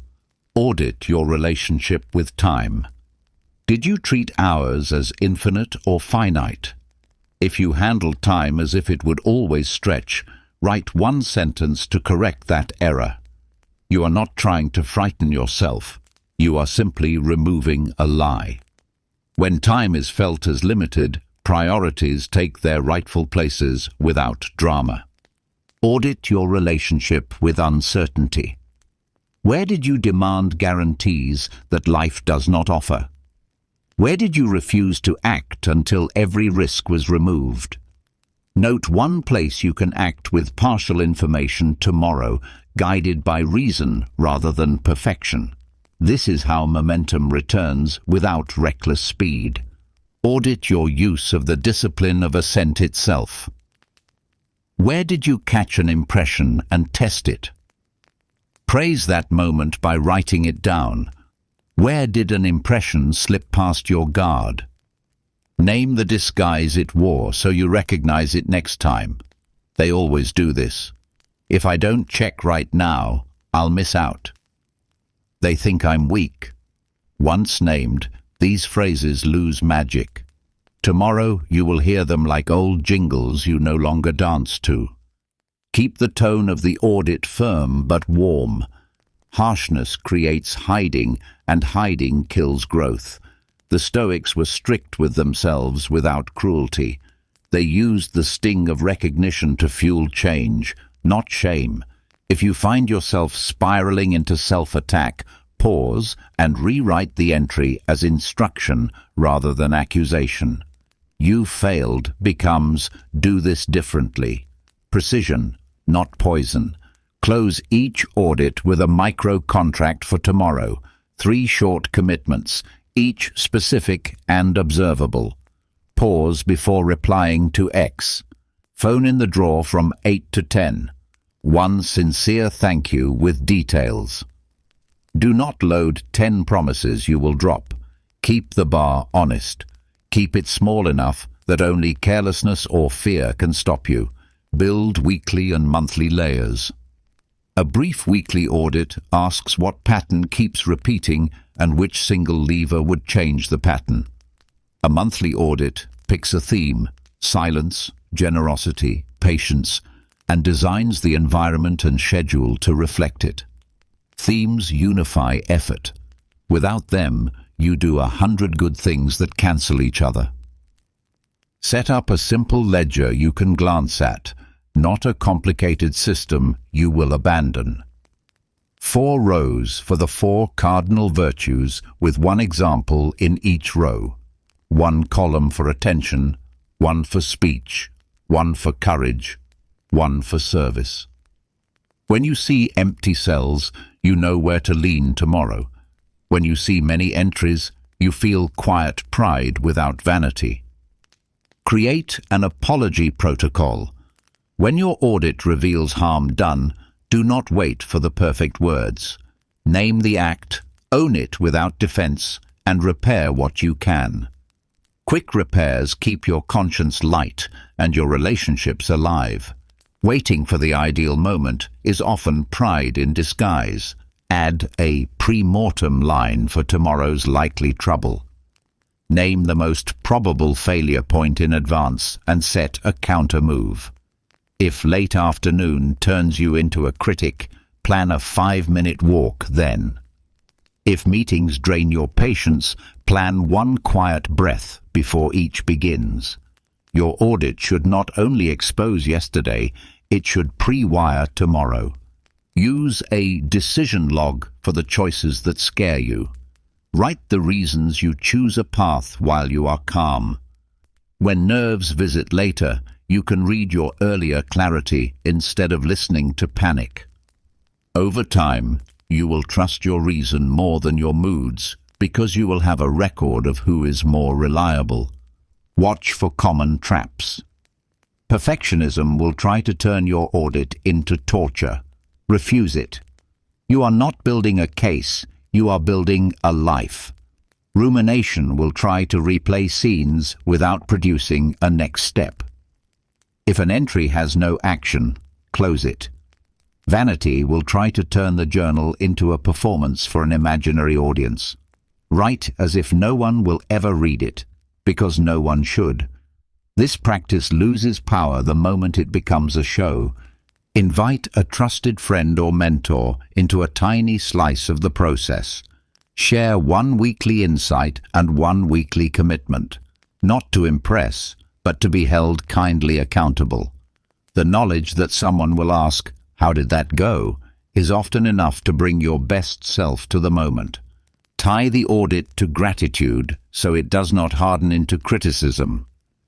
End with 3 specifics you value from the day. A sentence you were proud to speak, a temptation you declined, a kindness you noticed. Gratitude keeps the soul from turning Stoicism into stone. It reminds you that growth and grace belong together. If you miss a day, do not write a paragraph of apologies. Rejoin the practice as if you never left. Continuity is built by returning, not by perfection. What matters is that the pen keeps finding your hand and the truth keeps finding the page. Carry micro-audits into the day, a single breath before entering a room, a half-second pause before clicking a link. A quiet, "Is this mine to control?" when anxiety rises. These tiny checks are living pages of your journal. They convert last night's insights into today's actions. Over time, you will need fewer words to live the same wisdom. Use symbols if words feel heavy. A dot for courage, a dash for restraint, a circle for service, a star for justice. Some evenings you will only have energy for marks. That is enough. Meaning gathers around them, and you will remember what they stand for when the morning returns. Review old pages once a month. You will see proof that change has happened in places you forgot to notice. There is quiet power in watching your own handwriting grow steadier, your sentences grow cleaner, your promises grow smaller and truer. Let that confirmation feed your patience. Deep work takes seasons, not days. Let the audit keep you human. When you catch yourself failing in the same spot for the 10th time, remember that the point is not to never fall. It is to fall with awareness and rise with instruction. The one who never sees their errors is in more danger than the one who sees and corrects them slowly. Keep correcting. Return the practice to its source each night. What did I assent to that I should have filtered, and what did I refuse that I should have welcomed? This single line ties your audit to the heart of Stoic training. You are becoming a person whose first impressions no longer run their life. You are slowly moving from being driven by moods to being guided by reason. End the page with a small bow to the day. Whatever it held, it taught you. You are not the same person who woke this morning. You are a little more watchful, a little more free. Close the book. Sleep in clean peace. And when the light returns, you will carry last night's clarity into today's choices, one hinge at a time, until the life you want is not a promise on paper, but a rhythm in your bones. When the practice of daily self-auditing is embraced, the mind becomes sharper, more honest, more prepared to meet life without illusions. You begin to see your choices in clearer light, and with that clarity comes responsibility for how you live. Yet even with discipline, reflection and correction, the storms of life remain. Insults, injustice, loss, noise and chaos press against you constantly. The Stoics knew that without a place of refuge, the mind could be carried away by every wind. Their answer was not a physical retreat, but an inner one. The construction of what Marcus Aurelius called the inner citadel, a fortress of thought that cannot be breached by external forces. The inner citadel is not a wall of stone, but a discipline of spirit. It is the decision to guard sovereignty of mind so completely that nothing from outside can dictate your inner state. Fortune may strip you of wealth, reputation, even health, but it cannot touch your capacity to judge, to choose, to remain aligned with reason. The Stoics believed this to be the core of freedom, radical autonomy within, regardless of turbulence without. To build this citadel requires deliberate training. It begins with the recognition of what belongs to you and what does not. Your body, though precious, can be harmed by others. Your possessions can be stolen. Your status can collapse. But your judgments, your values, your choices, these are yours alone unless you surrender them. The citadel is constructed each time you refuse to hand this power away. Entering the inner citadel does not mean isolation from others or denial of responsibility. It means that while you engage with the world, you refuse to let the world's chaos enter your core. A soldier can stand in battle, a leader in crisis, a parent in grief, and still remain unbroken within. This is the difference between outer vulnerability and inner invincibility. The Stoic does not deny the wound, but denies it the power to define the soul. Practical exercises help strengthen this fortress. One is visualization. When struck by insult or misfortune, picture yourself stepping inward, retreating into a space of calm thought, where reason speaks louder than noise. Another is the practice of detachment. Remind yourself that external events are not you, they are circumstances. You can meet them with courage without letting them corrode the core. Over time, this retreat becomes automatic, a second nature that shields peace even when the storm is loud. The inner citadel also clarifies purpose. From its walls, you see that most of what disturbs you is not necessary. Opinions, gossip, praise, criticism, all lose their weight when filtered through reason. What remains are the essentials: justice in your dealings, courage in your trials, moderation in your desires, wisdom in your choices. The citadel is not escape, but focus, stripping away distractions until only what matters remains. Building this fortress is not easy, for it requires saying no to impulses that want to rush out and fight every battle. It requires humility to admit that control ends at your judgments. But once established, it becomes the most reliable source of strength. Others may lose themselves in external chaos. You remain steady because your citadel is guarded. So let this lesson rise naturally from self-auditing. When you review your day, you see where you gave away your sovereignty and where you held it firm. The next step is to make that sovereignty unshakable, to construct within yourself a citadel no fortune can breach. In this space, radical autonomy of mind is not a theory, but a lived reality, and from it flows the calm, clarity, and courage the Stoics sought above all.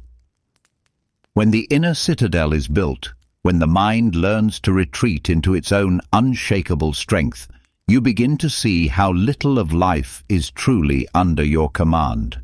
Yet there is one treasure always within reach, one possession never borrowed from fortune: the present moment. The Stoics taught that while the past is untouchable and the future uncertain, the now belongs fully to you. To waste it in regret or anxiety is to abandon the only time you truly own. Resetting your perception of time is not about counting hours, but about reclaiming awareness, using each moment with clarity rather than letting it dissolve unnoticed. The mind's greatest weakness is its tendency to live elsewhere. It drifts into the past, replaying wounds and victories, or it leaps into the future, fabricating fears and fantasies. The Stoics saw this as a sickness of perception.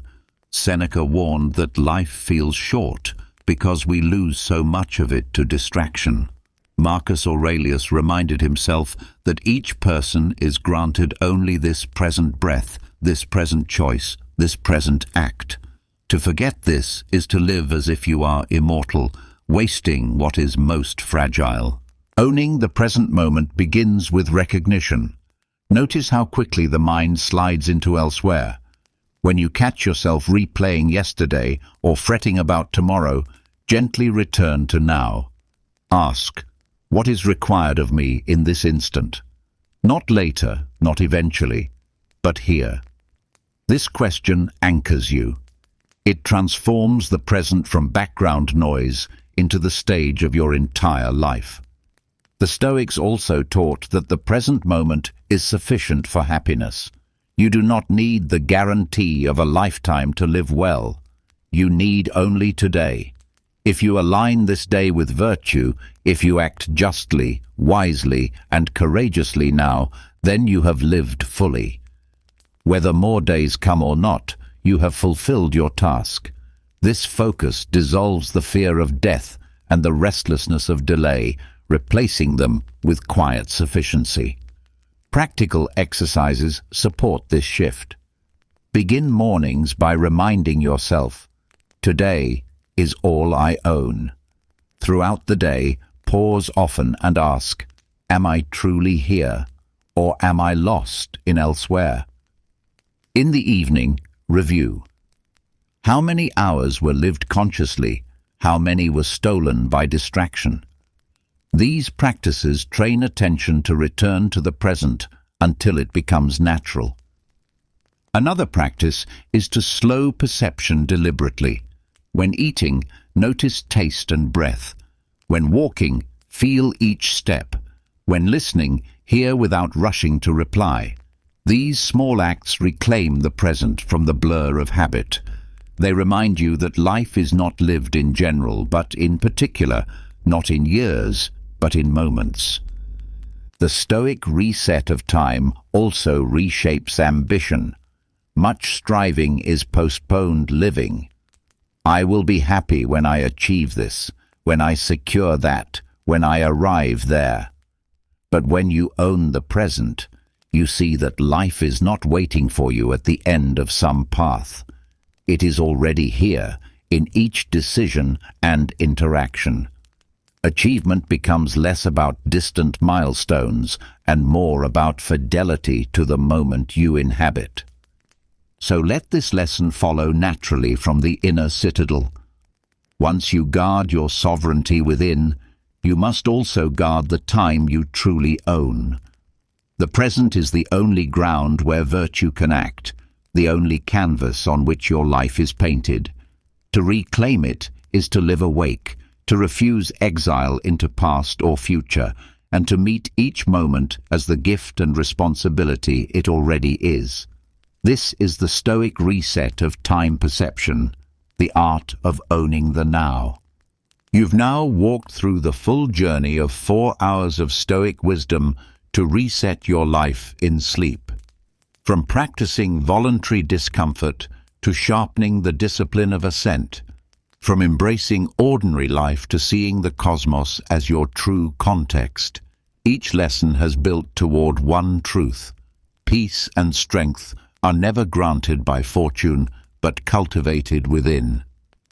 You've discovered how to reset your mind through self-auditing, to retreat into your inner citadel, to anchor yourself in the present, to turn obstacles into growth, and to leave behind not just achievements, but a legacy of character.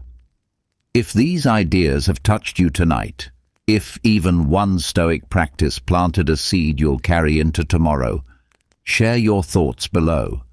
Tell me, which of these lessons spoke to you most deeply?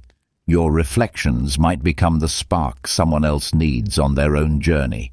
And if you found value here, make sure to subscribe so you don't miss the next exploration into philosophy, resilience, and the art of living well. Every lesson we share brings us closer to a community rooted in wisdom and calm. Now take a deep breath, let the words settle, and allow sleep to carry this wisdom deeper into you. Tomorrow, wake lighter, calmer, and stronger, ready to live with reason, courage, and peace.